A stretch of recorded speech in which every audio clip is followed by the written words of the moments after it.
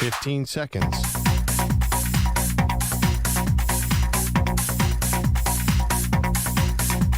Break ends in 5 seconds.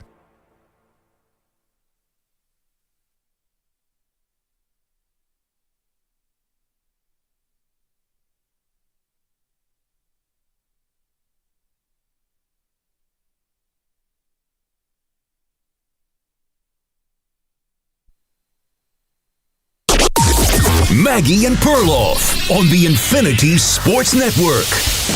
Takes the snap, four-man rush.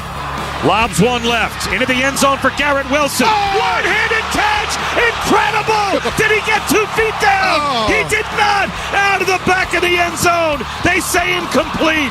2 officials getting together. They're going to make sure. Garrett Wilson thought he toe tapped for a touchdown. Incomplete pass. 4th down. We'll take another look. Oh, it was a touchdown. Jets Radio, Bogusch Update on the call. Welcome to the show, Maggie Gray, Andrew Perloff. That was the worst first half of football, maybe of the season, Perloff, but in the second half, plays like that, Garrett Wilson, who ends up getting a shin down in the back of the end zone to complete one of the all-time awesome catches on the season. Well, they turned fortunes around for the Jets, and now Aaron Rodgers is thinking very big. I think the Jets were going to win that game anyway, but I think that was a very interesting call. I think if it wasn't a Thursday night crap fest against the Texans, that was a really interesting reversal. You didn't think it was a touchdown?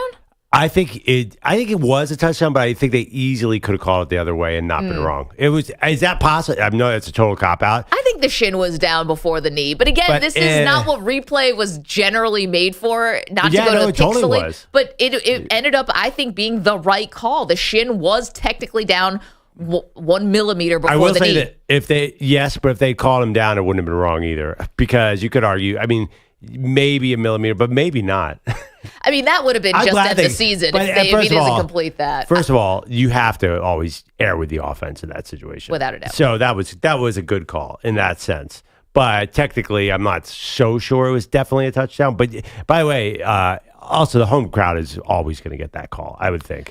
Yeah, I think that's a little of the home field advantage. But at the same time, you have 100 camera angles. You're looking at it. They take a lot of it, they take it out of the referee's hand. They're doing it some central command center, far away. So they sort of take the referees off the hook. But anyway, that was one of the massive plays in the game. And Rodgers, 10 of 11, 147 yards and 3 touchdowns in the second half. A perfect passer rating, 4 for 4 for 83 yards, 2 touchdowns on 3rd and 4th down when targeting both Garrett Wilson and Davante Adams, who left the game for quite a big chunk in the second half, being evaluated for a concussion. Anyway, so as bad as it was in the first half is as good as it was for Rodgers in the second half. They didn't have a ton of drives, but they were efficient in the drives they had. And now Rodgers, again, is thinking really big. Nico, can we hear from Al Michaels, please? This is Michaels and Herb Street, who talked with Rodgers earlier that week preparing for the game, and this is what Rodgers said. We talked to him this week, and Aaron is very smart. Obviously, whatever you think of him, he's a polarizing figure. We know that. But he's a very well-read guy, very smart, and is very convincing. I was sitting there going, wait a second.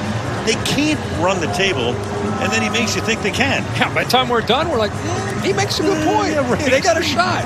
If they can win Thursday, who knows? And off you go into the wild blue yonders. Okay, so running the table. Now, they did win last night. Final score 21-13. I don't know if I mentioned that. Perloff then at Arizona after a 10-day layover. Then the Colts on Sunday Night Football. Then their bye week. Seattle comes in. They go to Miami, to Jacksonville. The Rams come in. They're at the Bills, finish out the season home against the Dolphins. Is Rodgers talking crazy here? Is this ayahuasca-induced, or do you think there is a chance they could run the table? I bet against it. Could they get close? I don't, okay, so I don't think so, with a couple reasons. One, they can't really stop the run. And secondly, their offense, it moved last night in the second half, but it's still not easy. Like, it has to be a pinpoint throw I mean, are those throws, there's nothing where the receiver's running wide open and it gets hit in stride and runs into the end zone. It's always like, oh, the receiver just missed it and Garrett Wilson catches it behind him and then he dekes out three guys. Yeah. Or he makes a one-handed catch in the end zone. It just doesn't feel like there's enough easy offense. The other Devontae Adams' touchdown looked pretty easy. Okay. Well, yeah, that was true. Also, they have Jeff Ulbrich as the coach and the defensive coordinator, and Todd Downing is calling plays. Yeah, I just don't see this as a run-the-table kind of team. No, I would strongly bet against it if I could. Yeah, listen, running the table. All right, this is Rodgers. He can be charismatic. He said all this in 2022, and they won 5 of their last 6. Right, so he kind of has the receipts, if you're saying. Right? No, but they didn't. They did not run the table. They went 8 and 9. They beat some easy kind of end of the season teams, and then they had that real game to get in the playoffs, and they lost. So yeah, I mean, it was totally different because even that, yeah, it was going to be hard for them to get in. Yeah, I just don't see it. I don't see them going from 3-6 to 11-6. Okay. And now the question is, even if they got to 10-7, would that get them in? Maybe, but I think they'd be in a tiebreaker situation. So if you just look at the standings for the AFC, this is basically who's in front of them if you're trying to get to that 7 seed. Sort of like if, we just started the week, but, you get what I'm talking about. So they're 10th place right now in the AFC. In front of them are the Cincinnati Bengals, the Indianapolis Colts, and then the Chargers right now would have the 7 seed. Listen, Cincinnati, because of Joe Burrow, I think you have to give them a little bit of credit. But You're telling me the Indianapolis Colts, I mean, how much magic do they think is left in Joe Flacco? And by the way, if Flacco gets hurt and he's 40 and not really fleet of foot back there, if he gets hurt or something, then you go back to Anthony Richardson, who has one of the lowest completion percentages of a quarterback ever. I mean, and then the Chargers, listen, I thought the Chargers were going to be close to a playoff team, Perloff. They've got Jim Harbaugh, but I'll tell you what, Justin Herbert is getting hit every which way. He takes a ton of hits, which is crazy because he's a big dude, so he's able to kind of play through this stuff. But their offensive line has been kind of disappointing over the last couple weeks. They got to turn that around. And then you're telling me inside of the top 7, how do you feel about the Denver Broncos? Do you think they're really going to be there at the end? Yes. Do you see their schedule? Well, their schedule's easy, but so is the Jets' schedule. The Broncos is even easier. But would you rather go with Rodgers as the future Hall of Famer or Bo Nix as a rookie quarterback? Like, I'm just saying, I'm not going to buy the Aaron Rodgers, like, Kool-Aid, hook, line, and sinker. I'm just saying I believe in them more than I do the Dolphins, maybe. I believe in them. I don't know. The Cleveland Browns going to come out of nowhere with Jameis Winston and make this interesting. I get where he's coming from to stay positive after it couldn't have been lower when they lost 5 in a row. Totally. But do you look at this like, I just see flaws on this team. Even last night. So the Texans are coming off a short week. They're exhausted. Their defense has stopped rushing the passer in the second half. The first half, with Danico Autry, especially coming up the middle, like, forget it. They were killers. They left all these points on the table. Kaimir Fairbairn, who's been amazing, could not kick last night. So all of a sudden, a 27-yarder. This guy's like one of the most reliable kickers. Anything under 60 used to be a given for him. So he chokes last night. Yeah. They obviously are a different team without Nico Collins and without Stephon Diggs. So I don't know. That win at home did not blow me away last night. This is a team, you remember who they lost to last week? The Patriots. Yeah, this team lost to the Patriots. Like, the flaws are still there. And even last night, there were so many issues. That win is not like, for example, Arizona's coming up. But do I feel confident the Jets can beat that Arizona team? No, not at all. At least they get them at home. Yeah, I still Arizona coming across the country. You're going to have this 10-day layoff. I mean, if you're just looking at it on paper, things are kind of lining up. Really? You think they're lining up for undefeated?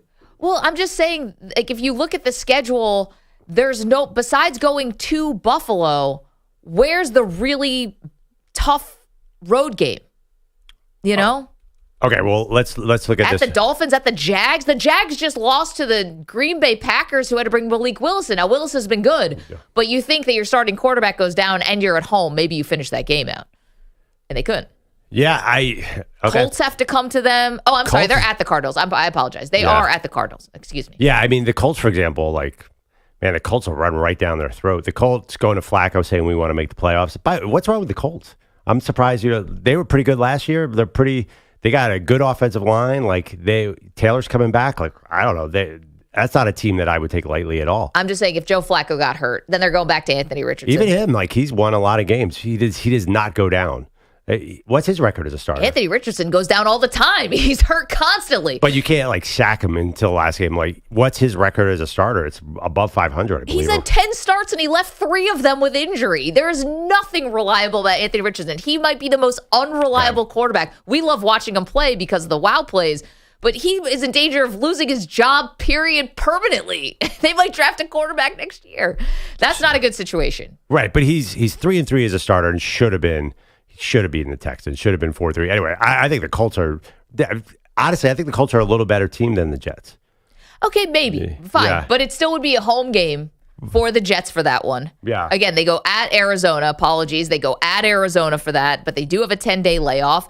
And Colts, Seahawks at home, like this, it's not like you're welcoming in the murderers row. It's not like you have to play the Lions back to back with the Packers, back to back with the Commanders. Like these are winnable games. Yeah, sure. I mean, but if you look at you can look at anybody's schedule, say, okay, they're going to be 3-point favorites, but you have to do it every week. Like you can't trip up. That's the problem. Yeah, on paper they should win all these, but to string them all together, that's what seems really hard to me. Yeah, it will be. I know it's not going to be easy. That's for sure. 855-212-4227. But I kind of see where they're coming from. They don't feel like they're out of it.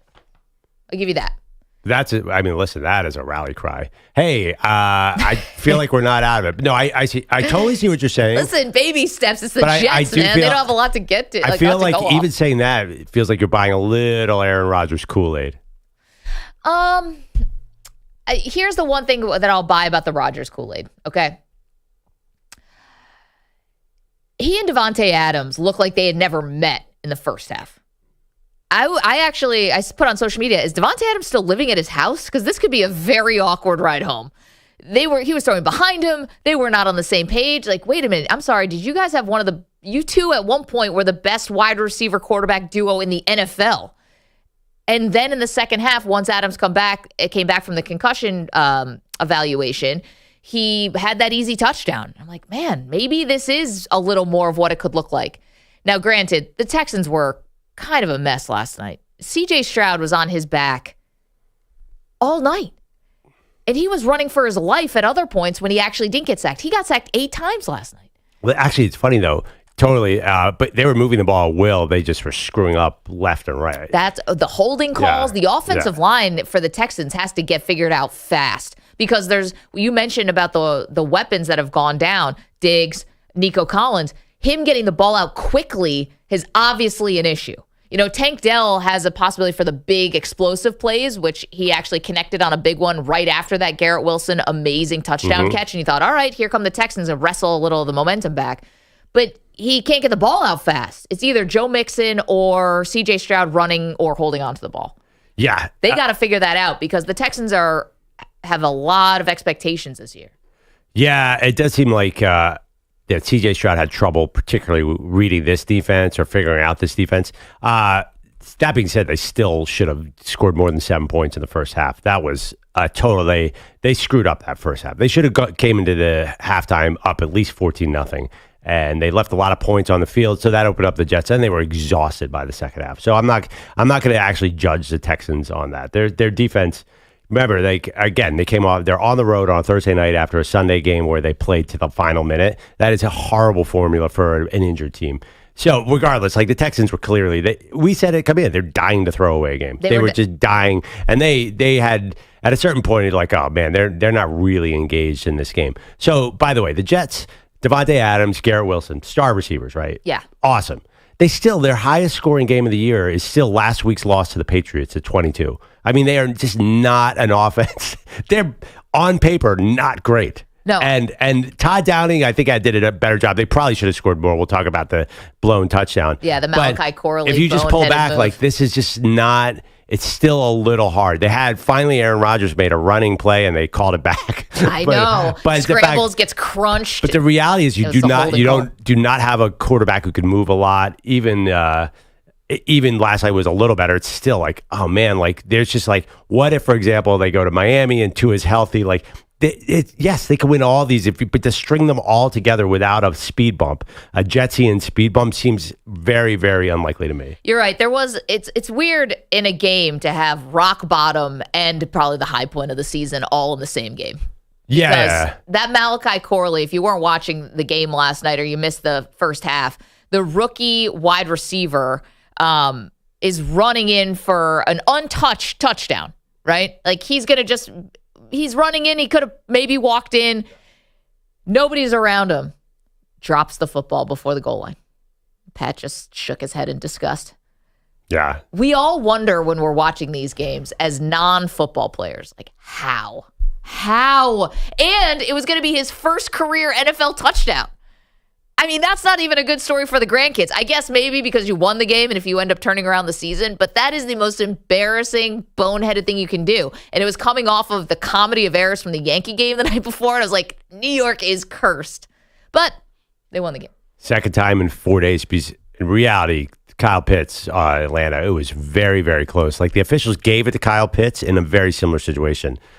Because Kyle Pitts, for some reason, just sort of, he kind of got a hit out of his hand, but he got over the end zone for Atlanta and shuffled, did the same thing. This is like the new cool way to get into the end zone is to throw the ball like you don't even care. Like, I don't need this thing. Yeah. I don't understand it. Well, the Jets need him. I'm going to tell you something about Andrew Perloff, sports fan. I was rooting for the Jets after this play last night because I could not deal, like Malachi Corley, just the pain he must have been feeling. If they had lost that game, it would have been hard for me to handle. I feel like you were feeling for him. I was feeling so bad for this kid who I kind of rooted for coming in the draft, small school, real gritty player. And it was the dumbest move ever, but I'm like, oh, don't make him go down like this. Don't make him. So, he was a pariah on the bench right afterwards, too. Nobody was comforting him. No, they weren't. And it seemed very alone over there. And I'm sure he felt very alone. But this is what I never understand about these particular plays, especially with wide receivers, even running backs, tight ends. It doesn't matter. Any skill position player. When they do their work on the sidelines, they know exactly where the sideline is. They're toe tapping over there, toe drag swag. It seems like the awareness on the sidelines at times is otherworldly for some of these receivers. Yet you would mess up the goal line? Like, how is that different? You have this great awareness to make sure every big toe is in on the sideline, yet you would drop the ball at the goal line. Do you understand what I'm saying? Yeah, and I'm telling you, I've seen it a lot this year. Guys are right after they get in the end zone or flinging it out. Well, usually you see it in college. And by the way, after that, Devontae Adams runs in the end zone and puts it up over his head like the Statue of Liberty. I'm like, dude, just run the football. That was dumb, too. Especially on a night where a guy had fumbled at the end zone and he's celebrating like Deion Sanders running in. I was surprised. I guess, and listen, I can't relate. I've never run a touchdown in the NFL. The adrenaline must be out of control. But if we see it again on Sunday, I'm just going to call for an investigation. Like the NFL needs to. Players need to. Every coach should be showing this film before the game. I would think a coach, I was also thinking about this. Does a coach actually bother? Be like, would you actually bother? Hey, guys, when you're running to the end zone, remember not to fumble at the one in celebration. Like, that's something like you don't say, right? Like, you don't coach that up because it's so obvious. I think now you do. You better. I want that in every locker room in the NFL, a video of Malachi Corley, because it's too emotionally draining to see it happen.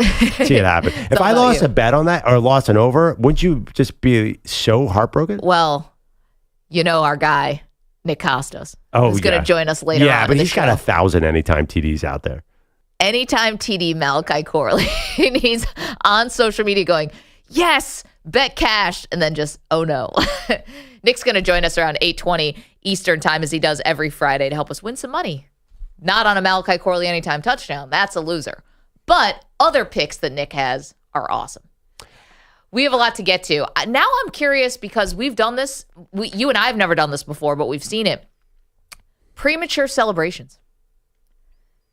There's a long list of those in sports. Wow, I've got a couple off the top of my head that I'm thinking of. Eagles have a big one. Deshaun Jackson fumbled the one, and it stung for a decade. I thought he was trending on Twitter last night. Yeah, no, that was probably the most famous one, but there have been many, many other ones. I have one in my head from the Olympics that's really famous. We'll get to that. I'd love to hear it. 855-212-4227. Yeah, premature celebrations in sports with the Malachi Corley. He wasn't even doing anything cool. At least high step in there if you're going to drop the ball at the 1 yard line on a walk-in touchdown. Make it a real highlight. All right, lots to do, including more to wrap up from the World Series. Freddie Freeman is actually Kirk Gibson. Perloff. You want to take that away from him. Well, I've got more evidence for you that he was indeed extremely hurt throughout the series. Oh, my God. No way. Yes way. And how many teams do you think have already reached out to Juan Soto? Because I've got a number for you. 855-212-4227. Get it started with the Thursday Night Football game. We talked about, are you starting to believe could the Jets be a playoff team? 855-212-4227. All right, Maggie. I'm going to give you the floor here, Pro. Yeah, well, you shouldn't after last night because I bet against our guy Aaron Rodgers, who actually, let's see, Aaron Rodgers, I had him under, I think it was 245. Yep. Nice night. It was actually pretty fun to see. He was throwing those dimes out there. But I was on Prize Picks like I am every day, and you are every day. I can't wait to jump back in. It's the best app with over 10 million members and billions of dollars in winnings. Prize Picks, it's made daily fantasy sports accessible to all. And the thing is, Maggie, it's like daily. So I am, even when I miss one, I'm right back on there. Simple to use, 2 or more players across any sport. Pick more or less on their projection, and you can win up to 100 times your money. I got one for you tonight. Yeah. Can I interest you in a Ashton Genty over 184.5? That's kind of high. I might actually take less than, but also pair that with a little DeMontis Sabonis over 19.5, more than 19.5. I will not allow you to do under on Ashton Genty. By the way, just on the Prize Picks app right now, Ashton Genty, his avatar is like Michael Myers, just to keep the Halloween. He is. You can't kill this guy. Download the Prize Picks app today. Use the code M&P, M-A-N-D-P, and get a $50 credit instantly when you play $5. That's code M&P on Prize Picks to get a $50 credit instantly when you play $5. You don't even need to win to receive the $50 bonus. It is guaranteed. Prize Picks. Run your game. Must be present in certain states where it's lawful to wager. Visit prizepicks.com for restrictions and details. You're in a 4-minute break.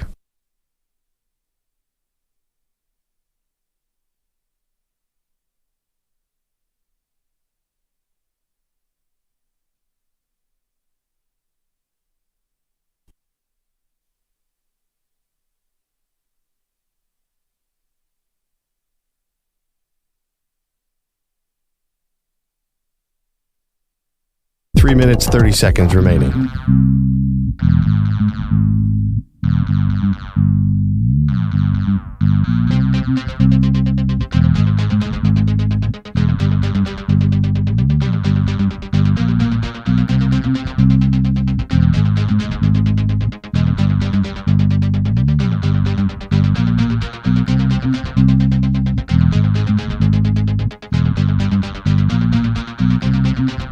Three minutes remaining.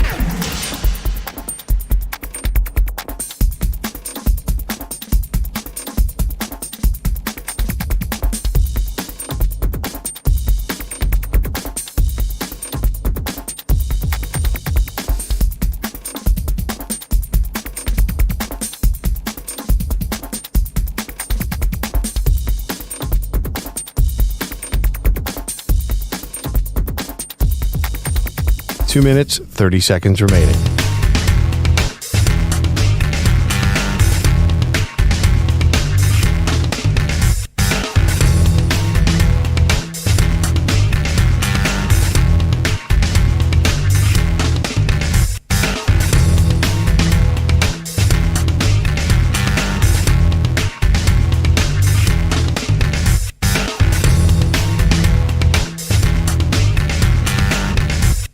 Two minutes remaining.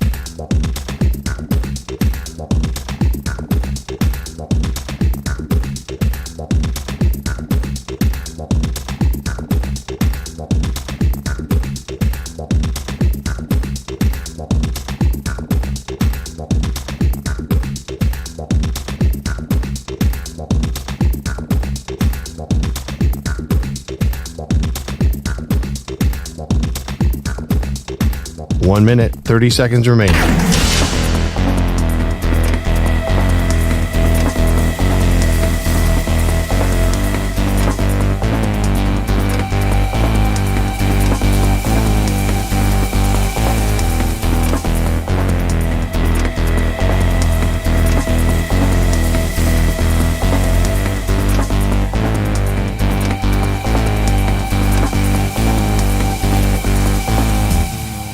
1 minute remaining.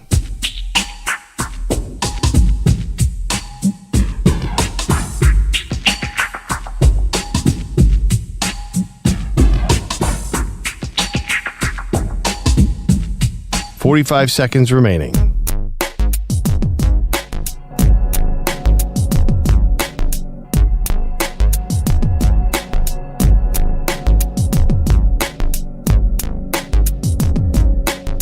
"30 seconds remaining.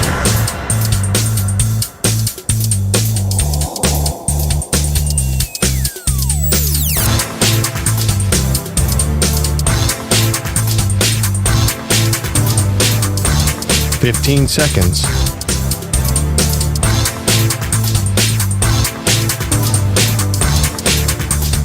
Break ends in 5 seconds.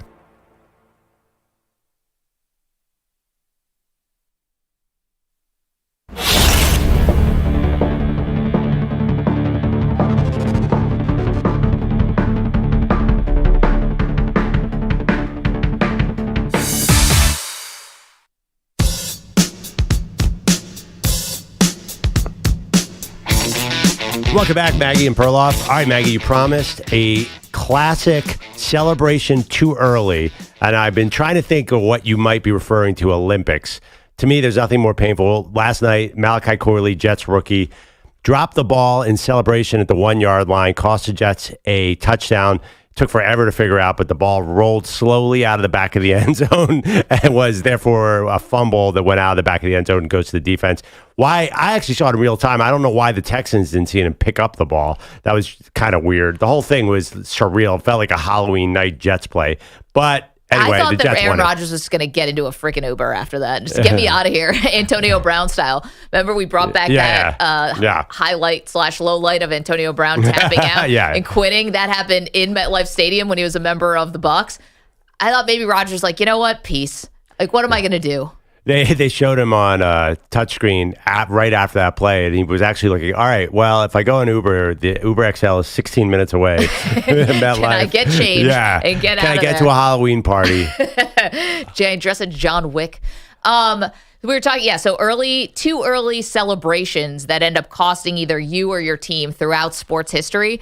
The one that I remember, and I wonder if everyone else is going to remember this. This is Olympic snowboarder Lindsay Jacob Ellis. Not exactly a household name, but she started celebrating before the finish line and cost herself a gold medal. Yeah. I remember that. Why that stands out so much is, first of all, like, wow. But also, gold medal, and I think she ended up getting the bronze, actually. I don't even know if she got silver. I have to double check the actual finish here.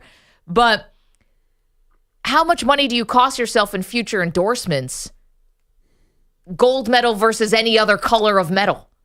I mean, you might be talking about hundreds of thousands of dollars because that's kind of what you have if you're an Olympian. You're not making life-changing money just as being a skier. You've got to win a gold. Then you're set up for a while. Speaking engagements and Wheaties boxes. I don't know. Did she get hurt too? It wasn't just like she celebrated to her. Like it was a total disaster, as I recall. Like, I don't think she got hurt.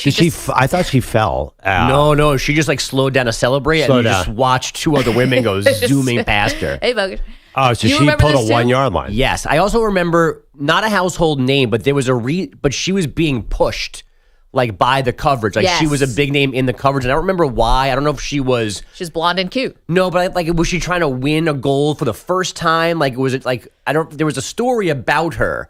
So then it's like, oh, here she is, she's gonna win, and then she messed it up. So, and she didn't medal in subsequent Olympic Games until I guess Vancouver, until I don't know. She's like one of the most decorated snowboarders on the women's side of all time, but that sucks. That stinks. Yeah. Again, and I think it means more like Malachi Corley. Listen.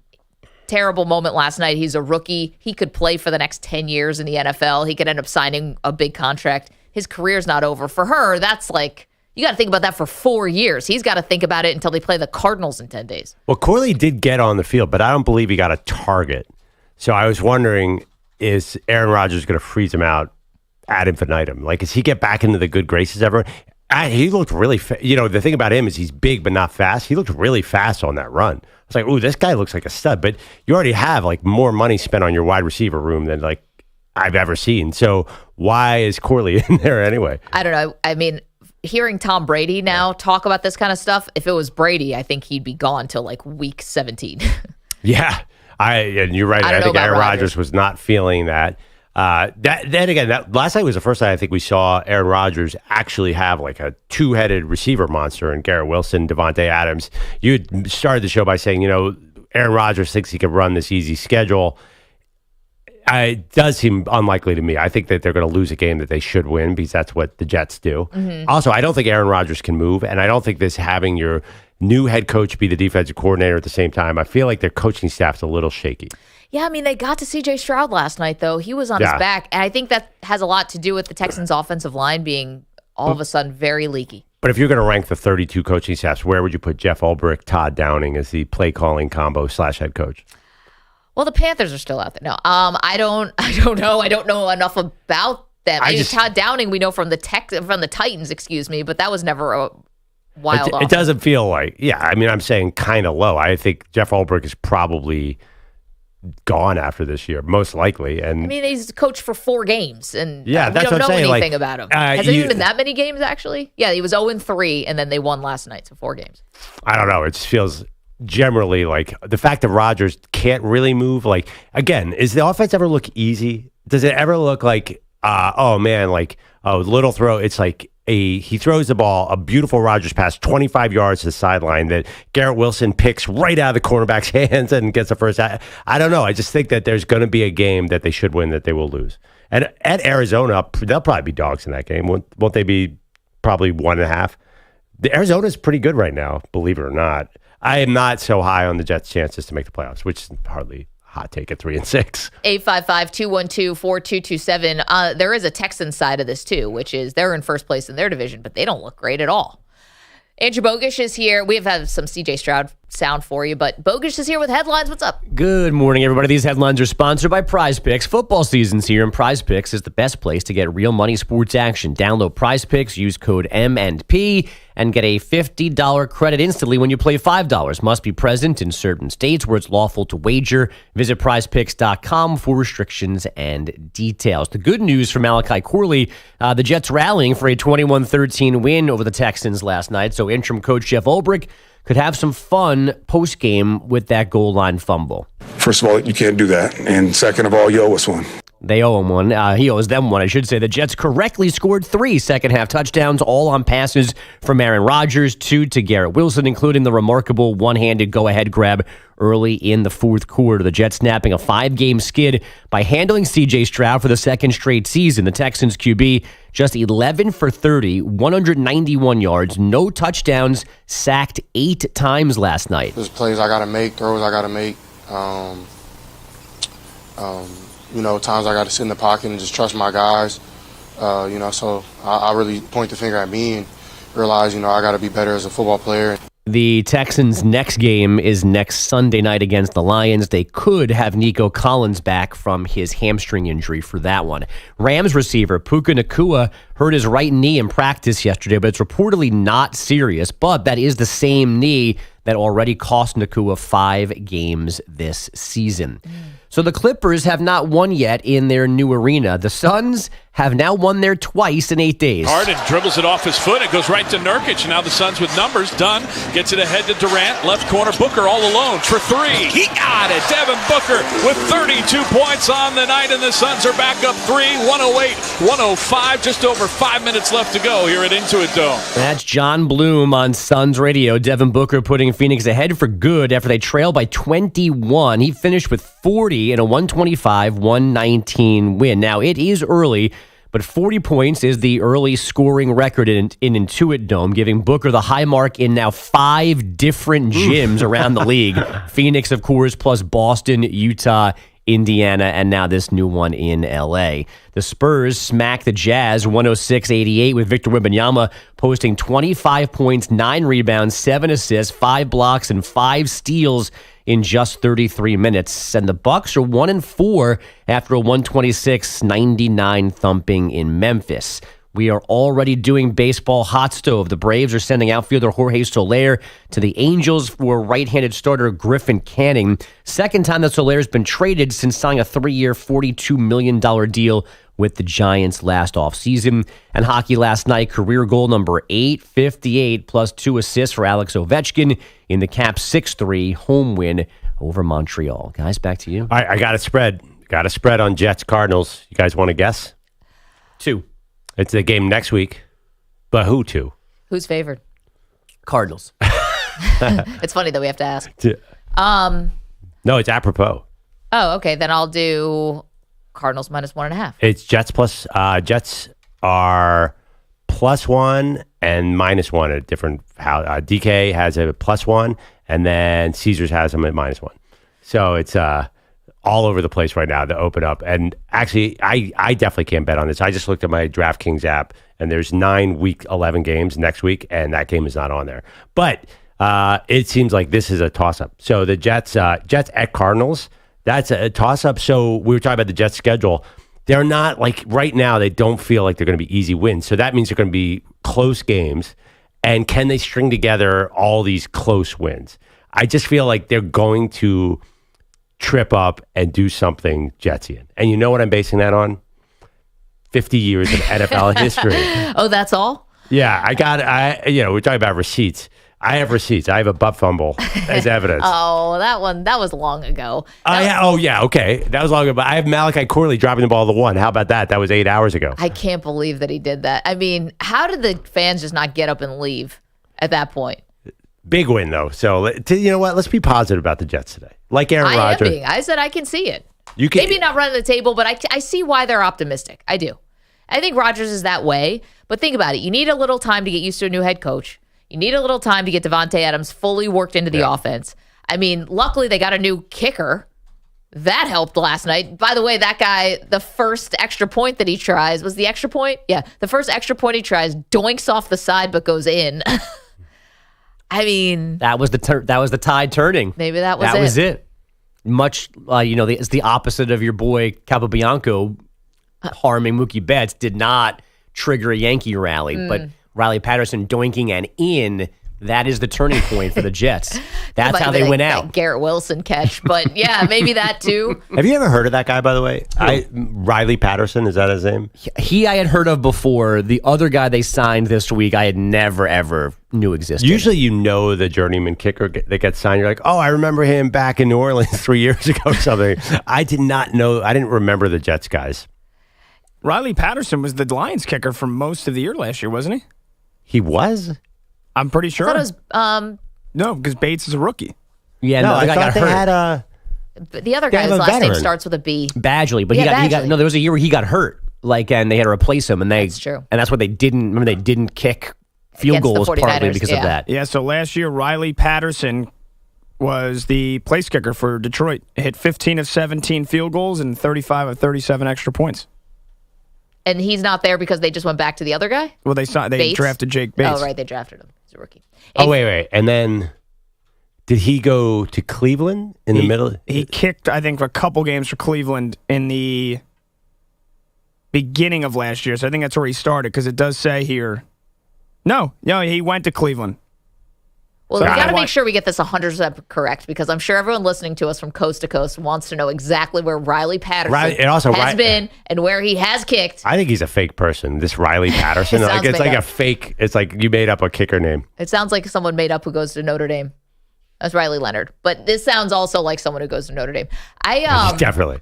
I was thinking about Kaimi Fairbairn and how this is just one of those names you only know if you're a football fan, but you definitely know. It's such Kai Fairbairn. Like I would pick that guy off the street, and he's just one of those people that a regular person would just have no clue. But for football people, he's been in our lives for a while. But do you know where all the apostrophes and I's and vowels go in those two names? No shot. Okay, I'm just going with Kai. The last one is straight, right? Fair Barn, right? Or no, it's Bairn. Bairn. There's an extra I in there. God. And the first name is what? Kai apostrophe I-M-I, right, Bogusch? Are there that many I's in this first name? Kai Emi. Okay. In my mind, it would just be Scott Hansen from Red Zone saying his name at the end of time. Scott's got that real thick Michigan accent. You probably will be. He's 30 right now, and he's an awesome kicker until last night. Like, great this year. So we probably got 10 more years. So we'll feel like Scott Hanson doing this till the end of time. By the way, I just found his full name, his full legal name.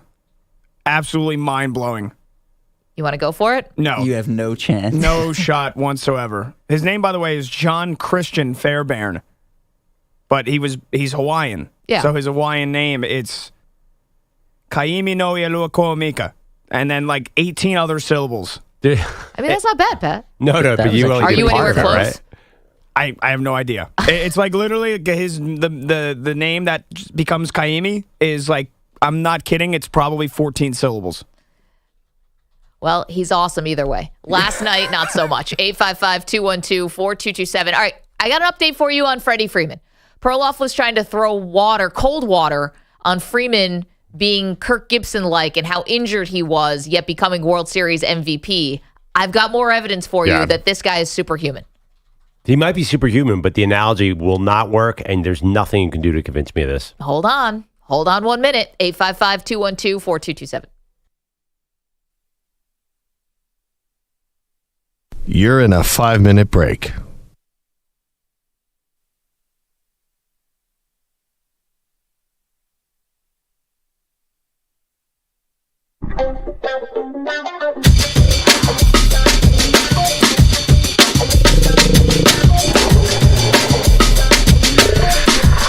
Exactly what they look.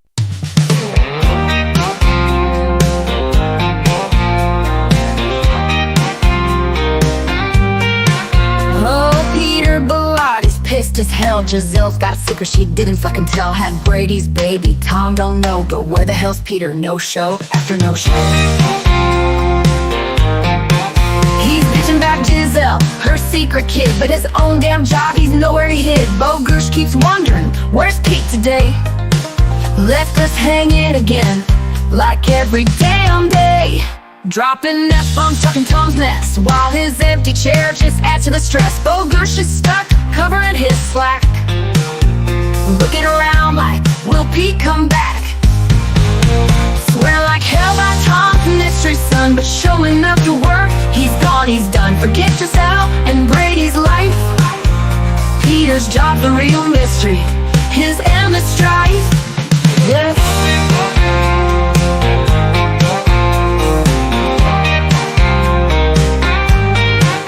Bogusch is wondering, where the fuck is he? Every time he checks, Pete's MIA, can't see. And we're pulling his weight, shift after shift, while Pete's home maybe, or just drifting adrift. Bitching about Brady like it's his goddamn right, but coming to work, man, he's out of sight. Giselle and her drama, who gives a shit? Bogusch and us, we're the ones getting hit. So keep talking that talk, Pete, Bell just fine, but show up or stop wasting our goddamn time. Bogusch is tired, we're all fed up. Peter Bellotti, just shut the fuck up.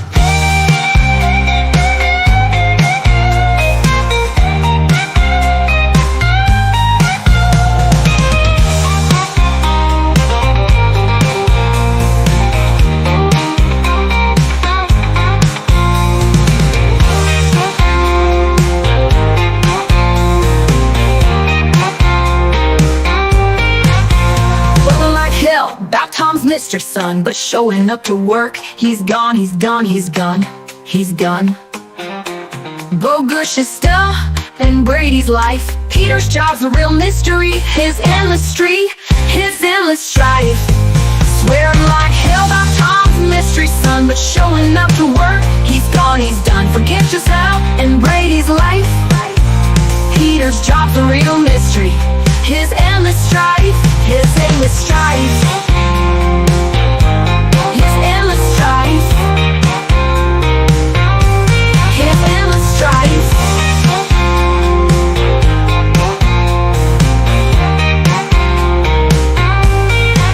Bogusch is wondering, where the fuck is he? Every time he checks, Pete's MIA, can't see. And we're pulling his weight, shift after shift, while Pete's home may be a mystery, his endless strife.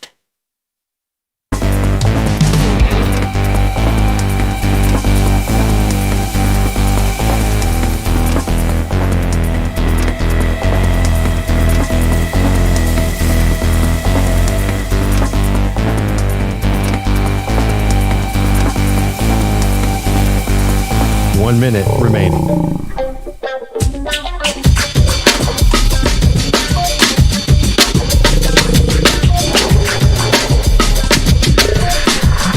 Exactly what they look like. No. To the audience again. 45 seconds remaining.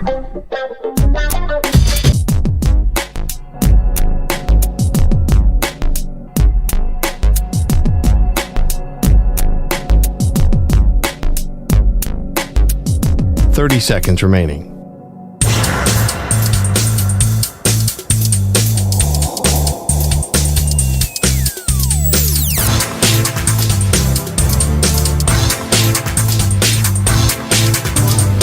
Seconds.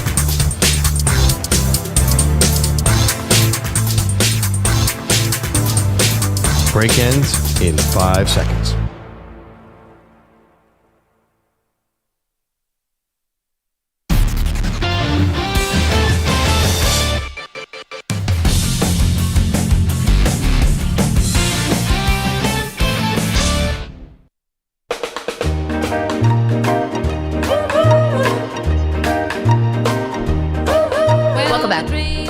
Maggie Gray, Andrew Perloff. Now, Perloff, you've been willing to give the Dodgers their flowers. You're a massive Mookie Betts fan. We know this. Shohei fan, too. Of course.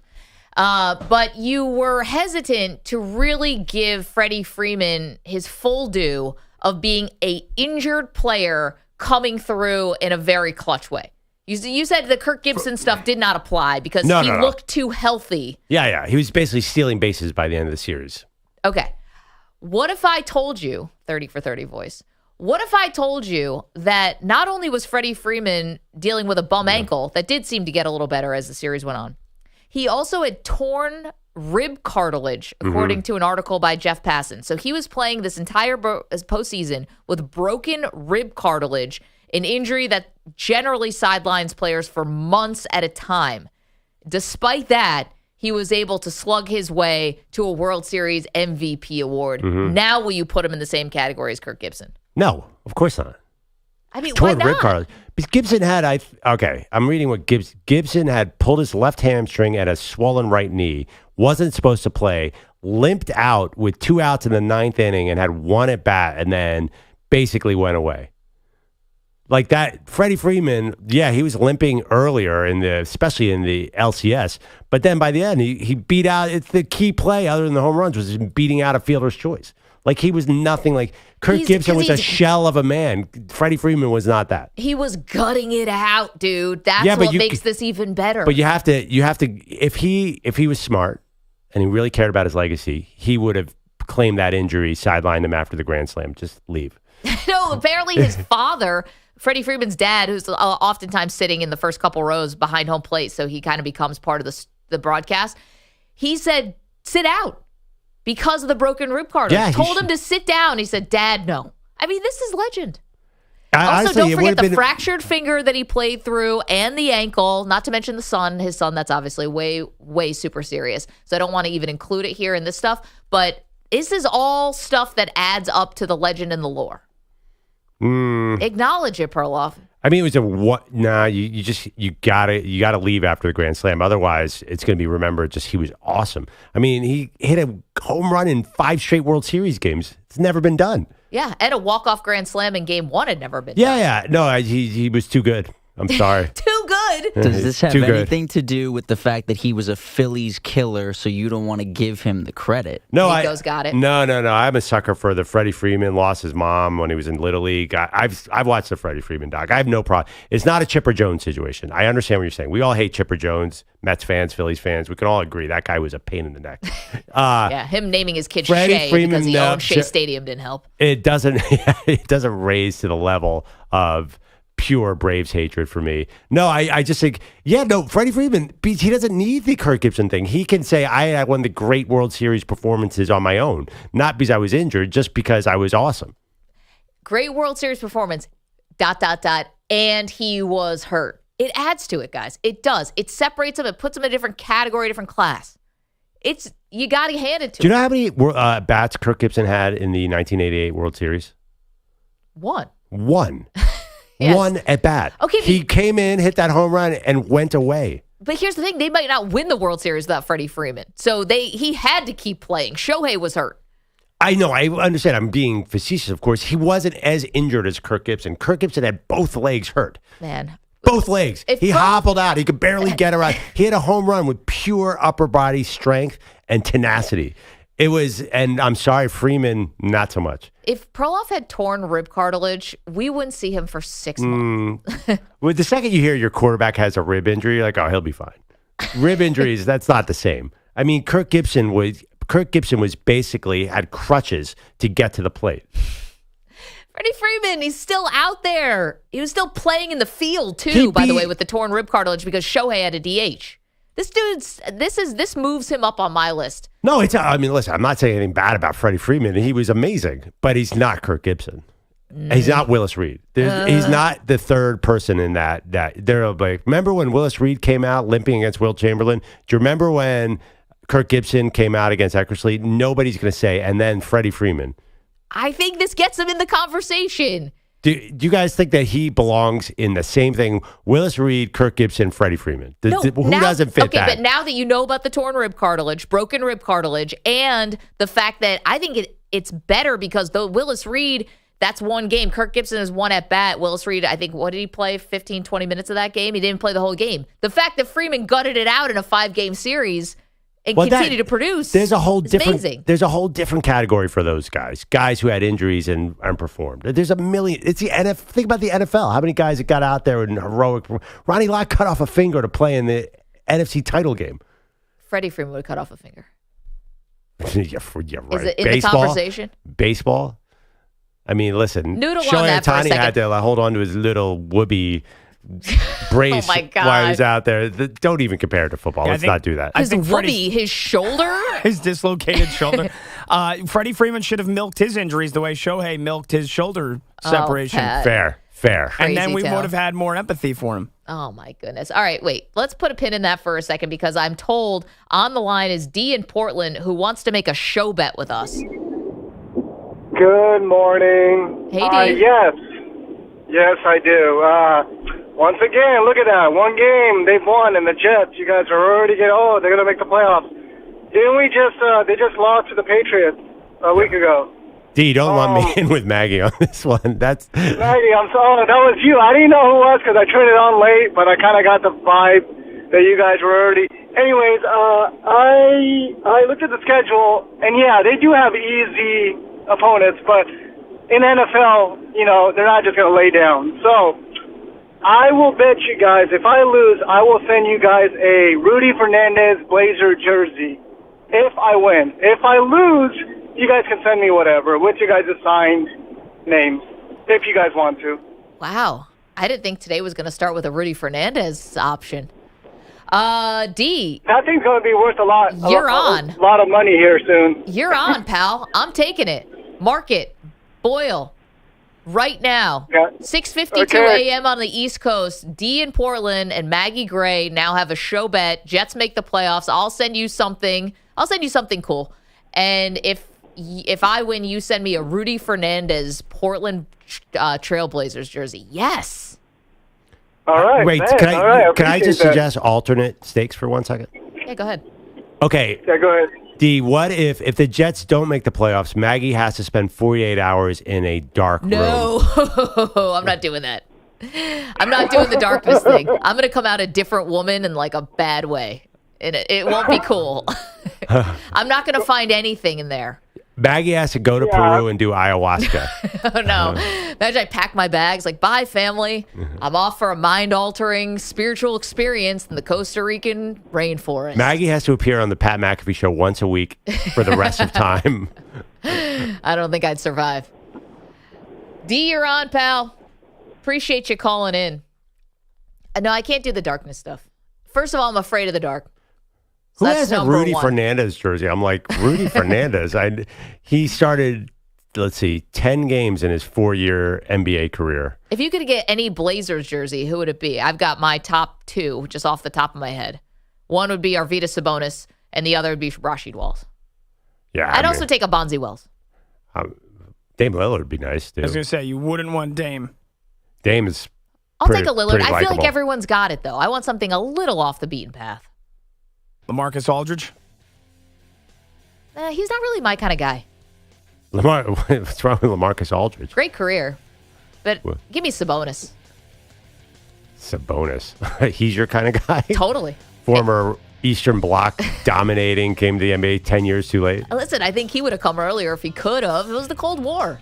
855-212-4227. Okay, lots more to do, including a crazy declaration.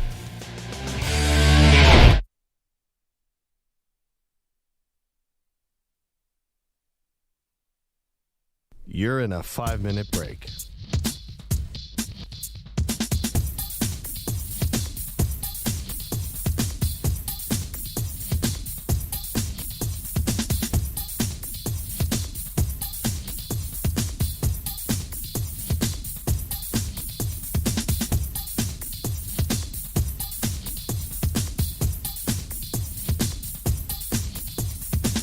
Four minutes, 30 seconds remaining.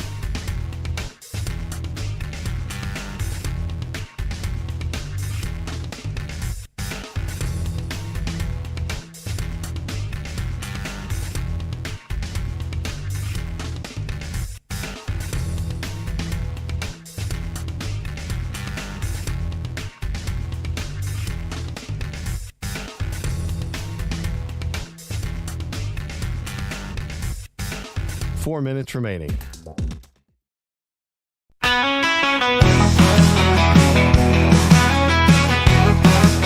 Andrew Perloff said it again, thumb in his damn mouth. Says Freddie Freeman soft as a pillow on the couch, but Kirk fucking Gibson, a real badass in pain, limped up to the plate, brought on the rain. But where the hell is Pete? That guy's never in his damn seat. Bogusch is losing his mind, he's up to his fucking ears. Every damn day Pete's gone, same old fears.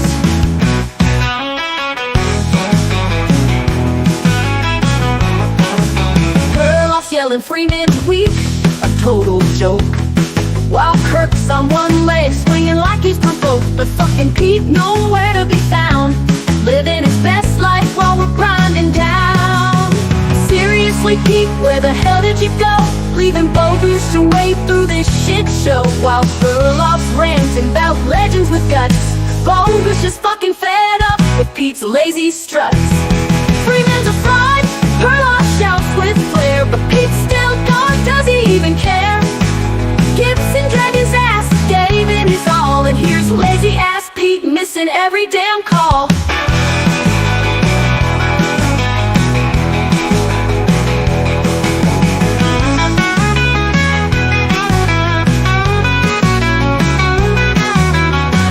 Got his takes, Freddie's a fucking dud, but Pete's MIA, that lazy ass stud. Bogusch's tirade, way overdue, while Pete's sitting pretty, here's a big F you.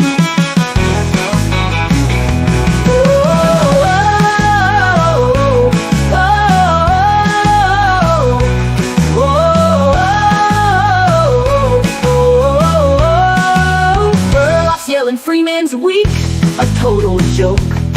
While Kirk's on one leg, swinging like he's provoked. But fucking Pete nowhere to be found, living his best life while we're grinding down. Seriously, Pete, where the hell did you go? Leaving Bogusch to wade through this shit show, while Perloff's ranting about legends with guts. Bogusch is fucking fed up with Pete's lazy struts. Freeman's a fraud, Perloff shouts with flair, but Pete's still gone, does he even care?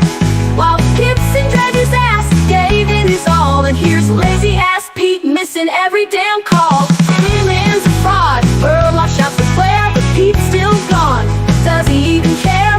Gibson dragged his ass, gave it his all, and here's lazy ass Pete missing every damn call. Woo, woo, if Pete's lazy struts.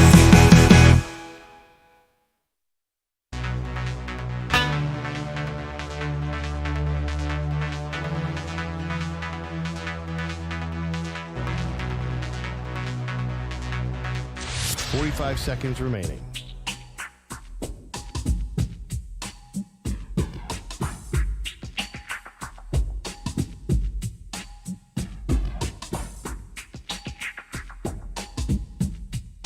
30 seconds remaining.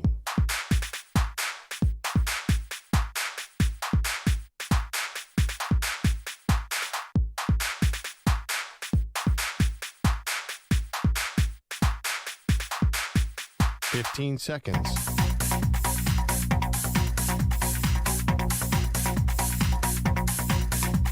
Break ends in 5 seconds.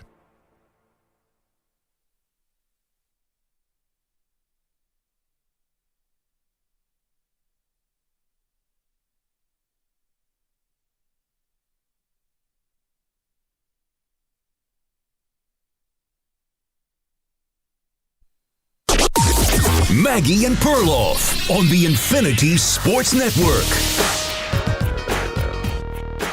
Massive college football game this weekend in the Big Ten. Welcome to the show, Maggie Gray, Andrew Perloff. You've got Ohio State, Pearl, traveling to Happy Valley to take on Penn State. Now, this is really, I just can't make it any bigger. This is a massive, massive game for both teams, but I think more specifically, both coaches. James Franklin has a terrible record when facing top 10 teams, let alone top 5 teams. It's not any better when he himself is also a top 5 or top 10 team.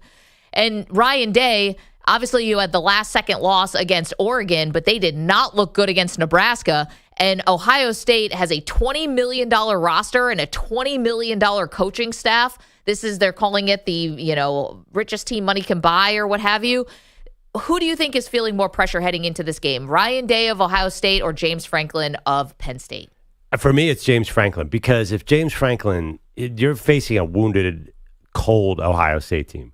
This is the time to finally win that big game that you never win. You never beat the Ohio State. You never beat the Michigan. I know you have this quarterback instability in this issue, but I feel like this is the time to get Ohio State. And if you can't do it here, we're just going to say, like, Penn State's never going to do it. I think you're going to, if they lose this game, you're going to hear, like, James Franklin's never going to do this. Like, they'll be a good team against every other team except the top 10 teams. And the numbers prove that out. Yeah, he's 3-17, James Franklin is, versus top 10 opponents, including 2-8 when the Lions are themselves ranked in the top 10. No. And they have not beaten Ohio State since 2016. They come in as the higher ranked team in this game. Mm-hmm. They're 3 in the country to Ohio State's 4 in the country. So you're right. This is the time for James Franklin. I think Ryan Day has more pressure, though. I do. Because at least for Penn State, I'm not saying they have a baked-in excuse, but there is a question at quarterback this week. Right. Whether it's going to be Drew Aller or whether he's going to be too injured to go. And Bo Pribula. I can't say this guy's name. I'd rather say Kaimi Fairbairn's name 100 times before Bo Pribula. Yeah, it doesn't flow. I always put the emphasis on the wrong. I'm putting the emphasis on the wrong syllable with this guy's last name. I want to call him Pribula, but it's Pribula. Whatever the case, there is a little bit of a baked-in potential excuse because when your quarterback is hurt and some other injuries, that maybe gives Penn State just a little bit of cover. But for Ryan Day, I know you have injuries along the offensive line. Your quarterback's healthy. You've got 2 running backs who are NFL running backs who'll be going on to play in the league, not to mention great receivers, which is just the normal thing now for Ohio State. And you know what's funny about Ryan Day? On paper, just like James Franklin, they've had tons of success. Like you would call them successful programs, but he's 0-3 against his Michigan in the last 3. Right. And it feels like at times the sky is falling with Ohio State. They were so lucky to come away with the win against Nebraska, who had just gotten the brakes beat off of them the week before. You thought that was luck? Listen, if Dylan Raiola is a sophomore, not a freshman, they probably go down and score that go-ahead touchdown. He doesn't throw a game-ending interception. I mean, they almost lost yards on that drive. Ohio State's defense is legit. This game is going to be like 16-13, by the way. This could be, last year, nobody could move the ball in that game. And this year's offenses are way inferior to last year's. So the thing about Ohio State, if they lose this game to Penn State on the road, then they have 2 losses, one of them being the best loss of the year, a coin flip game against Oregon at Oregon. They probably won't make the Big Ten title game. So their remaining schedule is they host Purdue, they go to Northwestern. Now, they host Indiana, which is huge. Thank God they host Indiana. Yep. And then if they can't beat Michigan this year, Maggie, then the wheels have totally fallen off. So I think Ryan Day makes a playoff one way or the other. The odds, they're 9-1 favorites to make the playoffs. They're second in overall odds to win the title. They are shaped up well. So if Ryan Day loses this game, they're probably still going to make the 12-team playoff. That's why I think there's a little less pressure. Listen, it's weird to say this about the team that's ranked in the top 5 in the country, but I'm going to say it, and I think a lot of Ohio State fans would agree with me. Just making the playoff is not enough. Right, but they made it as a wounded animal after they lost to Michigan, and they almost beat Georgia. Do you want to see this? Do you want to see that team with 2 losses in the playoff? No, of course not. They're going to be super dangerous no matter what happens. Okay, but that was 2 years ago when they had C.J. Stroud at quarterback, and it turns out that not last night was tough for him, but it turns out C.J. Stroud might be one of the great quarterbacks in the NFL. They don't have that now with Will Howard. They have as many pros. They have more pros on this team than they had on that team. I mean, they have probably 18 NFL players. But at the most important position? Will Howard's fine. I mean, that's not been the problem. The problem he's not going 2 overall in the draft. You know what I'm saying? But I'm not. I think this team on paper is as good as that team. I mean, you're right. They have Quinshon Judkins and Travion Henderson are running for 2 yards a carry. Like there's something bizarre. But the offensive line is super Henderson banged should up. just go to town because you have to cover all those superstar wide receivers. Will Howard's been fine. There's been nothing wrong with him. I think they could lose this game. It's a number 3 team on the road. This is not on paper a damning loss. No, you're saying Will Howard's been fine, but he, fair or unfair, wore it for the Oregon game because he didn't get down in time and he took too much time off the clock to slide. Now, again, he wore it for that? I don't remember. Like that came down to Will Howard? I mean, honestly, I think Ryan Day was wearing it because he wasn't, I thought that was brilliant gamesmanship by Dan Lanning. It was also brilliant gamesmanship. That game definitely came down to the Jeremiah Smith offensive pass interference. That was the play, not the Will Howard thing. Like, that was hard. They had 6 seconds to get down. No, that was nearly impossible play. You didn't see anyone saying Will Howard has way too much experience to let the clock run out. I did see that, but I didn't see at the end of the headline was Will Howard blows the game for Ohio State.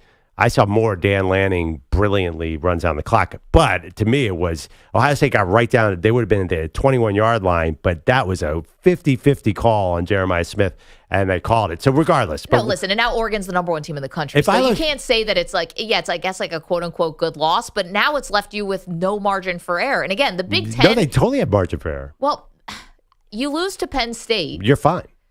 All right. I get it. Indiana, that game's going to be at the Horseshoe. Indiana hasn't really played anybody yet, but it's not a bad team. Listen, and 3 losses. Well, now let's talk. Yeah, no, definitely. But like going to Penn State and losing is a lot different than like you're a much, much bigger favorite at home against Indiana. If you're Ohio State and you can't beat Indiana, then this is not your year. I'm sorry. I know Indiana's back and it's a great story. Yeah. But if you can't beat Indiana at home in a big game, then forget it. Like, this is not a serious season. Pat, can you throw up on X, please, at Maggie and Perloff, who's facing more pressure on Saturday, James Franklin or Ryan Day? We have some James Franklin sound, so let's hear how the Penn State coach is approaching this big game. West Virginia to open the season was a big game. Bowling Green was a big game. If you don't think it wasn't, lose to Bowling Green and see how people react. They're all big games. This is a big game because of how we've handled the previous 6. So we don't change our process. I can't control the noise and the things that are outside this building, but we stay consistent with how we go about our business, and I can't control the other things. Pearl, convinced that James Franklin is treating this game just the same as they treated Bowling Green. Actually, a game that they barely won. Yeah. No, I'm not convinced. I think that James Franklin's trying something here. Whatever he's done in the past, he has to do the exact opposite, right? Because they've been such a big game failure. Yeah. So I kind of like this. I'm going to say stick to your process. Sounds don't get too high, don't get too low. Kind of sounds Patriots like every game is important. Maybe that's a good approach. I'm not going to kill him for this. I just don't believe it. I mean, I'm not going to kill him for it. It's fine. Take whatever approach you want. I never believed it when Belichick said it. I don't believe it when James Franklin says it. I never believe a college football coach who's going to tell me that Ohio State, a team you haven't beaten since 2016, when wasn't Saquon Barkley on that team? I mean, they've owned you. I don't believe this is just any other game. And the fact is you're ranked higher than them right now. So, no, I don't believe this is just like any other game. So you can say it, but don't expect me to believe it. The problem with the 12-team playoff, too, is Penn State's probably in with a loss. because they're 7-0 right now, and they have Washington, Purdue, Minnesota, Maryland. They probably run the table. But here's the thing. If James Franklin loses this game and they do make the playoff, you mentioned Ohio State would be taken less seriously. No one's going to take him seriously in the 12-team playoff. That'll be like if he's a number 10 seed and he loses this game, I think you'd be crazy to pick him against, say, Alabama or Georgia or not. Hopefully Alabama makes it, but whatever, a top team, because this for me is a huge test for James Franklin.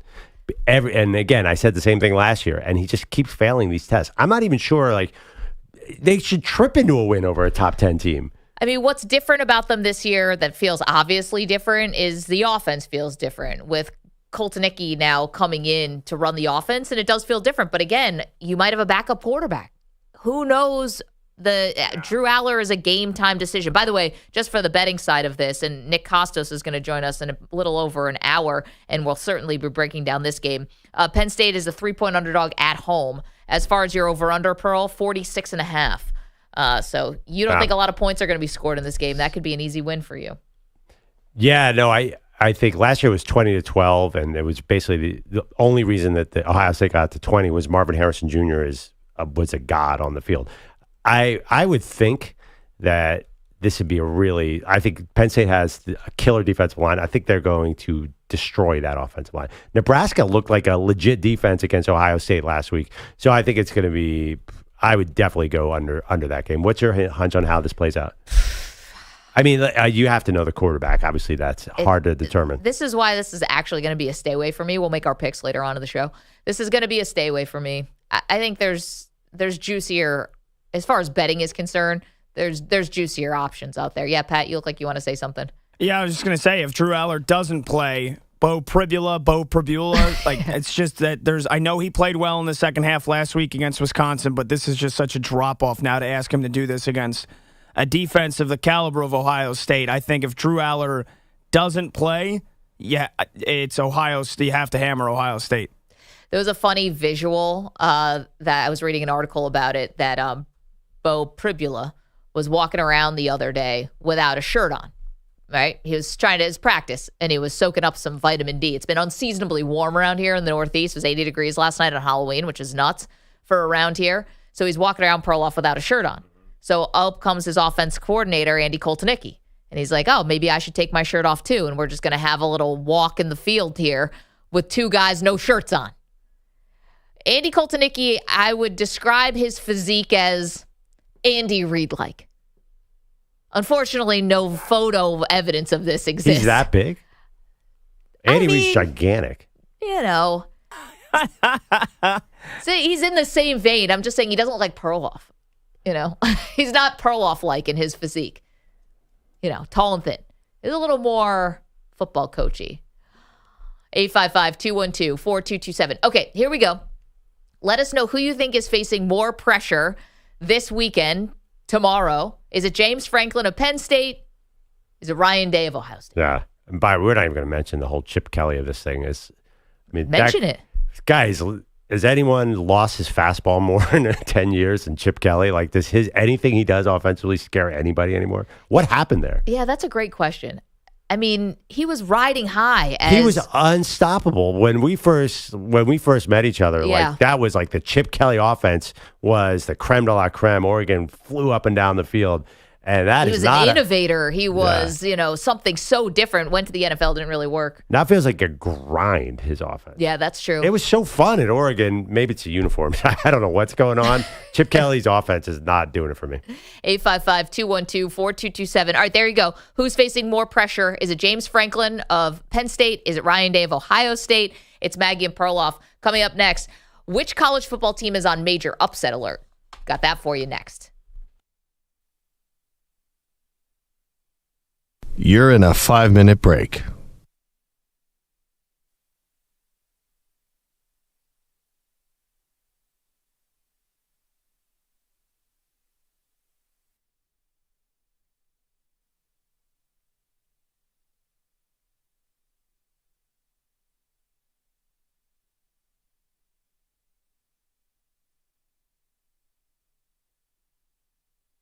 Four minutes, 30 seconds remaining.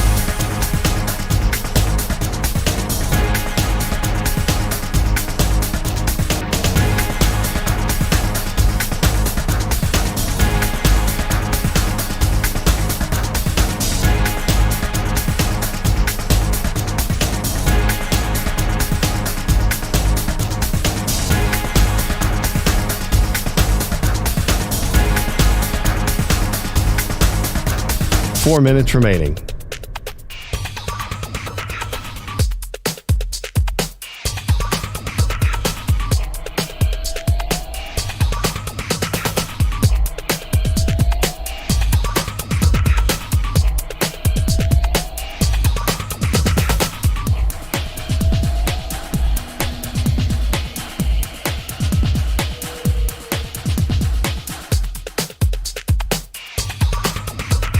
Three minutes, 30 seconds remaining.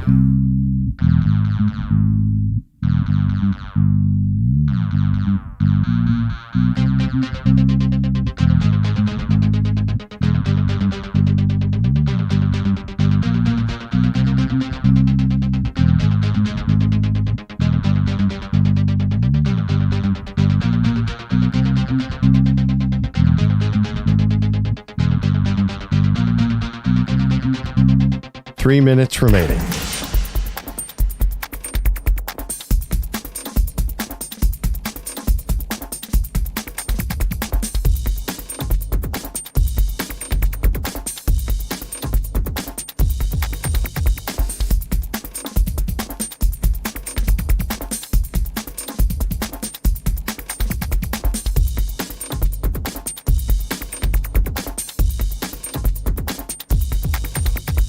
Two minutes, 30 seconds remaining.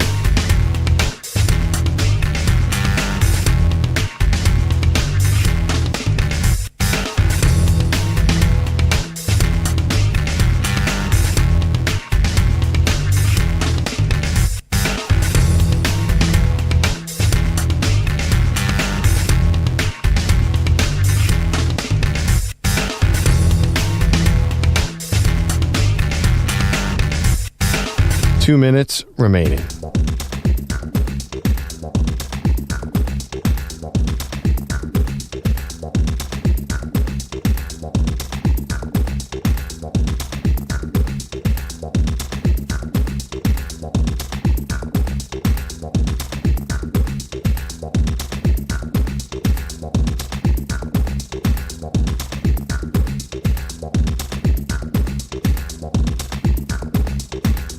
One minute, 30 seconds remaining.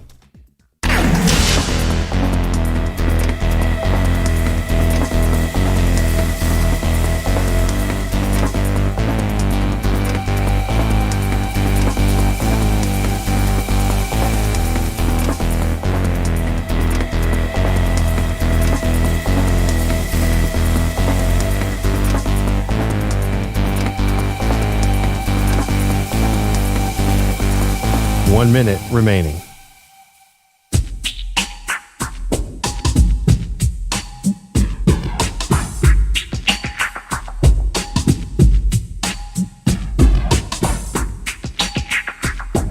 .45 seconds remaining.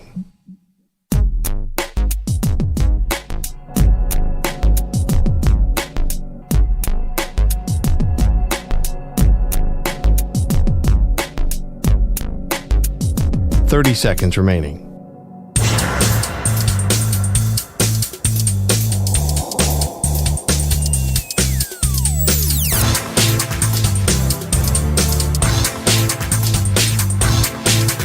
.15 seconds.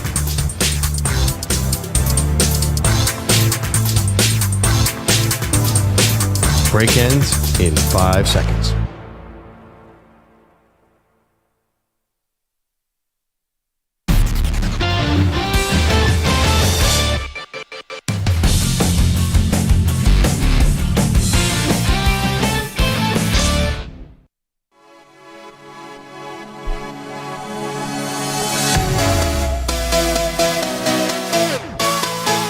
Welcome back, Maggie and Perloff Show. We just had a mascot run in the break. Is always fun. Red from the Red Bulls. Red for the New York Red Bulls. MLS. And it's funny because they brought us like some donuts and stuff like that. But I actually really went to town on my kids' Halloween candy last night, which was it was amazing. But I gotta like stop with the sugar just for a second. Yeah, good luck with that. Butterfingers, which I mean, it's like not a candy bar you eat any other time of year to me. Yep. And then 100 Grand Bar. Love those. You just forget how good this stuff is, and then all of a sudden it's just in your kid's Halloween basket. It's like, just hand it over, kid. I'm just a Reese's peanut butter cup guy, and every time I went with my daughter, my 12-year-old, I'm like, you got to grab that Reese's. They're heavy on the orange, baby. Get in there. I'm at the point where my kid loves lollipops the most. I'm like, have them. You have no idea what you're missing. Like, you're wasting all this time with lollipops when you could be having just pure sweet nectar of the gods chocolate. You might as well eat an apple. What's the point of getting lollipops? At one point, he was eating 2 lollipops at a time. I'm like, this is just nuts. But yeah, I'll take the rest of the candy. By the way, you didn't get the news flash, did you? What? I have a new bandwagon, a new favorite. I can't with you. A new favorite. And I didn't know this guy was my favorite until lately. But it's a college football coach, and I think you could know besides. No. Is it someone, if they're ranked in the top 25, I'm not letting you do it. It's not necessarily that I root for this team, but this coach, I did not know how awesome he was. EJ Stewart, who's not here today, is a Miami Hurricanes fan and kind of told me about this guy. But I'm a Mike Elko super fan. Oh, well, everyone's a Mike Elko super fan. You can't claim that now. After a huge win at LSU where he makes a quarterback change that changed the entire maybe landscape of college football. You can't do that now. It's the way he talks. He's just like, that is a football coach. The team loves him. He's inspirational. He feels like he gives them, for some reason, like an underdog vibe. I have no idea why. One of the richest programs in all of college know he went to Penn. So he's got a Philly connection and Ivy League connection. Everything about him is awesome. I had no idea that he was going to be this successful this quickly. If you didn't like him at Duke, and if you weren't still on after they lost to Notre Dame, you can't get on the bandwagon now. I'm sorry. I did not dislike him at Duke. I had no issue. I had really no opinion on him. Well, this is how Riley Leonard, started Duke and Elko, and then they faced each other, and Leonard got the best of them. Nico, you look like you want to say something. I don't follow the Ivy League that much, but what happened to rivalries like Dartmouth and Penn? No, not a thing. Thank you, Nico. The Ivy League. Yes, what happened to them? The Ivy League is hot garbage all the way through as a educational group now, so nobody even cares. They've lost the whole thing. If we don't have the Ivy Leagues, the Ivy League's done. What will we do in life? You got to go. Like, now the big state schools are hot because nobody wants to go to the Ivy Leagues anymore. Nico's wearing a Michigan jersey. That's going to be harder to get into than Penn in 5 years. It might already be. No. By the way, you think Perloff respects rivalries? He loves Freddie Freeman, and he's a Phillies fan. No. I don't love Freddie Freeman. I love Mookie Betts. I love Shohei Ohtani. I don't care one way or the other about Freddie Freeman. When did you think I would love Freddie Freeman? You always talk about how great he is. You love him. No. I've never, ever said that. You said this is not a Chipper Jones thing. No, I'm agnostic towards Freddie Freeman. Who loves Freddie Freeman? You have Mookie Betts and Shohei Ohtani. It's like, man, look at that Freddie Freeman go out there and be efficient at the plate. Like, he is not like a guy that you randomly love.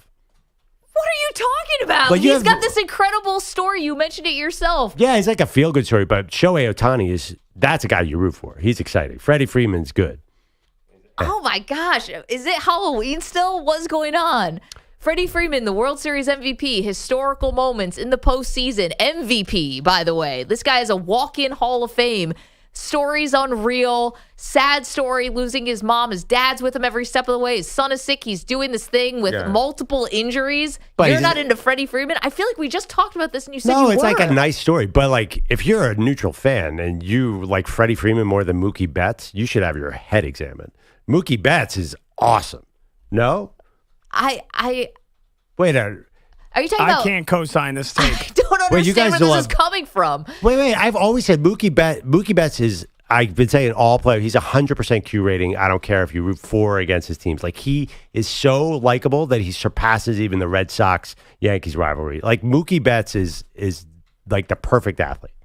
No? I mean, do you guys? I feel like everybody feels that way. I've never met anyone who's like, I hate that Mookie Betts. I think I'm indifferent, and I think that's probably the worst thing you could be towards somebody. Like, I couldn't care about Mookie Betts. How do you feel about Freeman? I absolutely see why he's loved and endeared. But Mookie's way more popular. He's a very popular player. I think he's one of the faces of Major League Baseball. I think Shohei's the face, but Mookie's not far off. That's my opinion. We just came off 2 weeks and basically a month that was almost like the Freddie Freeman show. He was doing something that no one's ever done before. And it felt like night after night. I don't know. That's interesting. But one like from if you're watching like, hey, the MLB season's about to start. I'm so excited to see like ESPN would do a promo with Shohei Ohtani, Bryce Harper, Fernando Tatis. Mookie might get into that. There's no like, and Freddie Freeman. And he's not that level of star, is he? And I think he is. I think you're dead wrong about that. You're going to do it off of a promo for a commercial. We're talking about a guy who's just coming off an all-time run. So don't you think he's elevated himself into a different conversation now? And he's been awesome for forever, basically, and he's been a winner. Interesting. No, I still think obviously Shohei is the big draw, right? Can't compare. He's You're moving historic. goalposts on me a little bit. I still think Mookie Betts is more popular player than Freddie Freeman. Mookie Betts is big time. No, he's You're acting like Freddie Freeman is batting 8th in the lineup. I thought everybody felt this way. I'm surprised. I guess we got to put it to the poll question, Pat. I don't even know how you word this one. I'm not sure who's more of a star. Well, here's one metric: Mookie Betts 4th in jersey sales, Freddie Freeman 18th. All right, let's see what happens after this one. I'd be very surprised. Like, think about if Mookie's like a more of a highlight player. I think Freddie Freeman's really good, but he hit a walk-off grand slam in Game 1 of the World Series. There is not a better highlight. I think Freddie Freeman in the last 2 weeks just became an immortal man. Thank you. He's Really? now like a clutch World Series hero. This is Reggie Jackson stuff. that's so funny. Yeah, You guys but, like, feel that way. Yeah. So I'm kind of with Perloff here. Mookie Betts is more popular than Freddie Freeman. Yeah. I don't think Kids that's love- actually a debatable question. I don't think that Yankee fans can bring themselves to like Mookie Betts. I don't think that's true. I don't Maybe think not, that but Mookie they don't. Betts, They don't hate him like they did Manny and Big Papi. Like Mookie Betts was. Well, because he got traded away. Yeah. But like no one's like, oh, I'm so happy for Mookie Betts. At least he won. No Yankee fan is like consoling I themselves hear because ya. Mookie got a title. That I don't think that's true. But Mookie's more marketed and the audience responds better to Mookie Betts. Yeah, I don't know how. He's like fake cool. Like he doesn't like he's bald. Like, dude, get some hair product. And also, he's like a bowler outside of baseball. Like, could you be more of a nerd? Wait, hold on. Wait, Pat. I love that you're on my side for this argument, but hold the phone for a second. The coolest and most famous athlete of all time was bald. Who's that? Michael Jeffrey Jordan. Yeah, but he had the hoop earring. He went all the way. Wait, but so you're saying? Oh, all right. Well, case closed. So is the argument like you're saying Freddie Freeman's as popular or more popular than Mookie Betts? I'm saying, well, you started this, I think, as likable. Yeah. Mookie Betts, that's his jam. He's Okay. likable. What did we just see from Freeman? Freeman is different. He's just in a different category to me. Like Mookie Betts, like kids light up around Mookie Betts. Like Freddie Freeman's a good player, but I don't think he's that kind of player. Like where he's just like, oh my God, I got to buy a ticket to go see Freddie Freeman. Maybe it's just me. Like he's not a needle mover like, Shohei. Mookie's a little bit below. I think Bryce Harper and Aaron Judge are in that. Like those are the needle moving popular players. Freddie Freeman is not in that list. Yeah, my guess would be that people buy tickets to see Mookie Betts. I don't know how many people buy tickets explicitly to see Freddie Freeman. I mean, the guy's just coming off of his box office in the World Series and Yeah, but put so, I mean, himself in but a he- mortal company. But the Immortal Company is also George Springer, and no one's going to Blue Jays games to watch George Springer because in 2019 he had a home run of 5 straight World Series games. But think about it. Listen, I think that Freddie Freeman has a couple things going for him and also against him. You're also on a team with Mookie Betts and Shohei Ohtani, Yeah. who probably are 2 of the 8 guys you'd be marketing in Major League Baseball, right. period. There's not a lot left for him. And when he was on the Braves, they were great. And they sucked. Well, it was the Braves, and you had, I think it was just a little bit more about Acuna. But anyway, it was still a lot about Freeman. That's interesting. I think he's awesome. Let's go to Andy in New Jersey to change gears for a second. We were asking you, who is feeling more pressure tomorrow? Is it James Franklin of Penn State? Is it Ryan Day of Ohio State? Andy, what do you think?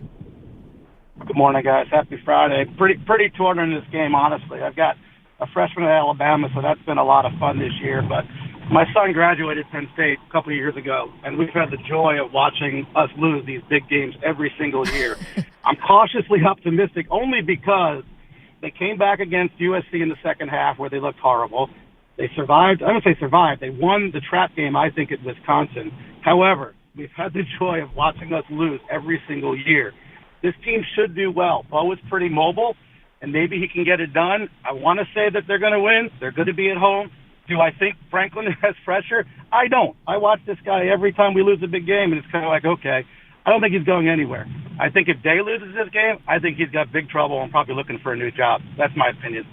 Andy, thanks for the call. I think you're probably right.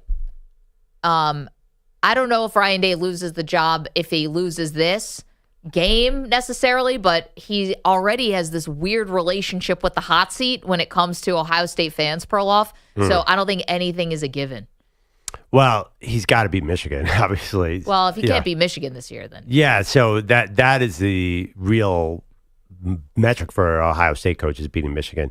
I'm very curious. I don't think it kills him if he loses this game because they're probably going to be in the playoff anyway. That's where he'll be really judged. What if you lose to a backup quarterback? Nah, I don't think that matters? I don't. If it's a close game, I don't think the committee's going to kill them for that.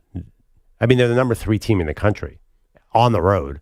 I mean, so their 2 losses. They're going to look at the committee at the end of the day is going to have a loss at Oregon and a loss at Penn State. They're 4. Penn State's 3. Right, no, losing at the number 3 team. At the number 3 team, sorry. So you would end up losing probably, the committee's going to be like, you lost on the road the number 1 and number 2 team in the country. That's going to look good. I mean, you're going to try, they're going to try and convince themselves to get Alabama in who lost to Vanderbilt. So trust me, like they'll be fine with Ohio State. And then again, I don't know why. I feel like Ohio State hasn't figured it out yet. Like this team is not gelling, right? They have all this talent and they still can't move the football. 855-212-4227 if you want to weigh in on Penn State. Ohio State. Bogusch has headlines for us. Yo. Guys, the Houston Texans dropped to 6-3 last night in Jersey. They still have a cushion, though, atop the AFC South, having already swept the second-place Colts, but they've got some issues. Working from the gun, Stroud, 47 seconds to go. 3 receivers left, 2 to the right. Stroud steps up. Stroud is sacked back at the 15. Tim Burr. Ian Eagle on Westwood won 8 sacks of C.J. Stroud. Kaimi Fairbairn missed 2 field goals, and stud pass rusher Will Anderson missed the second half with a left ankle issue. Houston did lead last night 7-0 at halftime, but the Jets scored TDs on all 3 second-half possessions, not counting one kneel to end the 21-13 victory. All 3 second-half scores came from Aaron Rodgers' right arm. Something happened last Sunday physically for me, and I feel so much better. I was able to run around a little bit more. Now give me 10 days. I feel like my legs will be back, and hopefully, we'll have a good stretch of health moving forward. What is that something that happened? What are we dancing around here? Did he get a what do they call them? A cortisone shot or something? I thought it was the cayenne pepper drink that he got from Thomas Morstead, who had the play of the night last night, that 80-yard punt. But I don't buy it, though, because he might feel good now, but what happens if he just takes another wrong turn? I think Rodgers' lack of mobility is the one reason I can't even get into this hypothetical that they run on the table. I mean, even if their schedule's not great, like at a certain point, he ran like Lamar Jackson last night on one play. That play looked like me. Let's be honest. Like he was going so slow, and it was like he had just run a marathon. He was so excited at the end of that 12-yard run. Yep. That got called back on a hold, ironically. That was a play that the Texans defenders looked like they were like, should we crush him? Should I break his ribs right now? I don't want to get a penalty. Let's And then they did it. It's like a pitcher throwing a changeup. They didn't know what to do. That's why it works.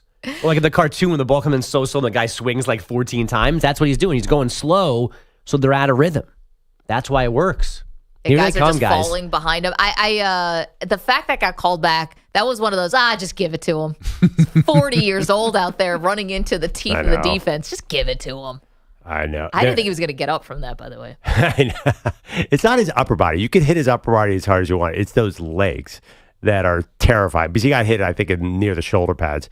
He is a walking injury. I'm really nervous about that part of it. And even when he actually, like, at the end of the last game on Sunday, he said he was feeling good. Wasn't he limping by the end of the Patriots loss? Didn't he limp off the field? So when Sunday? After the game?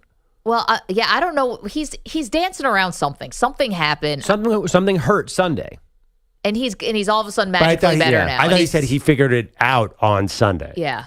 No, he said something happened Sunday. I didn't feel good. I feel better now. Oh, okay. Yeah. Oh, I thought he found the magic bullet on Sunday, literally. No, I think it was a negative Sunday, and now he feels better than that, which is why he played better last night. But like the idea that it's actually cayenne pepper and water is the silliest thing I've ever heard. So he's dancing around something. And also, it's a short week. Like, it's amazing that he was able to turn around. That's tough between a Sunday and a Thursday. I mean, listen, the Texans got the Thursday night curse hard last night. Offensive lineman going out. Once Will Anderson left the game, he never came back and was the same player. Thursday night football, we were back last night, baby. That was crappy Thursday night football. Add in the MetLife Stadium turf, and that is just a recipe for ugly. That was one of the worst, you mentioned earlier in the show, one of the worst first halves I've ever seen. I'm like, oh my God, this is like Jags versus the Colts 2013. What is going on with this game? Well, when Malachi Corley dropped the touchdown right on the 1 yard line, I was like, oh, we're setting up for an all-timer tonight. Wasn't Rodgers 0 for his first 4 and he had minus yards into the second quarter? He had 32 first half passing yards, the fewest ever in his career before halftime with 10 or more attempts. Yeah, I know. It was... And the game was somehow even more boring and worse than that. He keeps setting records, by the way, like low light records. Like it was like an incomplete pass for the 4 straight incomplete passes to start a game for the first time in his career. Also, they were to Devontae Adams, and he's looking at Adams like with the shoulder shrug. How are they not on the same page? But they got there eventually. Adams catching 1 touchdown pass last night, 2 for Garrett Wilson. They were both one-handed. The second, an all-time grab, jumping, falling in the back of the end zone. Their Jets snapping a 5-game skid. This is win number 1 in 4 tries under interim coach Jeff Ulbrich. Hakeem Olajuwon, Andre Kirilenko, and now Victor Wembanyama, the only players in NBA history with multiple 5-by-5 games. And Wemby wants even more. It should be a consistent thing. And as I said before, I think it's something we must have. And that's something I must have more often too, being able to help my team in all these areas. So these are games with 5 or more of 5 different stat categories. For Wemby last night, 25 points, 9 rebounds, 7 assists, 5 blocks, and 5 steals on a 106-88 rout of the Jazz. So he's got 2 of these games. Kirilenko has 3. Olajuwon had 6 of them. Devin Booker scored 40 in the Suns' 125-119 win at the Clippers, and the Rockets' 108-102 winners in Dallas. Jalen Green, 23 points and 12 boards. Our San Jose Sharks have won 3 in a row, 3-2 over Chicago last night. It's 5 in a row for the Hurricanes after an 8-2 rout of the Bruins. Boston has dropped 5-6. And the Dodgers, including Freddie Freeman, parade through L.A. at 11 a.m. Pacific today. The after party might be fun. A business owner named Frankie, just Frankie, says all Dodger players get, if they want, a lifetime VIP card to his 2 gentlemen's clubs. One of them is called Plan B. The other's called Foreplay. That's 4, the number 4-play. Well, that's clever. Isn't it? And don't worry, if you're not a player, you can also enjoy a deal or 2. If you can prove that you work for the Dodgers, which I suggest you don't do at the Gentleman's Club, or if you just wear Dodgers gear there are different specials and deals inside the 2 establishments for you as well over the next week. That's real journalism there, Bogusch. Thank you. I just would love to see the person who walks in and is like, I work for the Dodgers. Yeah, you might not want to announce that. No. Don't scan your ID at that place. Well, I can imagine that place is probably be pretty rocking. What if I walked in and said, I'm Shohei Ohtani's interpreter? They just escort you right to prison. He might. Do you think I'd get the deal, though, first? Do you look like you speak Japanese? Well, maybe you could. Why not? You could be bilingual. Yeah. I just know you, and I know you're not. Fake it till you make it. What if someone's like, oh, can you interpret this for us? What are you going to do? Fake that? Quick little Google Translate and then try to read Japanese symbols? Coherently? No. Not going to happen. This is not the first time a club like this has offered such a package to a championship team or an individual player. I kind of want to know the success rate. The hit rate on this? Yeah, like how many guys are taking them up on it, or should we just stop paying attention to these types of businesses just putting their name out there for no reason? Well, there's a reason. Well, I mean, to try to get me to mention it on the updates. Should I stop being a shill to Foreplay? I don't know. It's always kind of interesting to me. I don't care if it actually happens. Okay. Can I ask you something? So there's a lot of etiquette around when you can approach professional athletes and famous people in general, right? Like when is the appropriate time? Like if someone's sitting at a table eating dinner, generally stay away, right? Other times, maybe you're walking by yourself on the street. Okay, then maybe you can stop somebody. Grocery store, whatever. What's the gentleman's club etiquette there? I'm going to be honest. I'm totally out of my depth on this one. I have no idea. Can you approach a professional athlete at a strip club? As long as it's not mid-lap dance, you think all so? systems go. Well, mid-lap dance, you'd have to be a fool. You wouldn't approach anybody when they're in the middle of something like that. Excuse me, Destiny, real quick. Can you just move to the side, please? I've been approached during a lap dance many times. To say what? Are you Pat Boyle from WFAN? Exactly. Get out of here. No, I'm kidding. But I guess friends. Hey, do you want another drink? Yes. Not a random stranger. Hey, man, nice job. Love that Kevin Durant take. I think part of the problem would be, at least from my vantage point, is I'm not in the same part of the club as the pro athlete to notice him and then approach him. Right. Actually, this is getting a little close to, this actually was part of the movie Big Fan.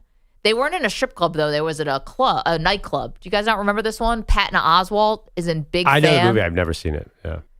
It's at the Giants, right? Yeah, so it's a sports movie about a crazed Giants fan, Nico, not based on your real life, who calls into sports talk radio all the time. And it's actually Scott Farrell who was playing the sports talk radio host. And he gets into like a three-way kind of argument with Michael Rappaport, who's a diehard Eagles fan at the time. And then he actually hunts down the Eagle fan at an Eagle bar and, spoiler alert, shoots him with a paintball gun and goes to jail for 6 months. But anyway, in the movie, he approaches, he sees a star player for the Giants and follows him to a nightclub. Yeah, I would say if they're not in a VIP roped off part of the club, then yeah, I think they're asking to be approached if that's the case.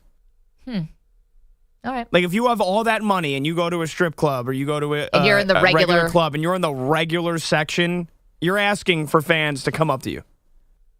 Yeah, I get that. Because you can easily drop $5,000 and not be seen. Right, not be in Gen Pop with the rest of us. I was saying, are there GA admissions into a strip club? Is that how this works? I have kid tickets. Where do I get? Just standing room only? Well, yeah, with me I don't even need a seat. We got a lap dance? Like, nah. With me throwing singles where you could be throwing 20s. I always thought you guys went there for the food. 855-212-4227. I was told that. Whoever told you guys go there for whoever told you that was a wise man. And he's true. It's food's great. I always thought there'd be some glitter in there or something. Ugh. They keep it separate. It's a professional establishment. There's anti-glitter dishware. There's no such thing. All right, lots to do. Coming up, Lamar Jackson out of practice for 2 straight days. What does it mean? We'll tell you next. You're in a 5-minute break.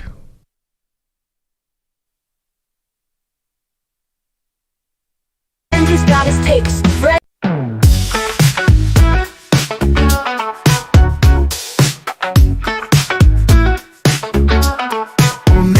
Oh Maggie, you hear it everywhere. A name so common, it's floating in the air. But what's rarer than gold, like a unicorn sight? Peter Bellotti showing up for work tonight. Maggie's there's plenty, they're all around. But where's Peter Bellotti? Nowhere to be found. Is he lost in a cave or stuck in a tree? Peter Bellotti's not at work as usual, you see. Maggie's in the morning, Maggie's in the street. But Peter Bellotti, he's hit repeat. Another day's gone, no sign of his face. Maybe he's hiding in outer space. Maggie's there's plenty, they're all around. But where's Peter Bellotti? Still can't be found. Is he off on a cruise or just stuck in bed? Peter Bellotti skips work instead. So raise a toast to Maggie, she's here every day. But Peter Bellotti's absence, that's just his way.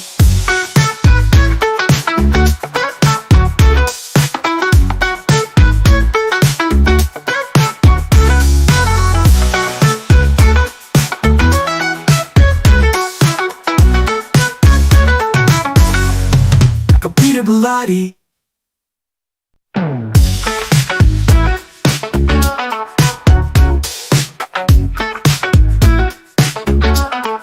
Maggie, oh Maggie. EJ's rocking that throwback fit. Night goes repping the Mets, no quit. Classic jerseys looking so fly, but there's one question we gotta ask why. Where's B?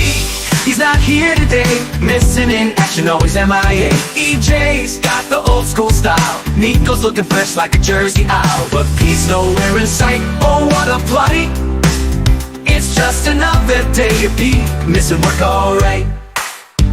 EJ's jersey from the 90s flash. Nico's living large, Mets throwback splash. But Pete's gotta have it, we can't deny. He's home in bed while we're left high and dry.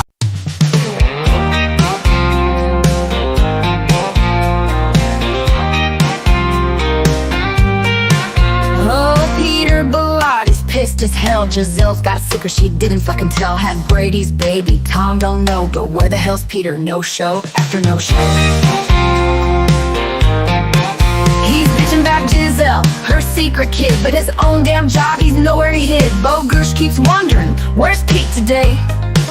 Left us hanging again, like every damn day. Dropping F-bombs, tucking Tom's nest, while his empty chair just adds to the stress. Bogusch is stuck, covering his slack, looking around like, will Pete come back?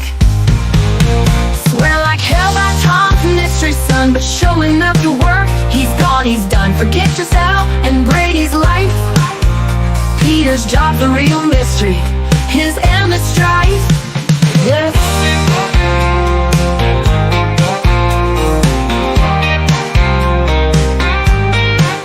Bogusch is wondering, where the fuck is he? Every time he checks, Pete's MIA, can't see. And we're pulling his weight, shift after shift, while Pete's home maybe, or just drifting adrift. It's about Brady, like it's his goddamn right, but coming to work, man, he's out of sight. Giselle and her drama, who gives a shit? Bogusch and us, we're the ones getting hit. So keep talking that talk, Pete, they'll just fine, but show up or stop wasting our goddamn time.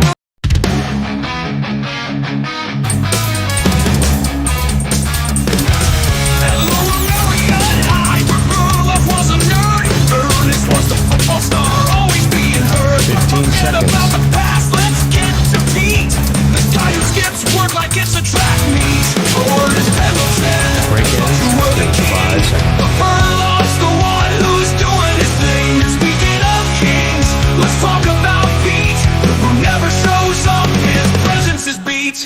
Lottie got a gift, it's called disappearing. When it's time for work, he's nowhere near it. Out sick, on leave, or on a special trip, but showing up on time. This portion of the show is brought to you by Ethos Life, the easy way to get life insurance in 10 minutes. Up to $2 million in coverage with no medical exam and just a few health questions. Get your free quote at checkethos.com. Not available in all states. All right, Maggie, you mentioned a story that has been really baffling me all week. Is Lamar Jackson hurt? What is going on here? Like, I want to pick the Ravens to win every game and go to the Super Bowl and be the most exciting offense of all time. They're number one offense in the league. They add Deontay Johnson, and now there's a knee injury? Explain to me. Break it down, Dr. Gray. Oh, if only it was a knee injury. According to the Ravens, it's a knee and a back injury. And that is just not what you want to hear. Now, the Ravens are hosting the Broncos. They're still a 9-point favorite in this game. Yeah, so that makes sense. I believe that reflects they think that Lamar Jackson is still going to be playing. Who's it? Josh Johnson, I think, is the backup. Anyway, yeah, this is not what you want to hear. Especially, I'm going to say it this early in the season. Like, the Ravens still have a lot of difficult games left in the AFC North. And this is the first thing it made me think of. Listen, maybe Lamar Jackson is fine. I'm not trying to be an alarmist here, but he has had issues with injuries in the past, Perloff, and finishing seasons has been a challenge before last year. Remember, he gained some weight, tried to make himself a little more sturdy. Then he felt like he wasn't fast. He felt like linebackers were chasing him down. So then he lost a lot of the weight. Yeah. I mean, remember last year in the AFC title game, he broke through a hole and he got caught about 15 yards downfield. A young Lamar Jackson would have ran to the house. He definitely looked slower last year. So I'm going to say this, and I realize what I'm saying. This has not gone to a scary level yet. If Lamar Jackson, though, does get hurt in a more serious way and does have to miss games this season, it makes last year's loss in the AFC Championship game all the more worse. Oh, why do you gotta go there? It's the first thing Friday. I thought of. Why are you doing that to Baltimore fans? Listen, I'm not doing anything. They already know. But you have these moments, and when you don't capitalize on them, there's just never a given that you're going to get back. And the fact that you could have home field advantage, which, by the way, right now looks like Kansas City's definitely getting home field advantage. So and listen, I'll put my Buffalo Bills in the same category. They blew the 13 seconds game. They had the Chiefs at home last year. That was not as good of a team, but that's whatever. You've got to make good on these moments because they don't happen all the time. And the Ravens had an all-time great regular season last year. They look unbeatable. You get the home game. You get a Chiefs team that doesn't have this crazy dynamic offense, despite the fact of having Mahomes and Kelsey, and you couldn't get it done. You laid an egg. You were favored in that game. And I can't help but think of it. I'm sorry. I'm not trying to be a downer. I think it's interesting. The Ravens, they're offensively, they're a different team this year. They are just amazing. I think Todd Monken's offense took a little while to get going. Now they were awesome last year. They're way better this year, I think. Now that they have, especially now they have Deontay Johnson, they are legitimately the best offense in the league. There's just nobody who's, I don't even know who's your competition for them. Who can? Lions. Yeah, the Lions. That's a good one. But still, the way numbers-wise, they've been way ahead of everybody because Lamar is running like crazy. Lamar is throwing like crazy, and you have Derrick Henry. And once you get that lead and the defense gets tired, it's coming at you. The only thing about this team is they've been losing some games, and I don't even quite know how. I don't know how they lost that game to Cleveland last week. They should have won that game. They dropped an easy interception that would have sealed the win. I honestly Their defense is not as good. Well, they lost week 2 to the Raiders. Well, that looks fluky now. Yeah, no, that's what I mean. Like they were letting everyone come back. I know because the defense isn't good. They're 5-3, but they don't feel like a 5-3 team. They feel like a better team than that this year because that offense there are a lot of weapons. You have the 2 tight ends and Mark Andrews. That's like early Gronk Hernandez Patriots. You have now, I think when Zay Flowers is healthy, he's a legit weapon. Yep. Bateman's playing really well. You add Deontay Johnson. Lamar is seeing the field perfectly this year. I mean, he should be. If he stays healthy, he's the MVP again. So I don't know. Like it feels like a really, really good team.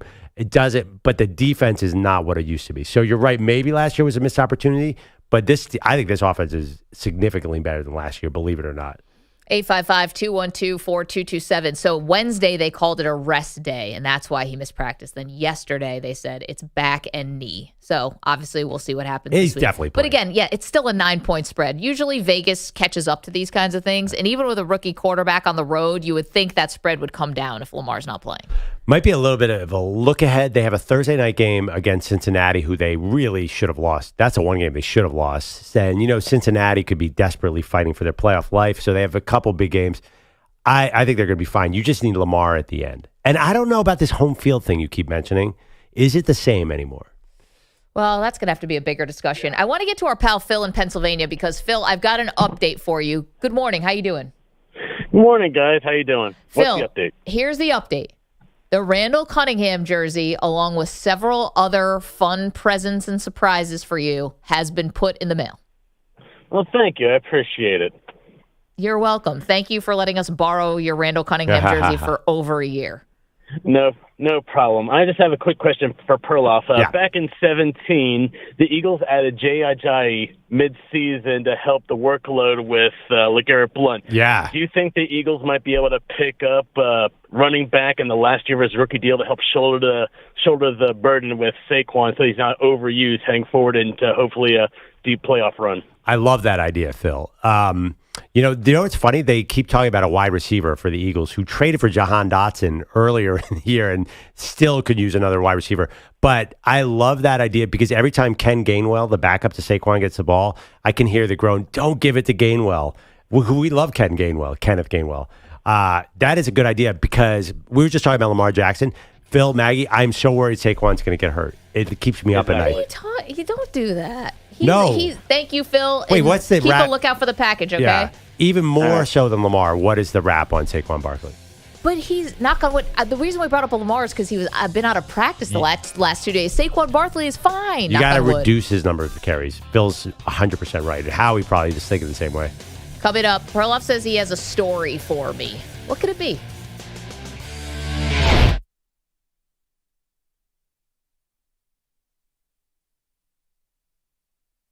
You're in a 5-minute break.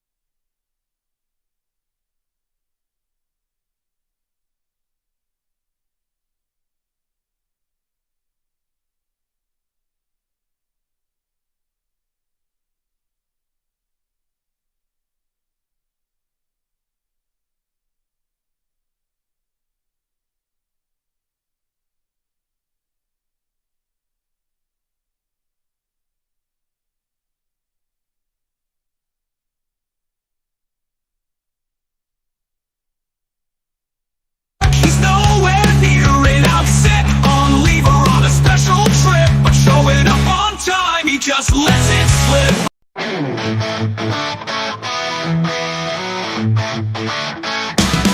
Andrew Bogusch was perked on top of this game, but Maggie and Perloff played a different name. Caught up with Kevin Butler, the kicker of lore.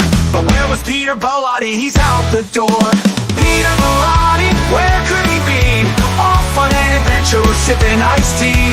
Never at his desk, always on the run. At Lower Marion High, where the nerds stayed low. Perloff was a bookworm, but Ernest ran the show. A football star with muscles and a menacing glare. But little did he know, Perloff didn't care. Oh, Ernest Pendleton, king of the school. You thought you were tough, but who's the real fool? Perloff's on the airwaves, making people laugh, while you're just a tale from Lower Marion's past. Ernest had the glory, the girls and the fame, but Perloff had the brains, and he played a different game. Now he's on the radio with his nerdy charm, and Ernest is just a memory, no cause for alarm. Oh, Ernest Pendleton, king of the school.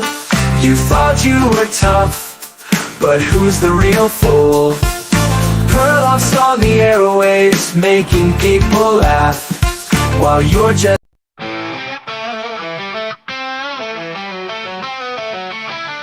Pat's out on the town trying to find the one, swiping right and left, but he's just having fun. Dinner dates and why he's keeping it light, but there's a bigger question keeping him up at night.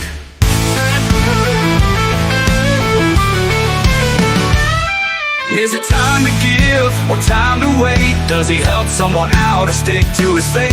He's living the life, but what does it mean when you're asked to be part of someone's baby dream? Pat boils in a bind, what should he do? Should he be a donor or let love find him too?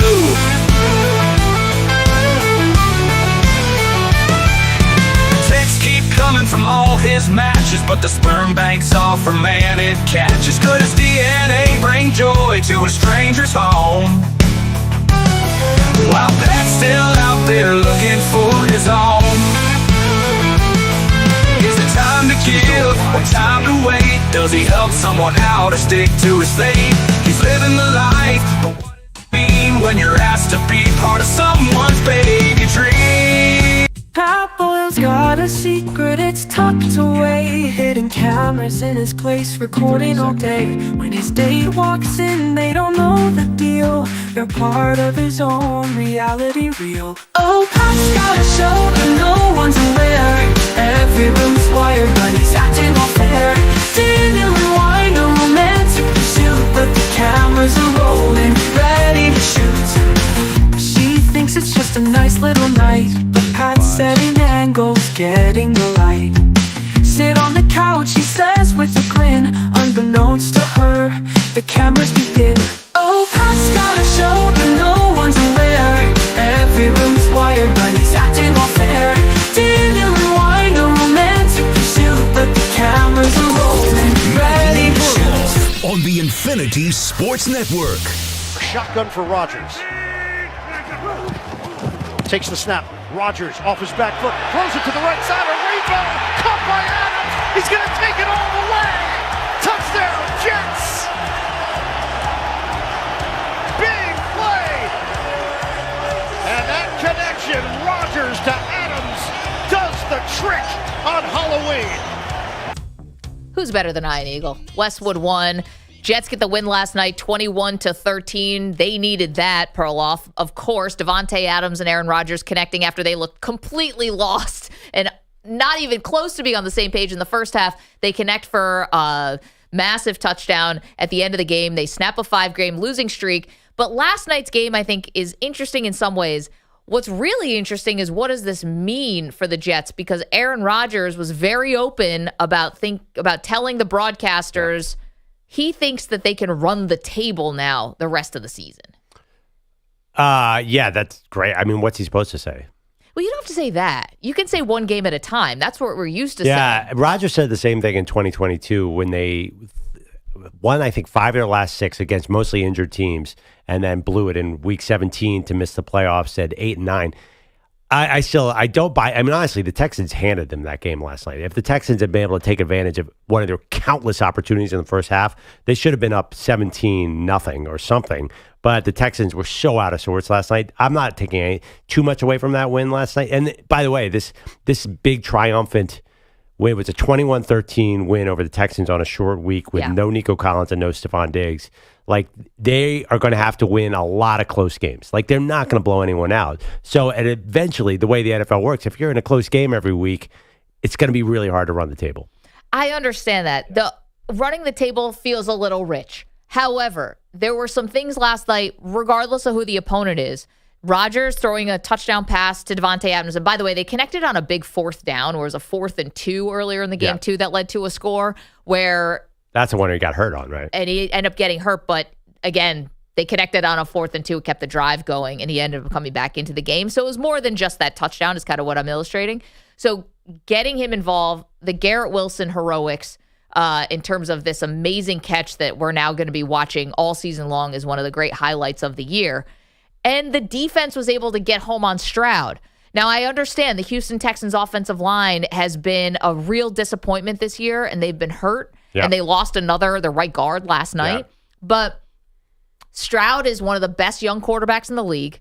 They had him running for his life or on his back. And so I do think you take something from it. Now, here's the rest of the Jets' schedule. They're at Arizona, then home for Indy, then the bye, home Seattle, at Miami, at Jacksonville, home Rams, at Buffalo, home Miami. On paper, that is not murderer's row. There are a lot of winnable games on that schedule. Yeah, they just lost to the Patriots. That was a winnable game.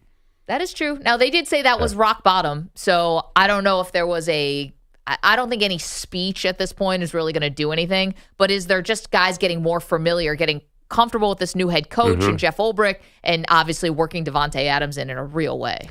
Did you see that in the first half at all last night? That first half was the ugliest first half I've ever seen, period, full stop. I've seen high school games that were wildly more entertaining than that. Yeah, I mean, there were a couple holding calls that saved the Jets' bacon in that game on the Texans, again, the officials threw a lot of flags last night, and the announcers were generous on some of them. I felt like, oh, God, why are they inserting themselves in this game? I don't know. The Texans have just not been scoring the football at all. So this is not blowing me away. I'm not totally sold that everything is fixed. I mean, you needed a miracle catch by Garrett Wilson. You fumbled the ball at the 1 yard line. It looked like Joe Mixon was going to go for 200 yards for a big chunk of the game. You know what the Jets did really well? They kept these long drives going, which kept Mixon off the field. Texans really should have either made that game really close or won that game. What are you going to get? Kaimi Fairbairn misses? Like, that was an uncharacteristic Texans game. They were pretty much a mess. But in the first half, did you see how much pressure they were getting on Rodgers? Like, that O-line is not fixed. No, it's not. But again, they were better in the second half. There's no doubt about it. I know Will Anderson obviously got hurt in the game, came back, then got hurt, tried to give it a go, but he was not himself. So maybe that was a fortunate break for the Jets. But again, they had gotten fortunate breaks earlier this season, and they've lost those games. So the fact that they did win and the fact that Rodgers, can we actually hear the Rodgers clip? Well, it's actually Al Michaels and Kirk Herbstreit talking about what Rodgers told them. We talked to him this week, and I mean, Aaron is very smart. I mean, obviously, whatever you think of him, he's a polarizing figure. We know that. But he's a very well-read guy, very smart, and is very convincing. I mean, we're sitting there going, wait a second. They can't run the table, and then he makes you think they can. Yeah, by the time we're done, we're like, he makes a good point. Yeah, right. They got a shot. If they can win Thursday, man, who knows? And off you go into the wild blue yonder. So, listen, he's making a compelling case. I love it when they say that Aaron Rodgers is very well-read. Like, what kind of literature is that, dude? Because every deep corner of the internet. So in this same books that tell you that aliens built the pyramids convinces you that the Jets are going to be 6-1 the rest of the season? It's the same secrets of, I guess, lizard people that will also tell you how to beat the Arizona cover 2. No, I don't know. But, no, Rodgers is a wild card. But you know what? You look at the schedule, you see the names on the back of the jerseys and the amount of star power. They don't have a lot of depth. We know that. We know this about the Jets. But the stars are there. Now, there was another moment last night that if the Jets had lost would have maybe become an all-time low-light. Malachi Corley, I hate to pile on a rookie, has a walk-in touchdown and drops the ball at like the half-foot line. How? Yeah, I mean, how? It's amazing when a guy actually holds on to the ball into the end zone. Now, that's the exception. These idiots out there keep celebrating like this. I do not understand it. Their guys, your guy, I think Josh Allen threw one away. He got barely over, I think it was last week. He jumped over the end zone and then flipped it out. I think it was Josh. It was either Josh Allen or Justin Herbert. I get the two confused all the time. And I was like, what are you doing, man? Like, why don't you secure the ball? There's some bizarre mental block that players are having now. It's out there across the NFL. Which is so funny to me because in this era of catch, not a catch, and everything is so scrutinized to every millimeter on 15 different camera angles, you would think you would get the ball in the end zone, hold it, sit down with it, go like cross-legged crisscross applesauce down to the ground with it, or something that would just be so irrefutable that you can't have eye in the sky coming down to take it away from you. I am still my two favorite players probably of all time are Calvin Johnson and Barry Sanders, because they would run in the end zone. They were so cold. They didn't celebrate. They just handed the ball to the official like it was any other play, because they're like, this is where I live. This is not unusual. That is the meanest celebration possible. I'd like to see more of that. I don't want to see guys starting to celebrate at the 5. Unless you're Deion Sanders and are just supremely athletically talented and can high step down the field, get into the end zone and just stay there for 10 seconds. I don't get it. It was shades of Deshaun Jackson. Leon Lett, obviously, is one of the more famous ones from the Super Bowl against my Bills. Kyle Pitts definitely did, and definitely got the benefit of the doubt last week. He was at the Falcons tight end was at the inch-yard line. It could have gone either way. He just sort of put the ball out and sort of let it go, and defenders picked it up. There's something like every coach in the NFL should show those two plays this week. If it happens again on Sunday, Maggie, we know the coaches are not doing their job. 855-212-4227. Are you giving the Jets a glimmer of hope? Let me just update you on a couple other poll questions we have out there. Which head coach has more pressure on them to win the game tomorrow? Ryan Day is leading this poll. 70% Ryan Day over 30% James Franklin. This is a massive game tomorrow in Happy Valley. Ohio State is the number 4 team in the country, traveling to Penn State, who's the number 3 team in the country. We're also asking, who's the bigger star right now? Freddie Freeman or Mookie Betts? Freddie Freeman running away with this thing, 77% to 23%. Okay, you can go to @Maggie and Pearl. You can vote there. That's ridiculous. You can also watch the show at Maggie Gray on X, youtube.com/Infinity Sportsnet, twitch.tv/Infinity Sports Network. Okay, All you right. have a story. A little for me. gift for you. A gift. This is from my buddy at Athlon Sports, who I do some work for, named Craig Allenport, wrote a story. He interviewed a man named Thurman Thomas. You familiar with him? One of my all-time favorites. Thurman told Craig, I think it was last weekend, it was Marv Levy's 99th birthday. Yeah. Apparently, Thurman Thomas, Jim Kelly, Bruce Smith, Andre Reed, Darryl Taylor, Cornelius Bennett, John Kidd, and Steve Tasker all showed up. Where was Maggie Gray? I mean, can you imagine? That's so great, though. That warms my heart. Isn't that really cool? But Craig makes a compelling argument that the Bills getting back 4 years in a row is one of the most impressive feats in NFL history because the real trend is Super Bowl hangovers, that most teams do not make it back. And he talked to Thurman Thomas about the level of achievement to do that was actually, maybe I hadn't really thought about it much, like to overcome that and to be back next year and next year and next year is pretty incredible feat. I might be sold because I've always argued you on this one. We argue about this behind the scenes more times than I care to admit. So thank you to Craig for bringing this up to Thurman Thomas and those other Bills legends. I've wanted to do this as a great debate, which we do on Wednesdays. Yep. For a year and a half more. Yes. I think it's more impressive for the Bills to go to 4 Super Bowls and lose but keep going back than it is to win a Super Bowl.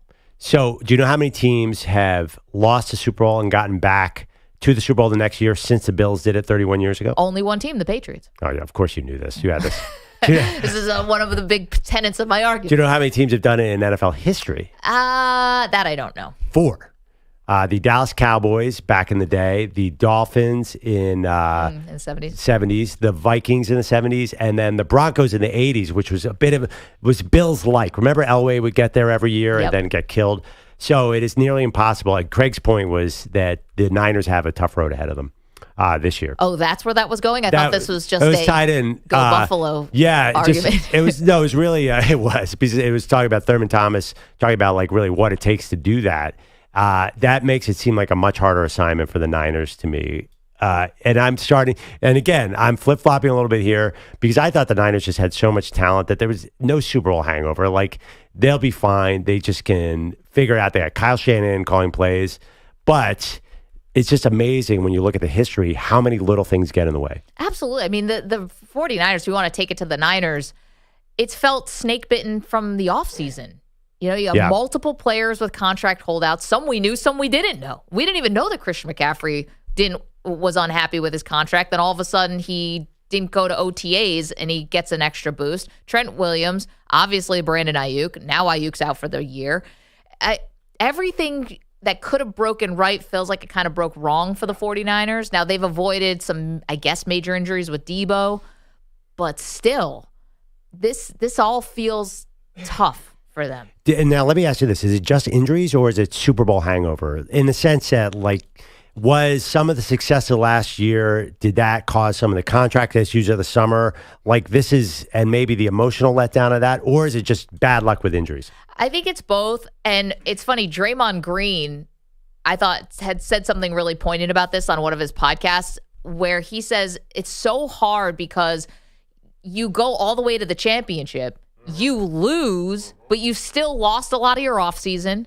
You still have to deal with all the things that come with just the grind of playing that many games, and you don't even have anything to show for it. And I think that's the mental part. And, you know, it's like one thing when guys want to get paid after you win the Super Bowl. They've got guys who want to get paid for making NFC championship games and Super Bowls and losing. And so you can't argue with them. They've led to your success, but you don't have the Lombardi Trophy. So how did the Bills do it? Shouldn't have all these things have happened to the Bills? I think the Bills, listen, I mean, they were, not that the 49ers are not supremely talented, they were supremely talented and running a different kind of offense. Well, again, the Shanahan offense is kind of different. I don't know. Magic. Thomas said. But then the magic would run out. Thurman Thomas in said. In a very painful way. He said it was because we were so close as a team. He said we were like a giant family. And Every team says that. I think the reality, though, I think that core stayed together for a long time. You don't think the 49ers are close like a family? No, I mean, listen, I think Ayuk was gone this summer. I don't. I think it's really hard to keep a team together. 31 years ago was a different thing. Like you look at the team, I think you could bring back the same team every year. And I think those guys got really close. And I do think that's a particularly kind of like a little Jim Kelly, Marv Levy, Thurman Thomas magic. Yeah, no, Bruce Smith, I think, was also a huge part of that. But I do think, what's the word? Stability, or just bringing back the same group every time. I think the Niners have changed a lot. Like, look, their defense has just been picked at and picked at and picked at. They lost a lot of defensive linemen, and then you don't know if Hufunga's going to be there. Yeah, no, I don't think this is really the same team. I think injuries killed them, too. 855-212-4227. Well, I'm so glad you brought that up. So now... Because I've been trying to bring it up for years, and I would say, Perloff, let's do this as a great debate. What's more impressive, losing 4 Super Bowls or winning 1? And he would go, of course you would want to do that. That was always your stock reply. Well, I'm not saying it's definitely more impressive than winning a Super Bowl, because that is also pretty darn good. You wouldn't really know, Mag. I know. I was there in Minnesota when my Eagles beat Tom Brady and the Patriots. Do you know what it's like to beat Tom Brady? You probably don't. It's a great feeling. This is exactly how the conversation goes behind the scenes. This is how it goes in our office. Yeah. It's like, would you know what it's like to beat Tom Brady? No. Yeah, I felt like a high-end jiu-jitsu instructor when we beat Tom Brady. I was like, yes, bested Tom Brady. Imagine doing it twice. Nico Wait, what over there with the Giants. Oh, I thought you were talking about the jiu-jitsu instructor. Like, whoa, whatever happened with him and Giselle, it's not our business. I saw a funny tweet, by the way. You know, Giselle's having a baby with a jiu-jitsu instructor. Yeah, jiu-jitsu instructor. This guy doesn't even have a name, just the jiu-jitsu instructor. How would you like to be at a family function? Your half-brother's dad is Tom Brady, and your dad is some random jiu-jitsu instructor? It's like the half-brother's like, dude, sorry. Well, maybe they're like, I can kick your ass. I don't know. I don't know. Maybe? You might have to. Yeah, I still think that's a bit of an L for that kid.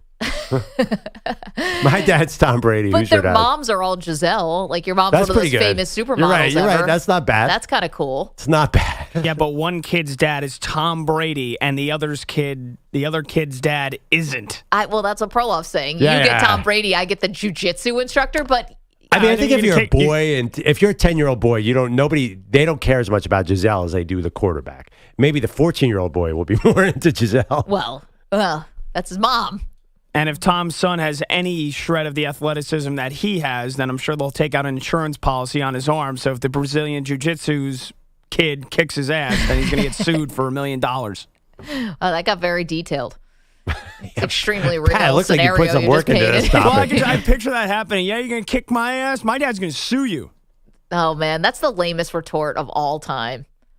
Do you know who my dad is? Do you have any idea who my father is? Is the lamest thing you can say. But when it's Tom Brady, it holds a little bit of weight. More so than like some Vineyard Vines wearing douche at a bar who won't get let in. I think when we were trick-or-treating last night, I'm pretty sure a pack of boys were roaming around as finance bros. I think that was the costume. I couldn't quite tell. With the vests? The vests and it was like very on the nose. Just talking nonstop about crypto. Well, I mean, when you're in suburban New Jersey, I mean, it's a little on the nose. There's that great progressive ad where the suburban mom becomes a finance bro. Do you know that commercial? She's wearing the vest. She's it's great. I'm a big fan. That's a really funny idea. Yeah. Yeah, that kid's going to be okay. Even if his dad's not Tom Brady. His mom's Giselle. No, his you're dad's right. a jiu-jitsu instructor. Kids of super famous people, really, they always turn out just great. Easy street. Well, they are nepos. You got that going for you. But yeah, no, they deal with their own stuff. What are the odds you're going to be as good a quarterback as Tom Brady or as beautiful as Giselle? Tough. I'll bet you that kid's going to be good looking, by the way. Badass jiu-jitsu instructor. But the odds of being as good a quarterback are slim. 855-212-4227. Okay. That's what makes Bronny all the more remarkable. I thought you were going to go Shador there. Okay. Lots to do. Nick Kostos is going to join us next. Let's all win some money, shall we?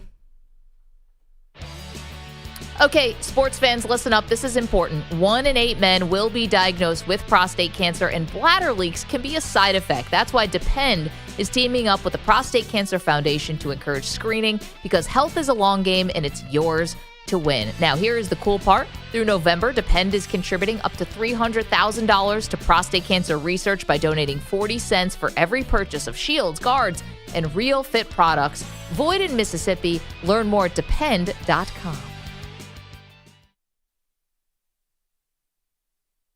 You're in a 4.5-minute break.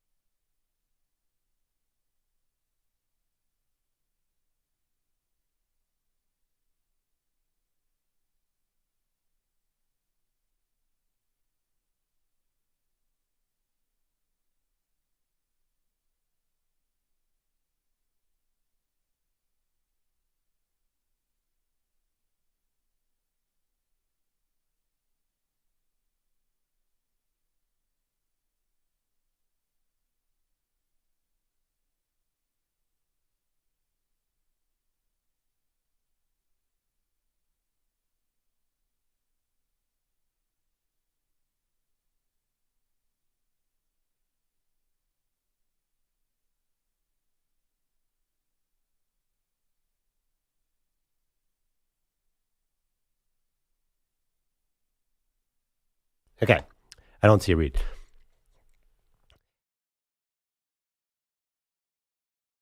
I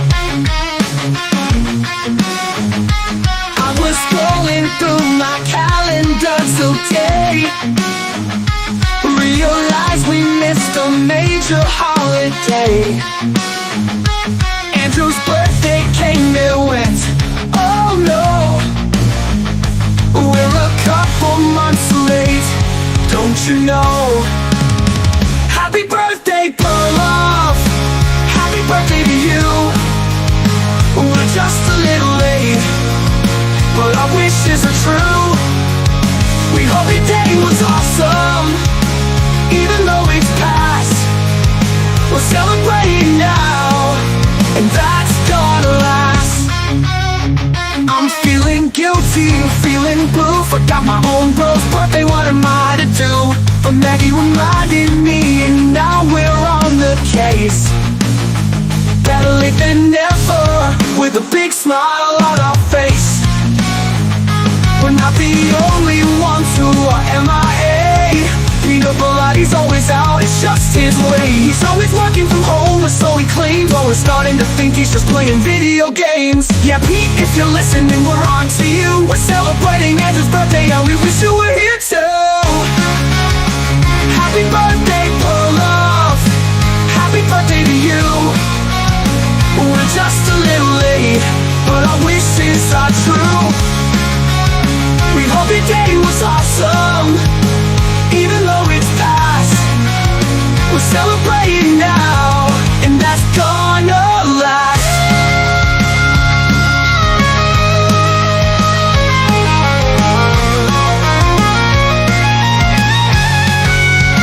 We'll get up to you with cake and with cheer. A belated birthday party that's crystal clear. We'll sing and we'll dance and have a blast, cause when it comes to birthdays, we're never a gas.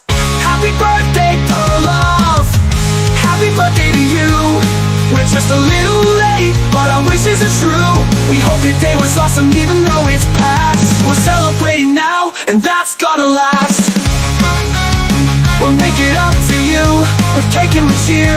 A belated birthday party that's crystal clear. We'll sing and we'll dance and have a blast, cause when it comes to birthdays, we never gas. 30 seconds remaining.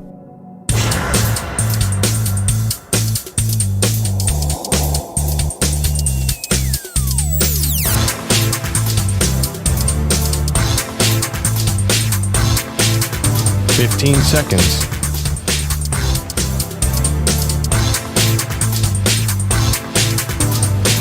Break ends in 5 seconds.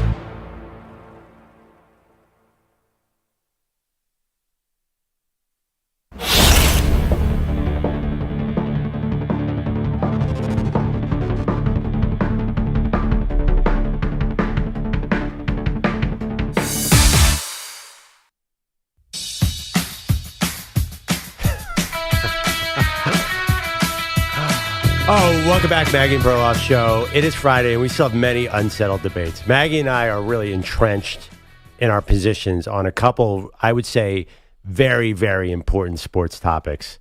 We need a tiebreaker, Mag. Well, thank goodness that Nick Kostos, the host of You Better You Bet, is here, not only to help us win some money this weekend, but maybe to settle some bets. First of all, Nick, sorry about your Yankees. Yeah, it's okay. Appreciate it. Great to be on with you guys. Honestly, I'm happy it's over and there's no Game 6 tonight, and I don't have to be furious at Carlos Rodon coming up like 12 hours from now. So better to end it on Wednesday night than prolong the agony. You're coping right now. You're coping. And I am coping. I love to settle sports debates. Oh, good. Well, okay, we need you. Because I said that the Yankees' fifth inning, where you had the 2 errors, the gaffes, the just horrifically embarrassing inning really for bad. you, is up there with Bill Buckner and up there with the 86 Red Sox in terms of all-time horrible innings and blunders. Yeah, it's really bad. The big difference is 86 with Bill Buckner and the Red Sox is worse because the Red Sox were going to win the World Series. The Yankees were never going to win the World Series. So the Yankees could have won the game last night, potentially, or 2 nights ago, and I think they would have lost Game 6 or lost Game 7. Boston was going to win the World Series. The Red Sox were on the cusp of a championship in 86. So I think it's the worst half inning I've ever seen a team play in the World Series, but I think the Buckner play is singularly worse than what the Yankees did because of that. The beer and the champagne were cooling 100 yards away. Okay, but everyone thought after those 2 jabronis interfered with Mookie Betts and that Aaron Judge hit a home run and you're up 5-0, that somehow the tide had turned for the Yankees. It would have been an all-time historic comeback. I get that. I mean, come on. But do you? I'm being sincere. Did you really? Because I'm a fan. I wanted to see it. The Yankees were never winning. That team. Well, now you say that they're going to win 4 straight. All right, Nick, the other debate is simpler. Who's more popular as a player, Mookie Betts or Freddie Freeman? I think Freeman's way more popular. Thank you. You're insane. Thank you, Nick. Mookie Betts is one of the most popular players in Major League Baseball. No 10-year-old wants a out-of-market 10-year-old wants a Freddie Freeman jersey. Well, I mean, look, you're asking. I'm 41. Yeah. So I'm not 10. And I don't know, the whole everything, well, Freddie for just won World Series MVP, that'll help his Q rating. And also all the stuff with Freddie Freeman's parents. Yeah, what does a kid care about any of that crap?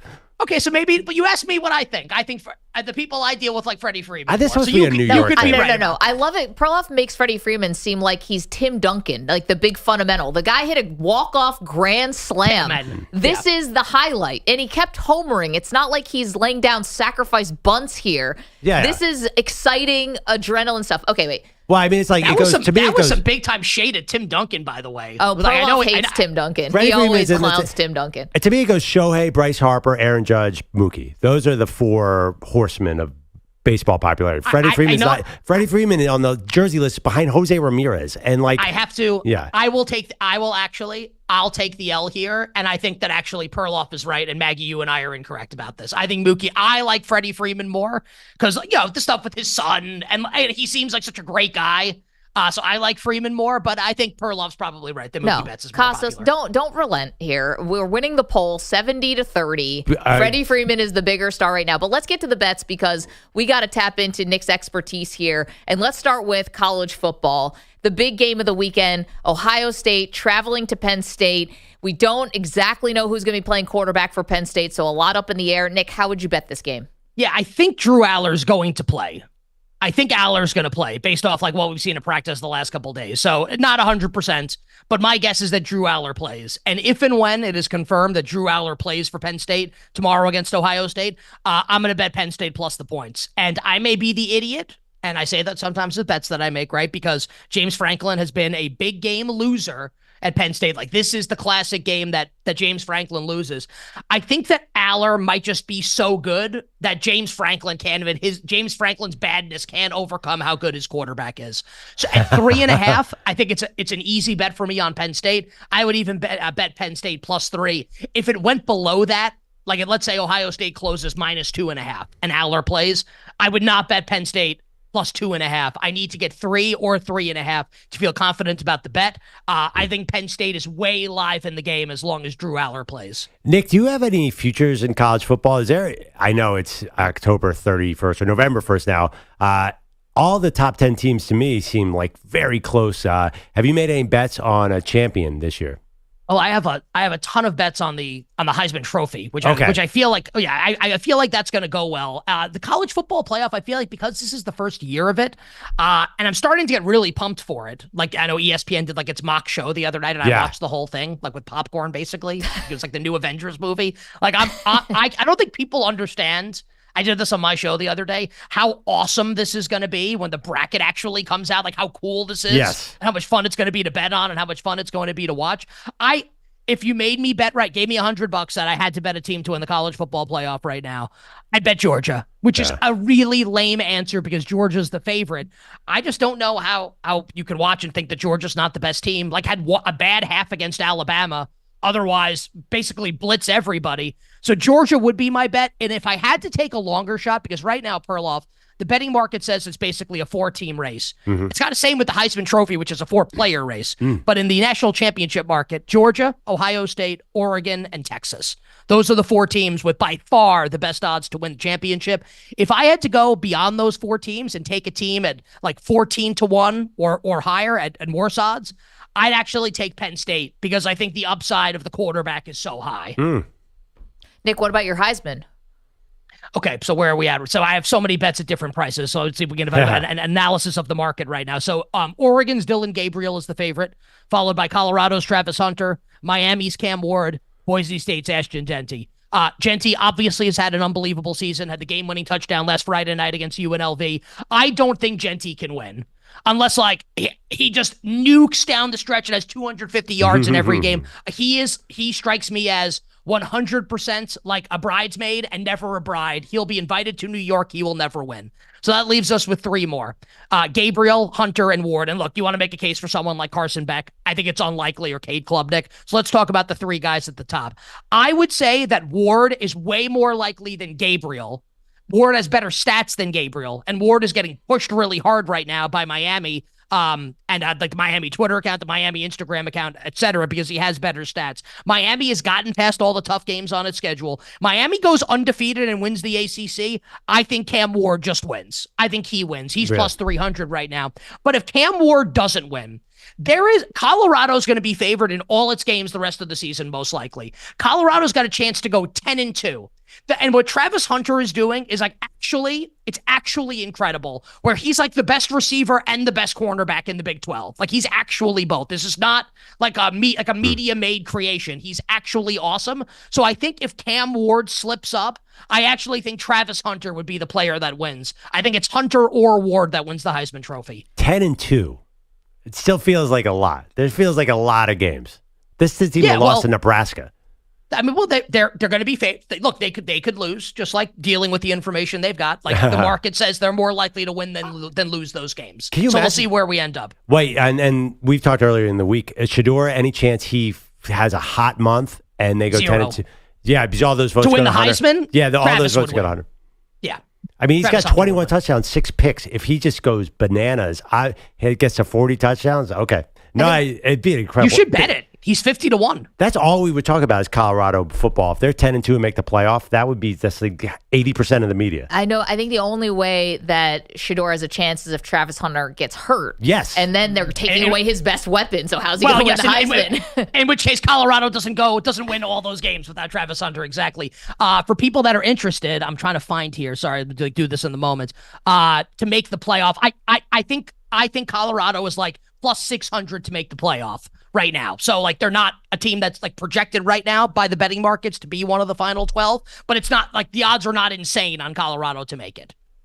Nick Kostos joining us, the host of You Better You Bet. He joins us every Friday at this time. All right, let's flip over to the NFL. Unless, did you have another college question, Pro? No, okay, definitely. Let's flip over to the NFL. Nick, this week, I don't love a lot of these games. Maybe you feel a different way. Cowboys at Falcons. This one's interesting to me because the Falcons feels like they kind of won the division last week. You know, you end up sweeping the Bucs. Now they welcome in the Cowboys. How do you bet this game? Yeah. So I can tell people that depending on how you feel about this game, should dictate like when you want to bet it. Okay. So Atlanta is a 3-point favorite right now, but it is juiced heavily towards Atlanta, which means that I think we are likely to come off of 3 and go to Atlanta minus 3.5. And that news, the reason why that has happened is because Mike McCarthy said yesterday that Micah Parsons is unlikely to play in this game. And it's obviously a huge deal, like Dallas's best defensive player. So I think that if you like the Dallas, I don't have a strong feeling on this game. I feel like the time to bet this game was like 2 days ago when the Falcons were minus 2.5, like below 3, like the most key number when you talk about betting. So if you like Dallas, I actually think you can wait. And there's a case to be made for Dallas. Like Dallas can definitely score on Atlanta's defense, and Kirk Cousins to cover 3.5. Like it's not a bet that I would want to make, even if I liked Atlanta at 2.5. So I think if you like Dallas, wait, you might get a plus 3.5. And honestly, I think that would even be a bet for me as someone that liked Atlanta minus 2.5. I think Atlanta by 3 is the most is the outcome in this game that happens the most. So that would be the way that I would choose to play it. If you like Atlanta, you the person watching or listening, if you like the Falcons, I would look to bet Atlanta now and lay the 3 because I think the number's going up. What are you learning from the betting markets about Jordan Love and the Packers? Like, does it seem like people think he's going to play? And also, I'm seeing a little possible weather. Jared Goff, his first outside game of the year somehow. What's your take on the Packers-Lions big showdown? Yeah, and that was one of the reasons, Perloff, why I think a lot of people, myself included, liked the Lions a lot in the regular season this year, because after this game, Jared Goff plays only one more game outdoors the rest of the season. Wow. 15 of 17 games for the Lions indoors this season. So you asked, I thought it was a really great question. Yeah. What does the betting market tell you about what's happening in this game? Well, I think Jordan Love's going to play because this was Detroit minus 3.5 when Love didn't practice on Wednesday. Then Love is at practice yesterday on Thursday in a limited fashion. And now we are through the number of 3, and Detroit is now a 2.5-point road favorite. So I don't think this is like the final number if Love plays. So like Love practices today, and Matt LaFleur says later today, like Jordan Love is starting. I think Green Bay will get bet more. I do think Detroit will close a small favorite, maybe like Detroit, like a 1-point favorite in the game. But this number right now indicates that Love is more likely to play than not play. What it also tells us is how the betting market feels about these two teams as a whole. And you can make the case these are the two best teams in the conference, right? It says that Detroit, even without Aiden Hutchinson, is a good amount better than Green Bay. To be favored on the road at Lambeau, like, is a statement for the Lions, who obviously have been awesome. Dropped a 50-burger last week on Tennessee.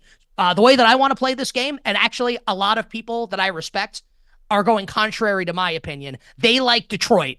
Like, once Jordan Love gets announced, they want to bet Detroit like -1. I want to bet Green Bay on the money line when Jordan Love's announced in.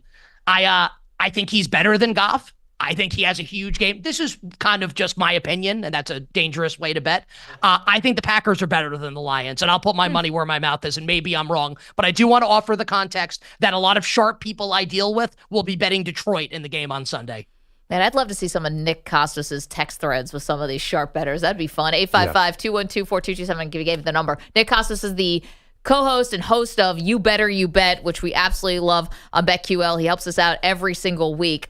We mentioned Lamar Jackson, Nick. So obviously he didn't practice on Thursday. Back issue, knee issue, but they're still a 9-point favorite against the Broncos, which to me says that they think he's going to be starting. Would you stay away from this game? Are you betting this game? Well, you remember, because are we gonna do the upset pick of the week this week? Oh, we can hit the music. Do you want to hit the music? Yeah, let's hit the music. Okay, Nico, hit the music, sir. Yeah, let's hit the music. This is the real. We got to get serious now because we need an upset. The reason is because last week I gave you the Cleveland Browns. Yep. We had the Browns last week to beat the Baltimore Ravens, which is really awesome. So this week, I will say that this one is a little bit more of a stretch than last week's, but I think the Broncos are going to cover, and I wouldn't be surprised if the Broncos beat the Ravens outright. Whoa. Oh yeah. So look, like, the Ravens are definitely better than the teams that Denver has recently played. I think a lot of people will say, oh, well, Denver's 5-3. Like, look at the schedule. Well, I would say good teams destroy bad teams, which is what the Broncos have done the last couple weeks. The Ravens defense, while the offense gets all the credit it should, it's amazing. Lamar's great, Derrick Henry's great, etc. The defense is quietly absolute garbage. And Bo Nix and the Denver offense quietly, tons of explosive plays in the passing game every single week. I have a ticket on the Broncos to win this game outright. and give me the Broncos plus the points. I think this game will be a lot closer than the betting market indicates, and I think Denver's live to win the game outright. Oh, wow. Wait, do you think Lamar's playing? This is all with Lamar playing. So we see this, like, I would say a couple times a season with Lamar. Yeah. Usually it's like an illness that keeps Lamar out. Like when he had like diarrhea against the Browns in that Monday night game a couple of years, like the COVID year. How could we forget? My guess is that because if the betting market felt like Lamar was not playing, the number would not be, Maggie, to your point, the number would not be like 8.5 or 9. There's no way. The number would be like 7 right now if the market felt like Lamar, like there was a chance he wasn't going to play in the game. I think the strong likelihood is that Lamar practices today for the Ravens. I can be wrong, and then we would have to adjust from there, but that's my guess. Is there any reason to watch the New Orleans Saints at the Carolina Panthers if you are not a bettor in today's NFL? I mean, thank God for what you do, Nick, because that is the only thing saving this game from pure irrelevance. Have you even broken it down, Carolina and New Orleans? Yeah, of course. I love all these games. All fantasy football would be another reason. But no, like this stuff is really fun. And I also think there's a chance that we'll get to the end of the season and we'll all be kicking ourselves because we perhaps have had one of the great, like, get rich quick schemes in front of our faces for a season and a half now in the NFL, and it is to blindly bet against the Carolina Panthers when Bryce Young starts a football. Like, it's funny. Like, it is a funny thing. No, we'd be rich. Yeah. It's also not false. So, like, the people last week that said, and to be fair, like, I didn't bet this number with Denver. When Denver closes, like, 13 at home against Carolina last week, people will say, oh my God, like Bo Nix can't be laying 13 points. My response to that would be, it's Bryce Young getting 13 points, not Bo Nix laying 13 points. So yes, this is Derek Carr off injury, laying 7 on the road. It's also Bryce Young needing to keep a football game within 7 points against the team that blew the doors off them in week 1. I would only bet the Saints in the game, and I actually think the Saints are the best teaser leg of the weekend also, and if you guys want, we could talk about teams to pair them with, but Saints down to -1 in a teaser. Like, Carolina wins the game, you tip the cap, and you deal with the consequences. Nick, I do want to get those teasers, but we're up against it, and I just have one last one for you. Nick Kostos here with us from You Bet or You Bet. How are you betting the Chiefs this year, and what do you do with them against the Buccaneers? Because they keep getting some of these really big numbers, but you know, this offense is not exactly what we're used to. This is 8.5 right now. Kansas City at home against the Bucs. My temptation is to take Tampa here. Am I crazy? I don't know if you're crazy. By the way, we just did. Let's have a nice serendipitous tie-in. How does Kansas City -2.5, New Orleans -1 sound as a teaser this weekend? There you go. I walked you right into it. Yeah. Chiefs to win by 3 against the Bucs without Mike Evans and Chris Godwin at home at Arrowhead feels pretty good. New Orleans to win at Carolina feels pretty good. I think that'll be a winner. How am I betting Kansas City? The Chiefs are going to win the Super Bowl. I mean, okay. They might go. They might go undefeated. And I don't think they're not as good as like the 2007 Patriots, whatever. Shout out to my and Bogusch's Giants, by the way. Like the toughest game on Kansas City's schedule that's left is the game in Buffalo coming up in 3 weeks. I'll bet the Chiefs in that game. Sorry, Maggie. No, that's fine. Yeah, they're awesome. To your point, Maggie, like expecting them to win by margin can be tough sledding because of the current construction of the team with a lot of the explosion on offense gone. So I don't know that I would ever lay Kansas City. Here's an alternative way to play this game. Now, Tampa's offense last week in the first game without Evans and Godwin against Atlanta, like the Falcons defense, not as good as the Chiefs, were able to move the ball. They ended up scoring 26 points in the game. I think it's going to be an entirely different story this week for Tampa's offense against the Kansas City Chiefs defense. So Tampa's team total in this game, as I scroll on my screen here, let's call it like 18.5. I would bet the under. I don't think Tampa's going to be able to score a lot in this game on Monday against the Chiefs. Nick, you're the best. Thank you. Nick Kostos, You Bet or You Bet, joins us every Friday at this time. Nick, you're handling the Yankee loss very well. He's got the G-men. You got the G-men to root for now. That's true. Shut up, dude. I had to do it. I had to take one Piss shot. off, guy. Just one shot. No, I'm being like, it's not even fun rooting for this like version of the Yankees. Like no one wants to hear that. I sound like such a spoiled brat. I get it, but it's the truth. Like I'm happy it's over. Yeah. I'm happy it's over. There are a lot of people who are taking a lot of joy out of the Yankees losing. Nick. So yeah, but I don't even think there should be joy. Like the Yankees are losers. Like, where's the joy coming from now? Like, this is the expectation is that they're going to lose. I don't even understand where we're down already. Like, yeah, you're just kicking Yankee fans while we're down. Like, we know we suck. We will still take this opportunity to kick you while you're down, Nick. Fair enough. You're Enjoy. the best. Thank you for doing it. Enjoy the weekend. Wishing everyone minimal sweats, winning bets, the absolute very best of luck. Appreciate you, Nick Kostos. Coming up, we got headlines with Andrew Bogusch. Don't move. You're in a 5-minute break.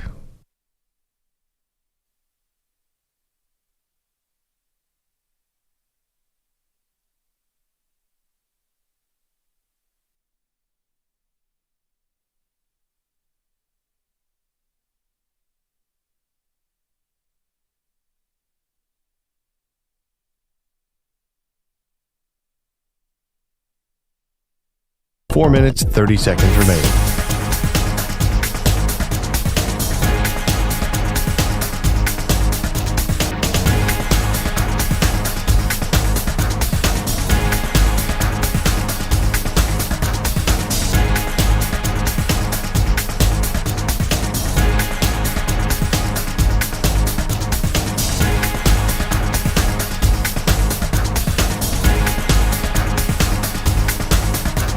Four minutes remaining.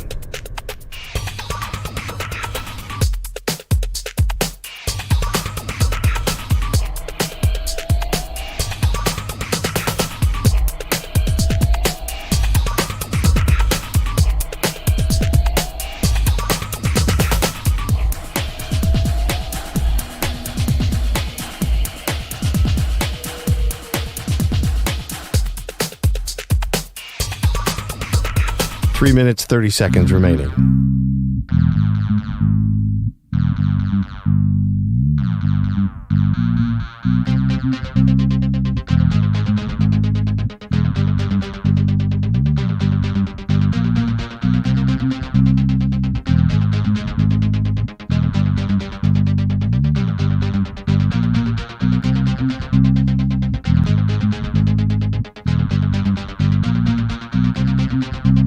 Three minutes remaining.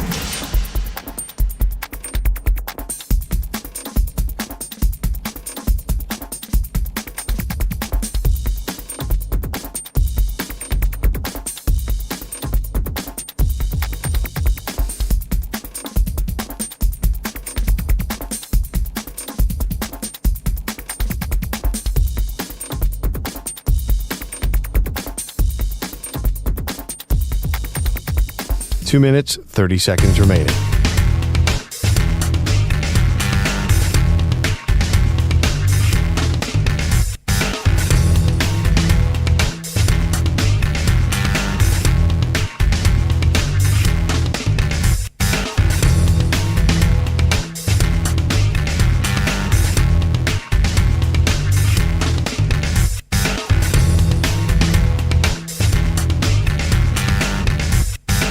Two minutes remaining.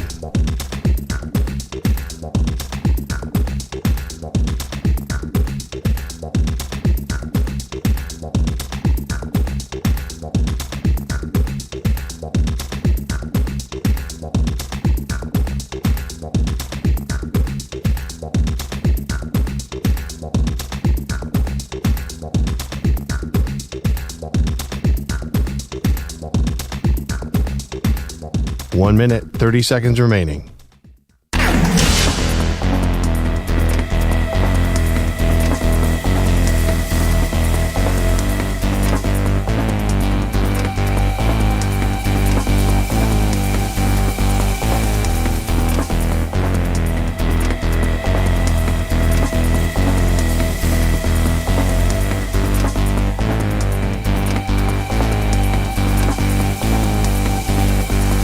One minute remaining.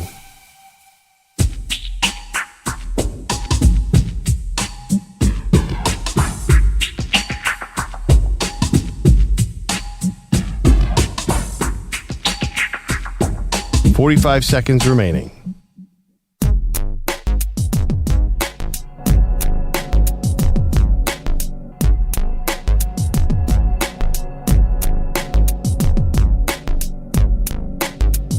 .30 seconds remaining.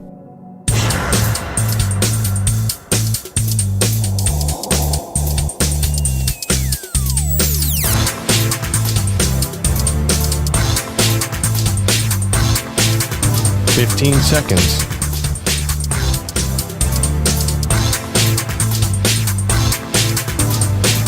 Break ends in 5 seconds.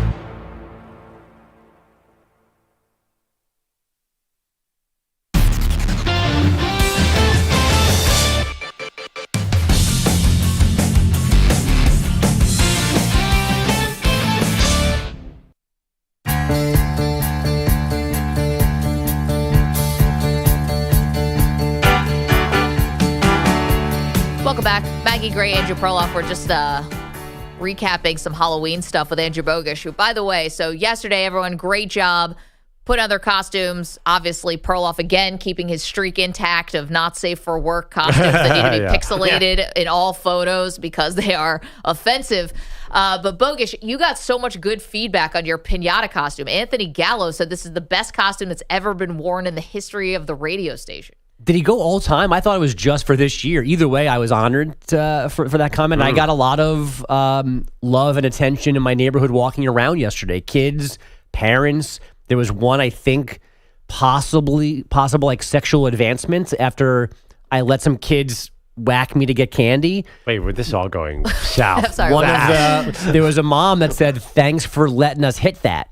And like put the emphasis on hit that. And I was like, well, all right, what's up? Were you also giving out hot takes, or this time you were giving out candy? No, we had candy, and then later in the evening we had little bottles of alcohol for the adults to hit me and then get that. Wow. Yeah.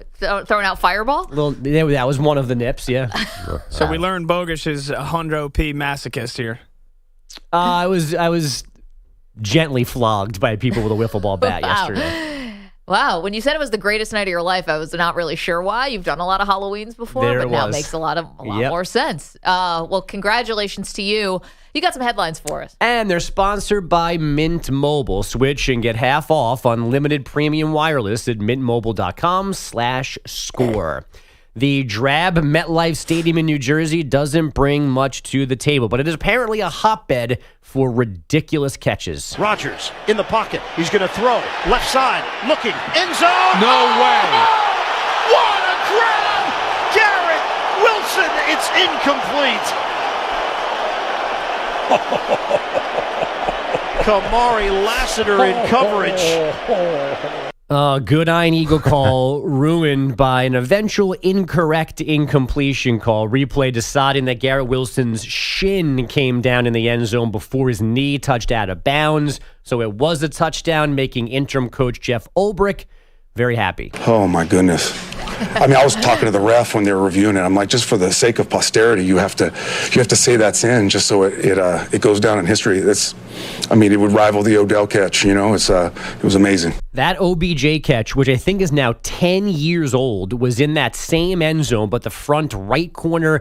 This was back left last night for Wilson. His was a jumping leg spread wide like Michael Jordan, then falling down, go-ahead grab early fourth quarter, and it came after another less difficult one-handed TD catch from him.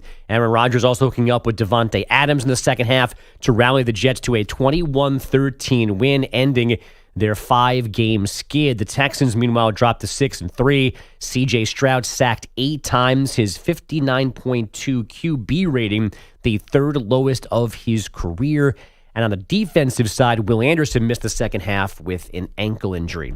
The Milwaukee Bucks are 1-4 after taking a 126-99 thumping in Memphis last night. Here's head coach Doc Rivers. The defensive transition was still awful tonight. And so that's on me. Like, everything's on me until we get it right. We got to fix this. Our boy Bill Ryder reporting that Giannis could very well ask out of Milwaukee if things are not going well when we get to the trade deadline in February. So the 1-4 Bucks, who I believe are under 500 under Doc Rivers going back to last year, might be the hugest NBA story in the regular season. Oh, no doubt. I mean, Giannis has been laying the breadcrumbs on this going back a year and a half. I mean, he's given our interviews to the New York Times. I mean, he's really trying to get it out there for mass consumption that if they don't win, he's going to be out. And this is what Doc's going to have to do here. He's got to say it's me, me, me. This is the only way to play it. The moment you blame the players, which Doc Rivers generally does, and that's, I'm sure, his instinct, Giannis is you're just ushering him out the door. He's got to be careful. The spin doctor's got to be careful on this one. Last thing, Victor Wembanyama, 25 points, 9 rebounds, 7 assists, 5 blocks, 5 steals to lead the Spurs past the Jazz 106-88. That is Wemby's second career 5-by-5 game, just the 23rd in NBA history. Now I'm done. Could this Doc Rivers and Milwaukee experiment have gone worse? I feel like it's one of those stories like it can't be this bad, right? It feels like I haven't seen one really positive thing come out of it. And I enjoy it. Yeah, it's fun. Yeah. I got to tell you, I have a lot of Sixers threads. We're loving this. It feels a little inevitable. Yeah, you know? Exactly. You fired a guy when they were 30-13. Granted, it wasn't awesome, but the whole thing seems backwards. Yeah, you've actually been on top of this. You've been thinking Giannis is going to look elsewhere for a long time now. I'm just wondering, is it Lakers? Is it Knicks? Is it usual suspects? The usual suspects? Is there another contender in Nets there? and Heat. Paulo Banchero's hurt. Maybe he'll go to Orlando. Maggie and Perloff.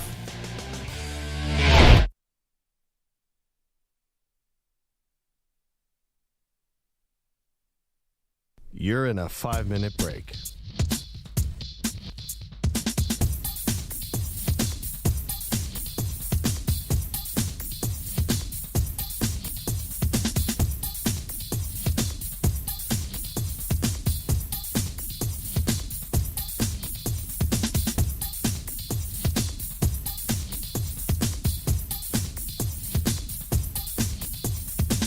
Four minutes, 30 seconds remaining.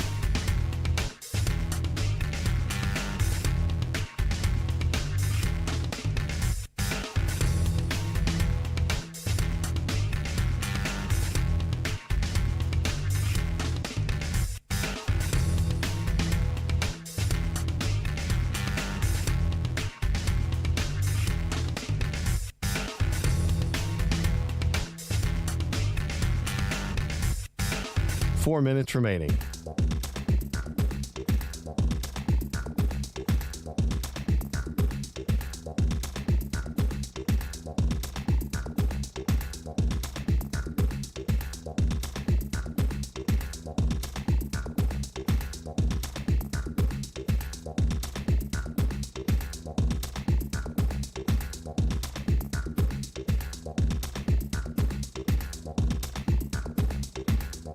Three minutes, 30 seconds remaining.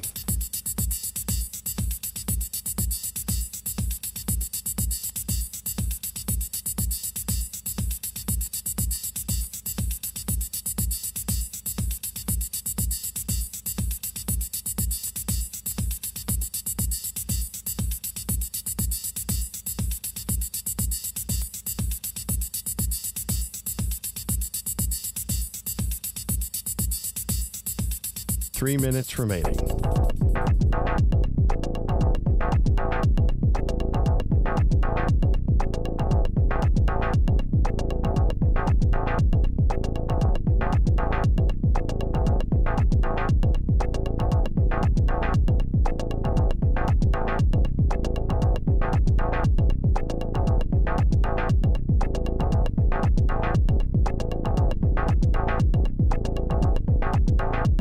Two minutes, 30 seconds remaining.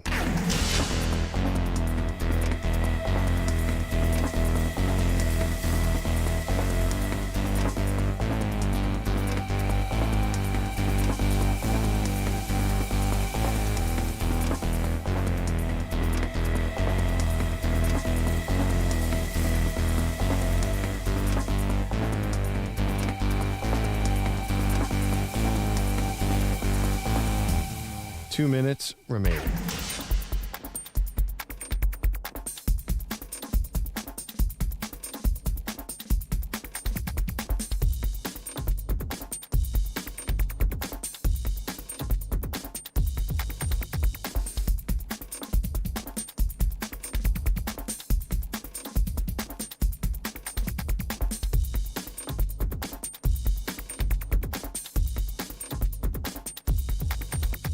One minute, 30 seconds remaining.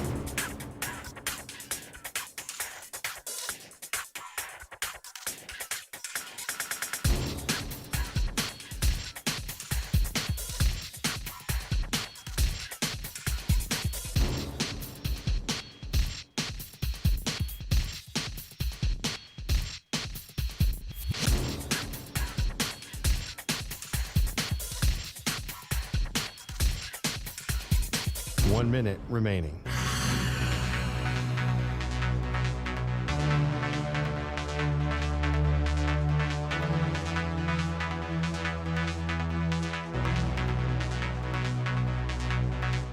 $45 seconds remaining.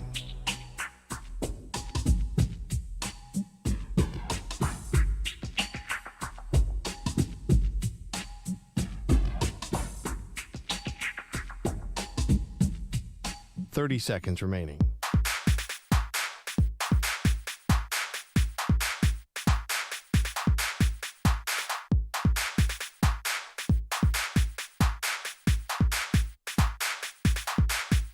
$15 seconds.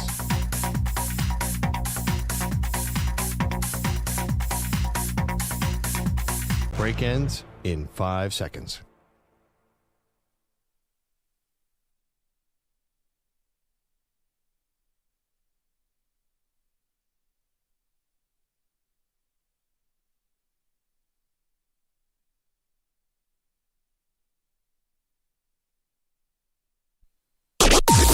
Maggie and Perloff on the Infinity Sports Network.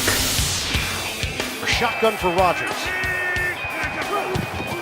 Takes the snap. Rodgers off his back foot. Throws it to the right side. A rainbow. Caught by Adams. He's going to take it all the way. Touchdown, Jets. Big play. And that connection, Rodgers to Adams, does the trick on Halloween.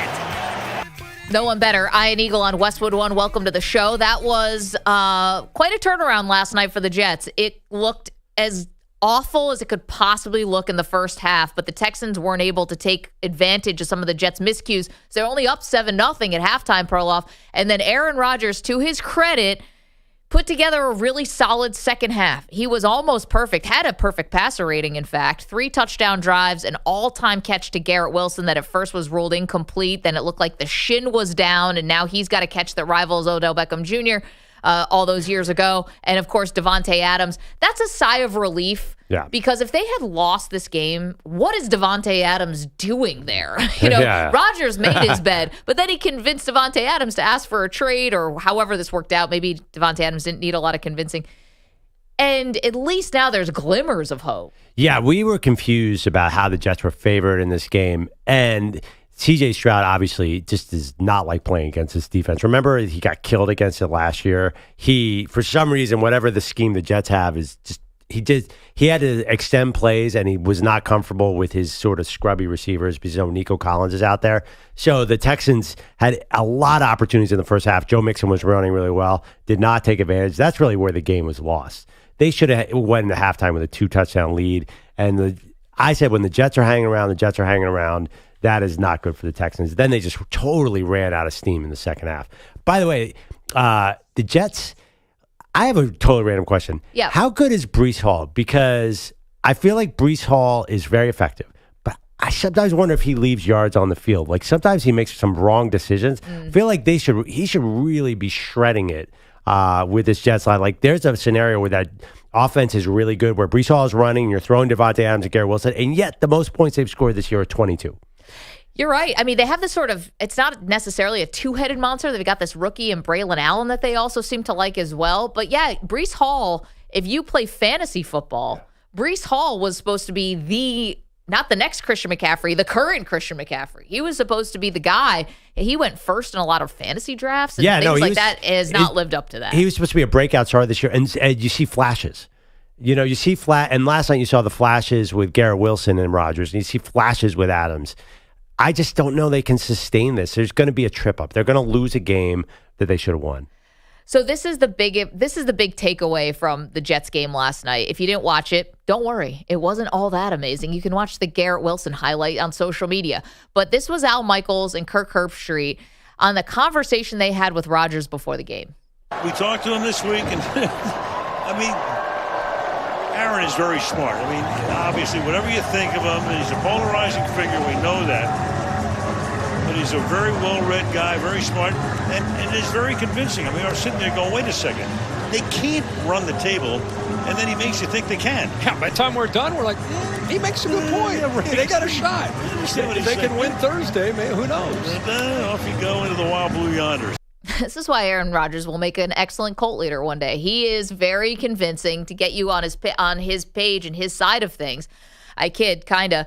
But, you look at the rest of the schedule for them, it is actually on paper quite easy. So as easy as it will get in the NFL, mind you. And so is there a glimmer there? Maybe. Perloff, can we talk about the Houston Texans side of this? Yeah. So the Texans side of this, let's hear a little from C.J. Stroud, because if you are watching the Texans, this was a sexy Super Bowl pick for a lot of people. Kind of followed that trend of you get a quarterback with a breakout season, and then they get humbled a little bit in the playoffs because that game in Baltimore, they were just overmatched. But then they come back bigger and better the next year. So here's C.J. Stroud saying last night was a wake-up call for them. I would say, we just got to honestly just play football better, execute better, stop pointing the finger, and realize, at the end of the day, this is not winning football, and we can't keep squeezing our way by every game. Yeah, these one-score games that they've been the beneficiary of, even going back to last year. But did you hear what he said there? We can't be pointing the finger.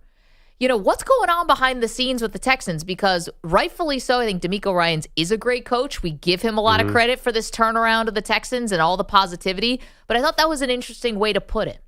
Yeah, do you have any idea who he's talking? Is it C.J. Stroud mad because nobody's protecting him? Is it the offensive line? But again, if you're down to backups. Yeah, that's a problem. Unless it's Laramie Tunsil, the left tackle, who was giving up some pressure last night. But again, if Stephon Diggs was healthy, people would probably immediately go to, what is Stephon Diggs doing behind the scenes? What is he saying? But, you can't blame this guy. He's not there. He's hurt. Same with Nico Collins, but Collins will be back. They had some massive mistakes last night. They were sloppy last night, and they were sloppy against the Colts, too, last week. It's interesting to me. They were talking about how DeMeco Ryans said, I love the offense this year. I'm like, you love the offense this year. You guys look like a shadow of the offense. He's like, no. DeMeco Ryans wants to hand the ball off, Maggie. That's all he wants to do. He is a defensive head coach, and you see it. And I got to be honest, the formula could work. They might be able to Joe Mixon and defense this up. But then Will Anderson got hurt in the first half. It was never the same the rest of the game. If you have Danico Autry, who is suspended, coming back up the middle, Will Anderson and Danielle Hunter, you can be like the 2019 San Francisco 49ers and really just destroy the other quarterback, control the ball on offense. It's a good formula. So the thing is, you're not going to blow out anyone. I think people thought this team was going to be C.J. Stroud throwing for 4,500 yards and 35 touchdowns. Be an MVP. DeMeco Ryans is like, that's not what I want to do. I want to be Jimmy G, 2019 San Francisco 49ers. Well, I still think they're going to win the division, obviously, right? Because the Titans might be one of the worst teams in the NFL. They traded DeAndre Hopkins. The Jags have not shown... This has just been a bad season. They're too far behind. Too far behind. And then obviously the Colts now make the switch in a more permanent way to Joe Flacco. But you already beat them. So yeah, Colts are going to be 8-9, 9-8 for the rest of time. I'm sure their fans are thrilled to hear you say that. But the Texans will get Nico Collins back. And I could argue, is a top 8 wide receiver in the NFL. That's a huge difference. So here's more from Stroud saying how embarrassing this loss was last night. It's hard, to just sit here right now and think about what happened because you didn't watch film yet. But, of course, it's embarrassing. And, to come out here on a primetime game and, get embarrassed like that is never fun. And, I believe, we have to be better in a lot of areas, and that starts with me. All right. So, listen, saying the right things. And, yeah, the first half of the Jets was actually more embarrassing for the Texans. The Texans were just not playing great. And had some injuries, like Will Anderson, you mentioned, leaving. The Jets there was a moment last night that really could have been not an all-timer, Perloff, but adding to the list, the laundry list of Jets futility. Now, they won the game, so we'll give them that. But when this low light happened, I thought Aaron Rodgers may just walk off the field. Rodgers on the flip, the end around, left side Corley, 15, 10, 5. He's in. Malachi Corley. Texans get a huge break. Corley coughed it up before crossing the plane in celebration. Ball ends up in the end zone. It's a touchback. Texans have it. Yeah, you heard that right. Thank you, Texans Radio. Malachi Corley of the Jets basically just walking into... jogging into the end zone, drops the ball at the half-yard line because he was celebrating too quick and lost his focus.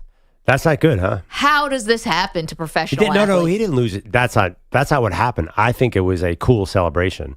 Like, I think he was celebrating too early. It's not lost his focus. It's not like, I'm just a little distracted. I dropped the ball. I think he was being cool. No, the focus was, I'm going to be in the end zone, but you weren't yet. That's how you lose the focus. Yeah.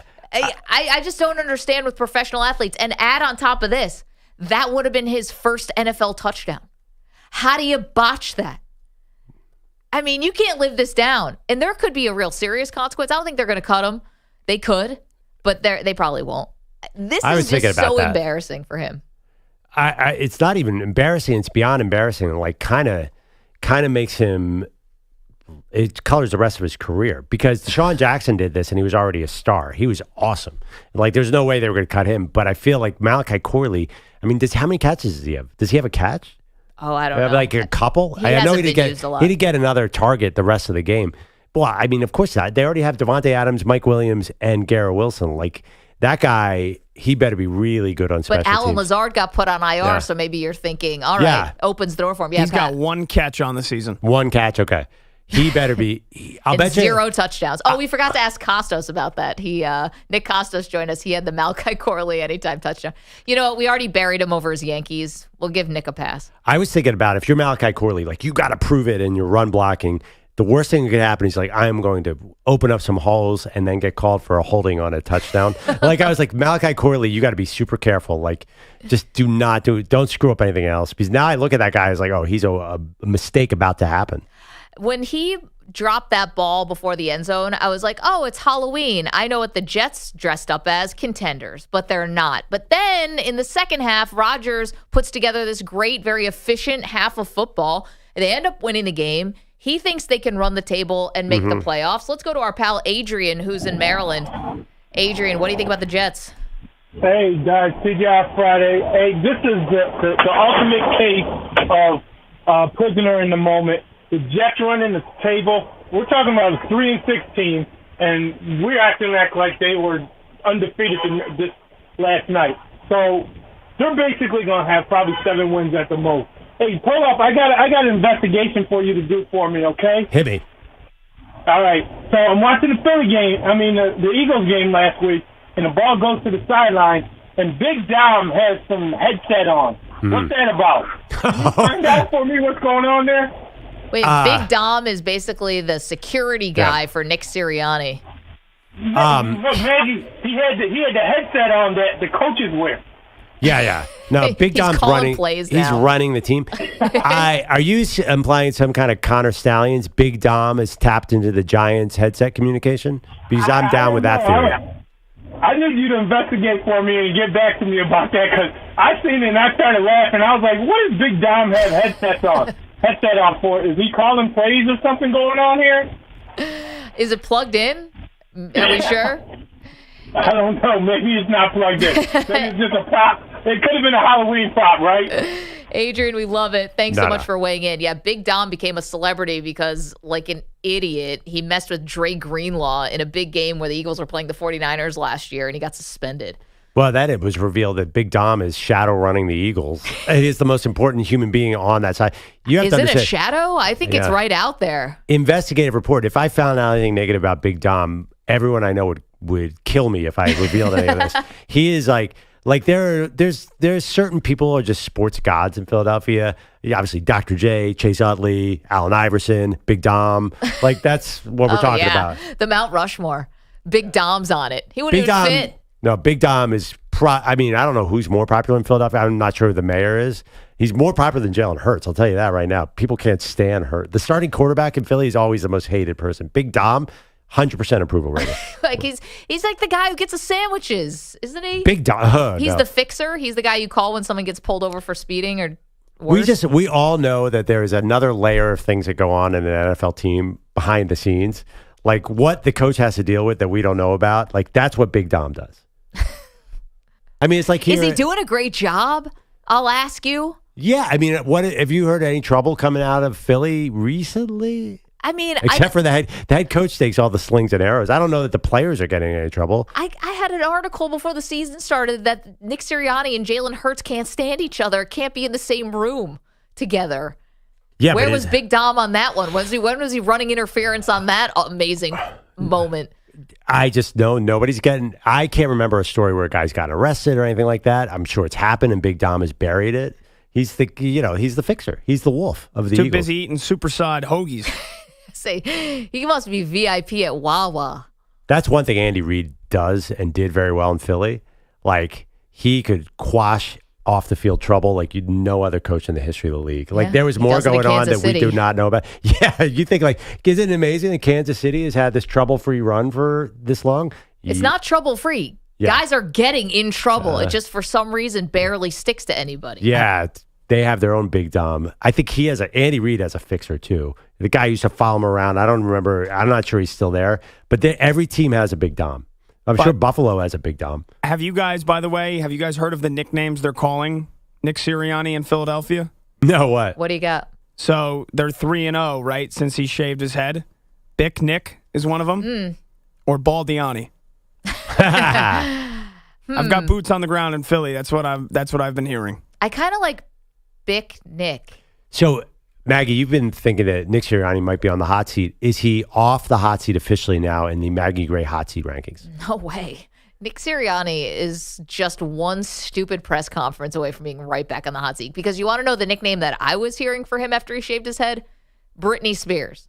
Yeah. When she had her meltdown and shaved her head with the paparazzi outside. But they're hot now. Now they're hot, and now they get a Jacksonville Jaguars team that they definitely can't lose to, right, on Sunday? Doug Peterson revenge game? I don't know. I was joking. I think they absolutely can lose this game They on Sunday. absolutely can lose this game, but then they got the ghost of the Cowboys coming up. They'll probably win that game. I thought about the Jags. I'm like, what team who thinks they're even have an outside shot at being a contender trades away their healthy left tackle? You just paid your quarterback $250 million. Like, here's an idea.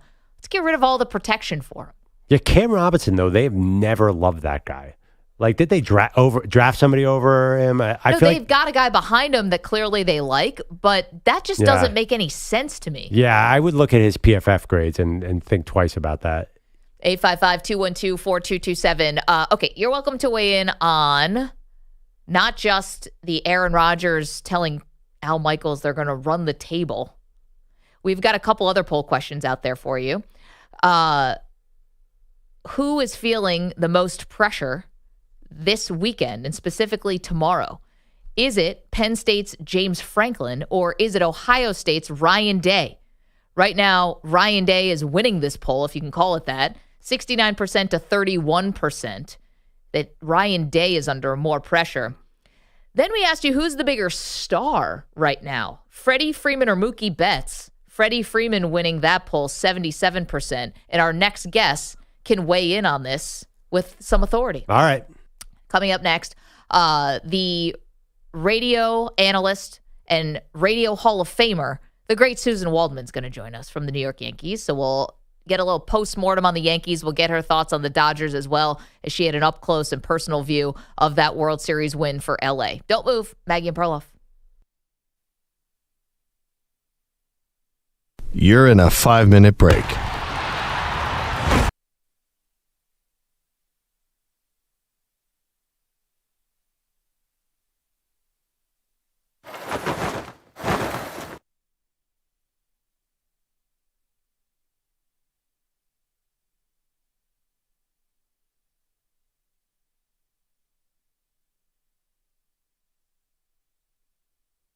Four minutes, 30 seconds remaining.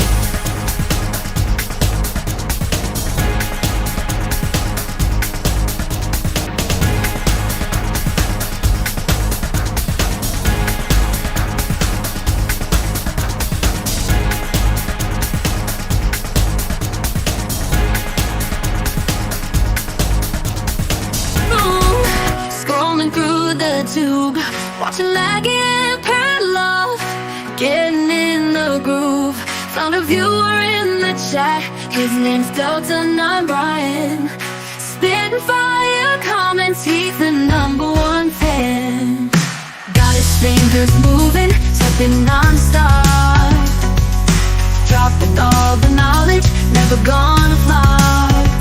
Talking about Ryan, he's the king of the chat. With his love for the show, there ain't no doubt. Every episode, he's always in the mix. Leaving comments for the host, he's got the tricks. Talking about Ryan, he's a YouTube star. With his quick comments, he'll take it far. All day been sitting in my room, scrolling through the tube, watching Maggie and Perloff, getting in the room. Some of you are in the chat, his name's Delton, not Ryan. Sitting by your comments, he's the #1 fan. Every episode, he's always in the mix. Leaving comments for the host, he's got the tricks. Doesn't that Ryan? Andrew Bogusch, lost in the fog of golf. Bogusch can't see his way. People out his voice in his ears every day. Tom Brady's glory, it's all too much. Andrew Bogusch needs a break. Bogusch has had enough of Pete. Freedom from Bilotti, that's what Bogusch needs. People he won't leave alone. His voice keeps ringing in his headphones like a drone. Oh, get out of Bogusch's head. People, can't you see? Bogusch trying to be free in the sea of noise. Let Bogusch find his peace. Oh, get out of Bogusch's head. People,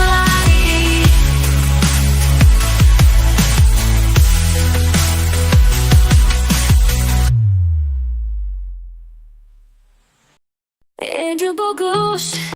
Oh, Maggie Gray on the radio waves, talking sports and scores in the games we crave. But when she's done with touchdowns and three-point shots, she dives into conspiracies and connects the dots. Oh, Maggie Gray, with your wild theories, you make history sound like a daytime series. From grassy knolls to the CIA, what will you dream of today? JFK wasn't just a simple case. I got the scoop right here on my plate. She's got a playbook full of suspects, from mob bosses to alien sex. Oh, Maggie Gray, with your wild theories, you make history sound like a daytime series. From grassy knolls to the CIA, what will you dream of today? Oh, Maggie Gray, with your wild theories, you make his state plot. Maybe it's something that we all forgot. She breaks it down like a post-game. Peter Bellotti loves Wendy's bacon treats.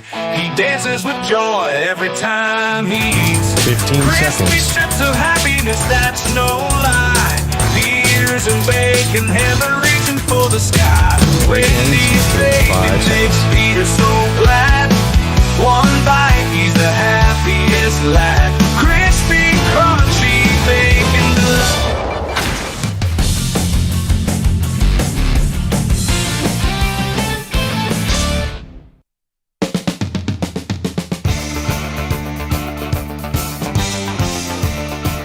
Welcome back.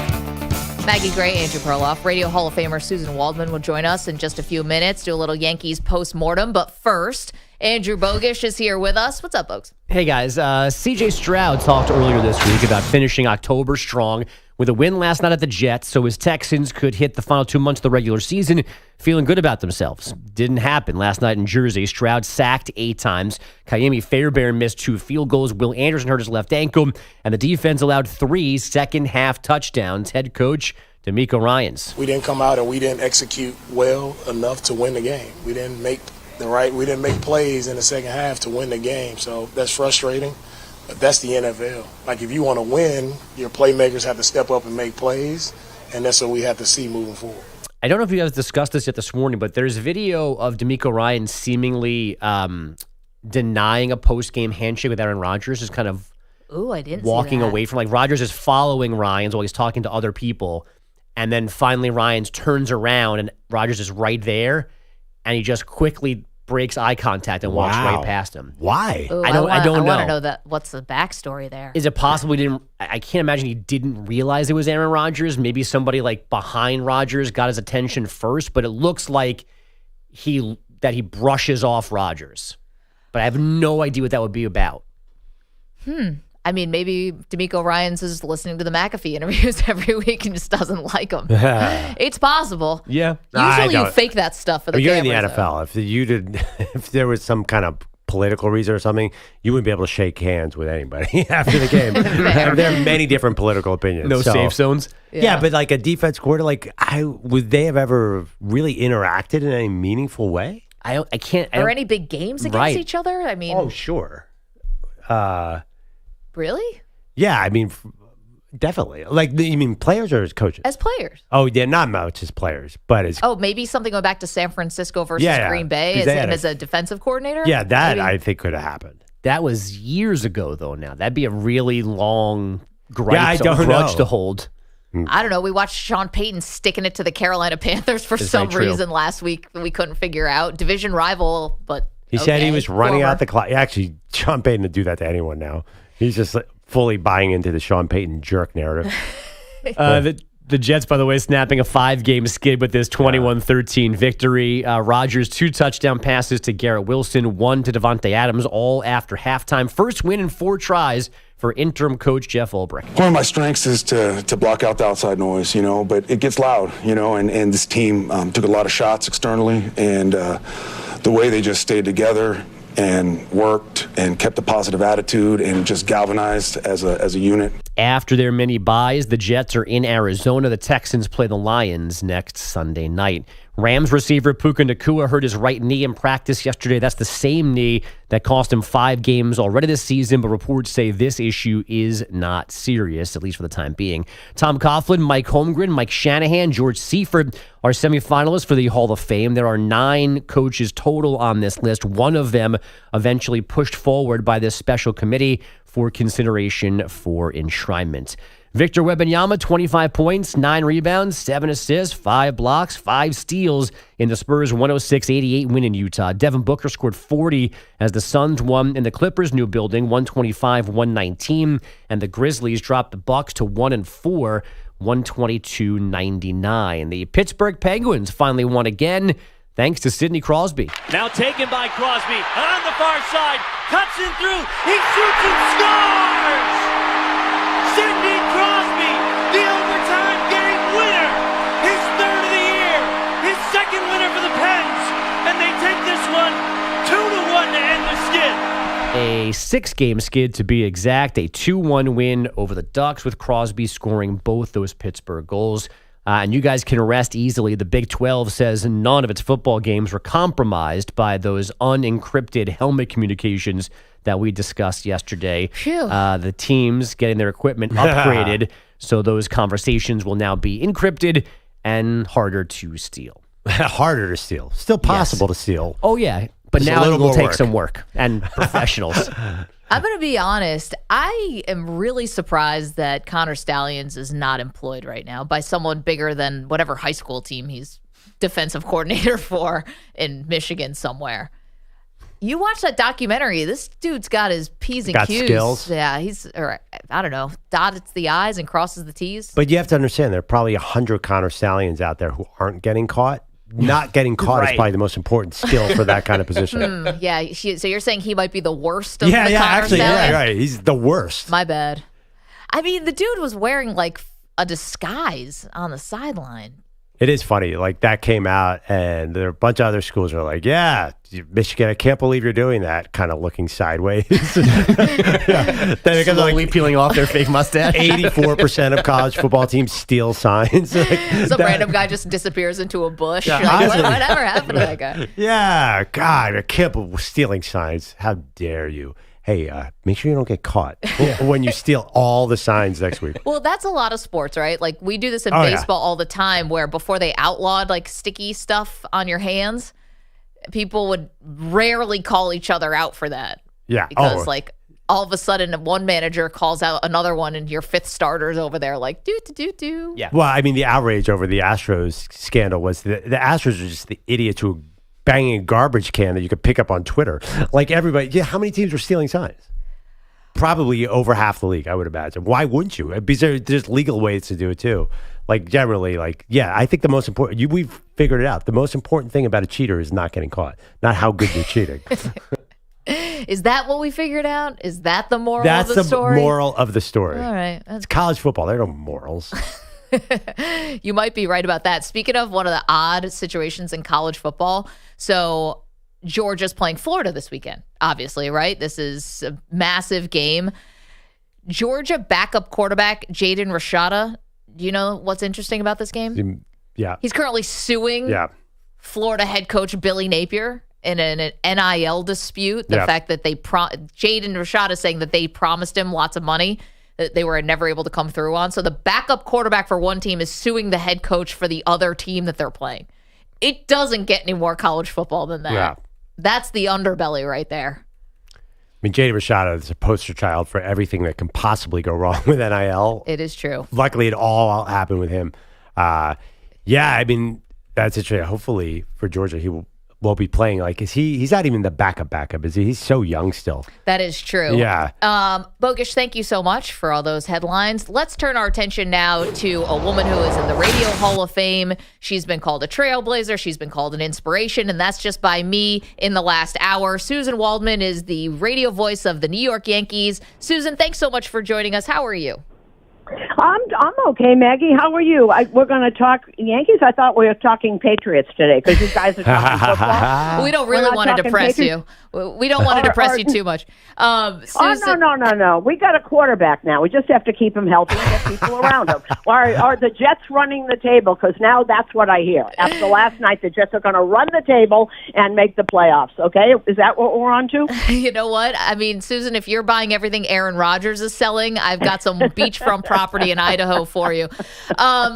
Okay, so let's unpack a little bit of what happened here. Okay. And again, thank you for joining us. It was obviously thrilling for the Yankees to get back to the World Series. It had been so long, but you know, your boots on the ground, you're following this team every minute, every day. Let's start and work backwards. The vibe in the clubhouse, Suzyn, you've been there for wins, you've been there for losses. What was it like, and how did it compare to years past? All year, you mean? No, after they lost. After they lost. Okay, this is very different because it's the vibe. You know, when you lose and it's awful. It was awful in there. They didn't open the clubhouse for a half an hour because evidently everybody talked. They had, Boone had talked, and then everybody got to say something. You know, this team, when you look at it, and the vibe is one thing, and I don't put a lot of validity on love and stuff because everybody loves each other. But this team was different, and I think it was because the sums of the parts were greater than the parts individually. And I'm not talking about Soto and Judge and Garrett Cole. Let's take them out of the equation and put them in a corner. Everybody else, there was a lot wrong with this team. And that last game, everything that was wrong all year came out in that fifth inning. The only thing that didn't happen was somebody getting thrown out on the base pass. This is something that you've watched all year. And when you've got people that either are playing out of position or they're told to be someplace that maybe other analytics don't do, this is what happens. Unfortunately, it happened in the fifth inning, and that's what I saw. Anthony Rizzo, for example, everybody talking about Rizzo not taking the ball to first base. That's how he plays. That's how he plays because he believes that the pitcher should always cover first base. Now, other first basemen don't do that. And Mark Teixeira, for example, never threw to the pitcher. He would do it himself if he could get there, but that isn't how Rizzo plays. Garrett Cole should have covered first base. Sure, he should have. Garrett Cole had a few other things going on in that inning. How to get out of a jam when his defense was falling apart in back of him. And when you see that look on his face, maybe you should have run to first base. But those are the kinds of things that happen when, that's how you play. That's how they've played all year. And it was shocking, surprising, not so much. Suzyn, it's Andrew Perloff. I want to say, by the way, Maggie praises you. She does that behind, off mic. Every day I hear about how much she looks up to you. So I just wanted to say that. But I have to tell you, I'm not a Yankees fan, but I was a little bit of a sucker when they went up 5-0 in Game 5. I actually started to believe, like, wait, maybe it is possible that this team could make a historic comeback. Did you actually let yourself believe, well, maybe this is a series again? I absolutely did. I had already packed. I had gotten up. I couldn't sleep that day because I'm like that. I had packed for Los Angeles. I was positive we were going to Los Angeles. And it was because it was Cole. This is why they got him.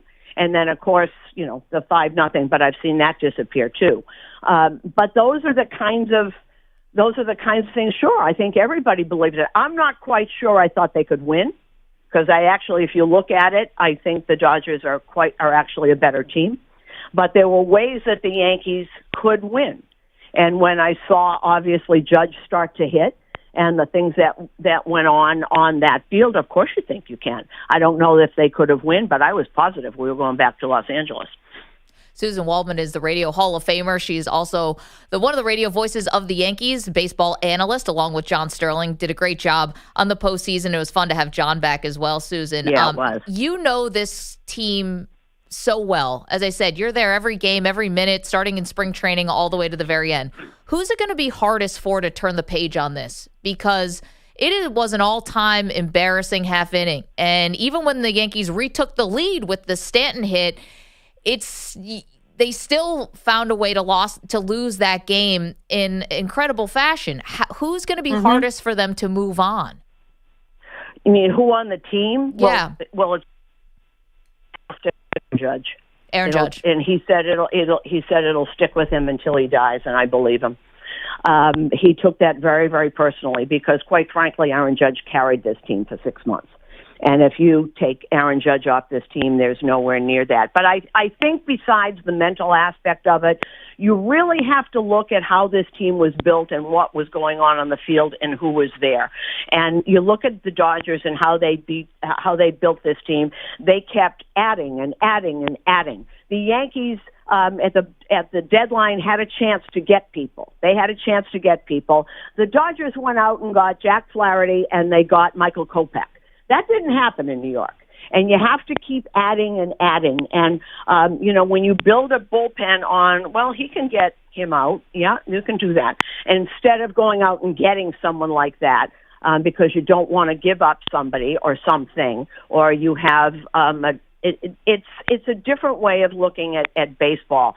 And we can talk about the emotional thing all you want. If you look at it, look at this year. They got very little production out of left field. Alex Verdugo was saying, I wish I had been better because I'm a better player than this. Well, he is.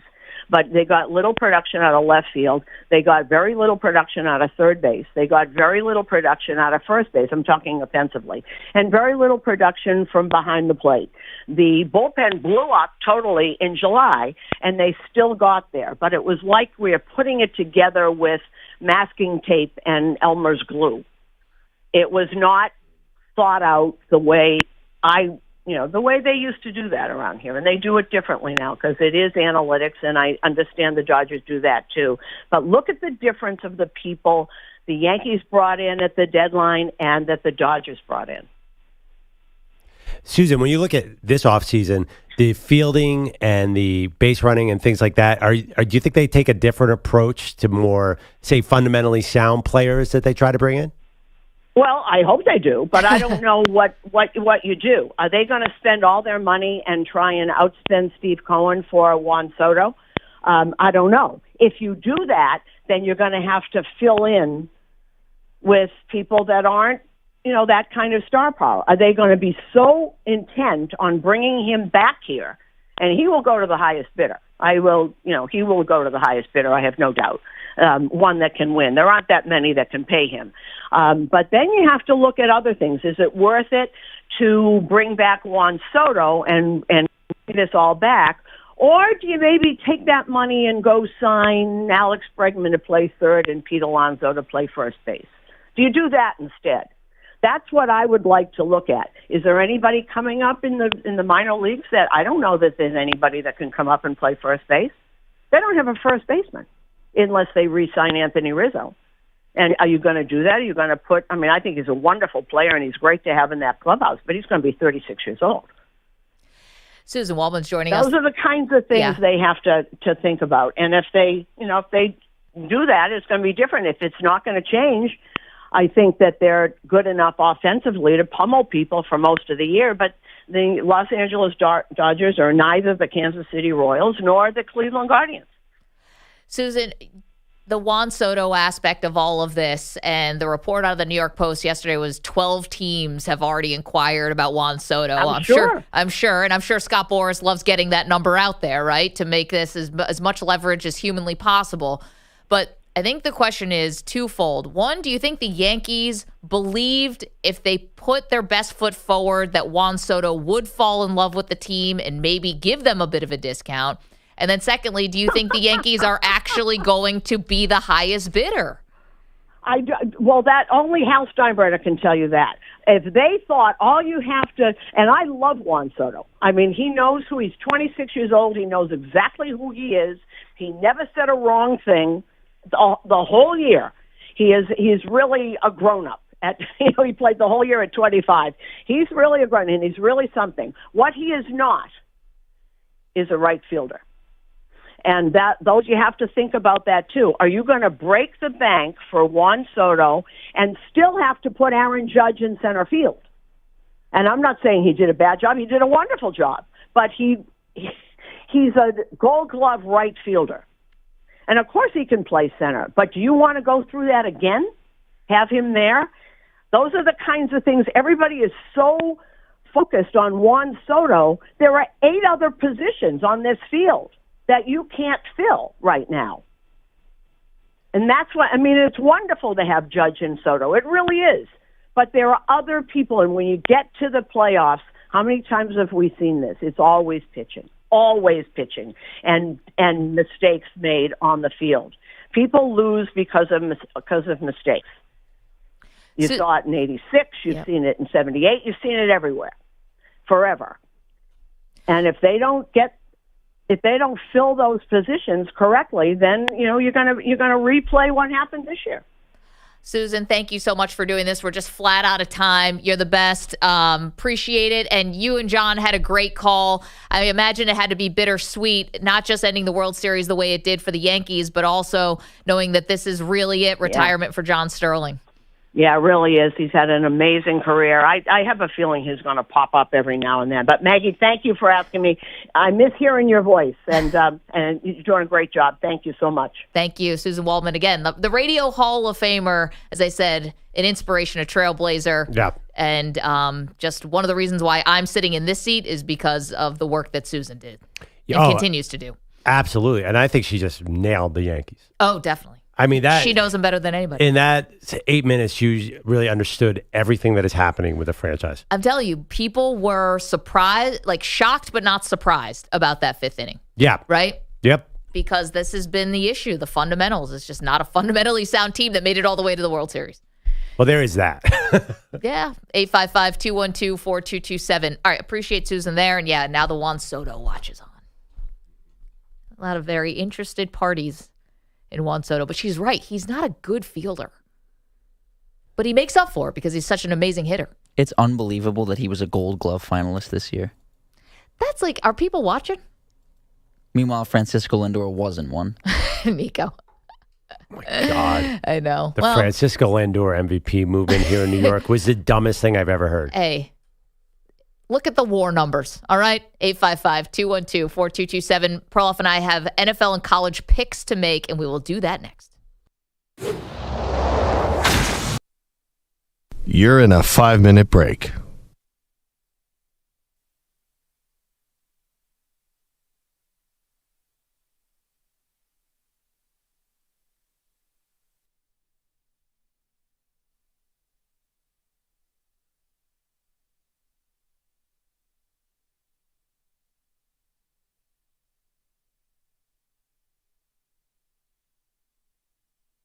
Four minutes, 30 seconds remaining.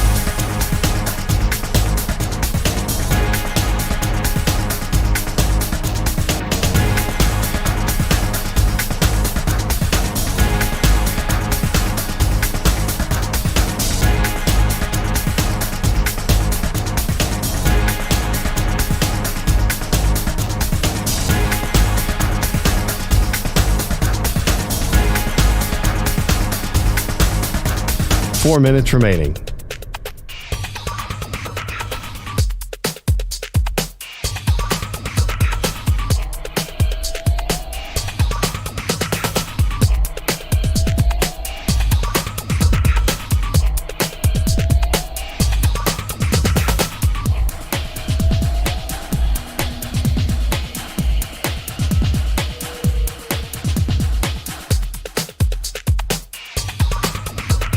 Three minutes, 30 seconds remaining.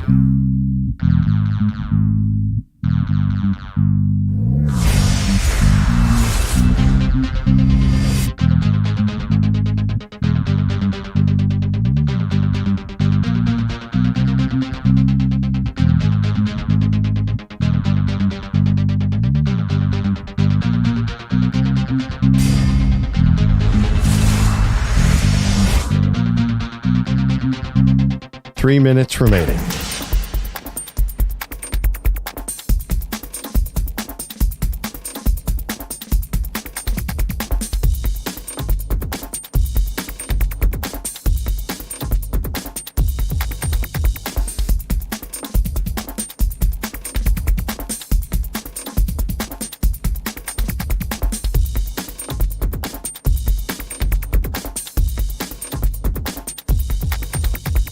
Two minutes, 30 seconds remaining.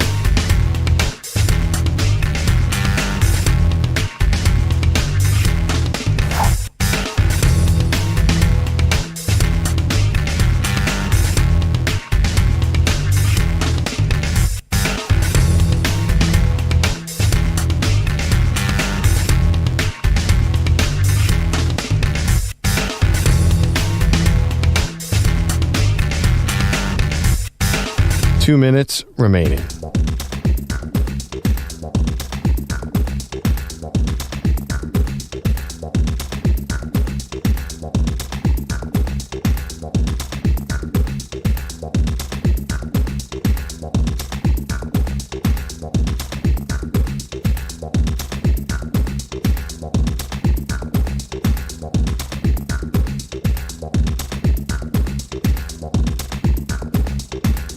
One minute, 30 seconds remaining.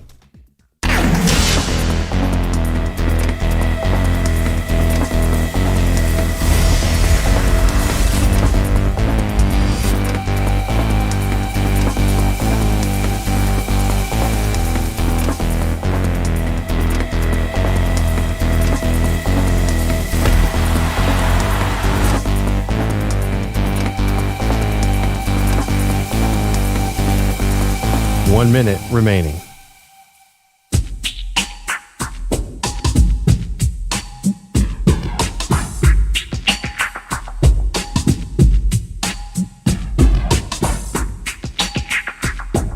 .45 seconds remaining.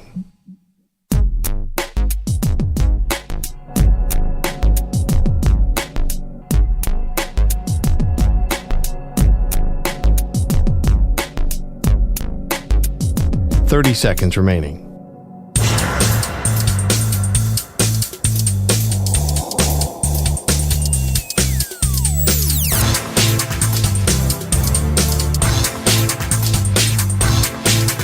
.15 seconds.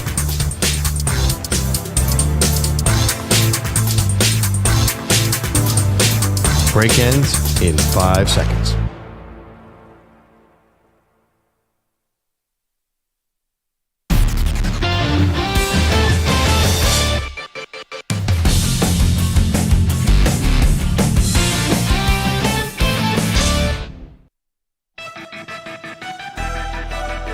Maggie and Perloff's NFL picks. All right, Pat Boyle in for EJ today. Pat, can you give us our records for the 5 college and NFL picks that we make each week? Yeah, so Maggie, you are 25-15. You went 2-3 last week. You hit the Chargers and you hit Vanderbilt. You lost on Jets-Patriots under. You lost on Tyreek Hill over receptions, and you lost on Navy-Notre Dame under. So you're 25-15. Perloff an even 20-20. He was 2-3 last week. You hit on Oklahoma plus 21 and Jameis Winston over passing yards. Lost on the Dolphins -4, Bills, Seahawks over, and Ohio State, Nebraska over. Steady Eddie, Perloff. Unlike Red Hot Maggie, 25-15 is pretty darn good. I know, but I can feel myself coming back to the pack because I don't like any of the games on the board this week, so don't feel confident about anything. That's my disclaimer. Pearl, why don't you get us started? We do 2 college picks, a side and over-under, then 3 NFL picks. Go ahead with your college pick. Okay. I'm going to go back to the well here. I've had success betting on Miami Hurricanes over, so I'm going to go Duke Miami over 54.5. And then I want to jump in on this Indiana Hoosier party. I am going with I'm sure they're going to be so glad to have you. Well, you know what? Indiana Hoosier, that's not a front runner. It's football. It's not basketball. So I am allowed on it. They are a lovable underdog. So right now it is 7.5. Laying 7.5 at Michigan State. I've lost against Michigan State earlier this season, but I'm going Indiana. Those are my college picks. What do you got? Okay, I'm going back to the Wait. Sorry, yeah. So what is it, Indiana? Indiana minus 7.5 at Michigan State. Duke, Miami over 54.5. Got it. Got the over. I just wanted to make sure it was 7 in the hook. You could ask me afterwards. Okay. Got to make sure they're right on the record at all times. That line has moved around a little bit. I want to get it at 7, but anyway, go ahead, Maggie. Well, we are where we are. For my college picks, I'm going back to the well on Vandy. I find Vandy plus 7.5 at Auburn. Now, usually I like to bet Vandy at home, Pearl. That's the secret sauce. You got to be in Nashville, but I think this is a disrespectful line to Diego Pavia. And I don't know if maybe the public, like myself, are completely enamored with this dude, the Johnny Manziel 2.0. But Auburn is not a great team. I'm sorry. They're not. And I think Vanderbilt, they're scrappy. So give me the plus 7.5 on the road, Vandy at Auburn. Love that As far as my over-under is concerned, Ole Miss and Arkansas.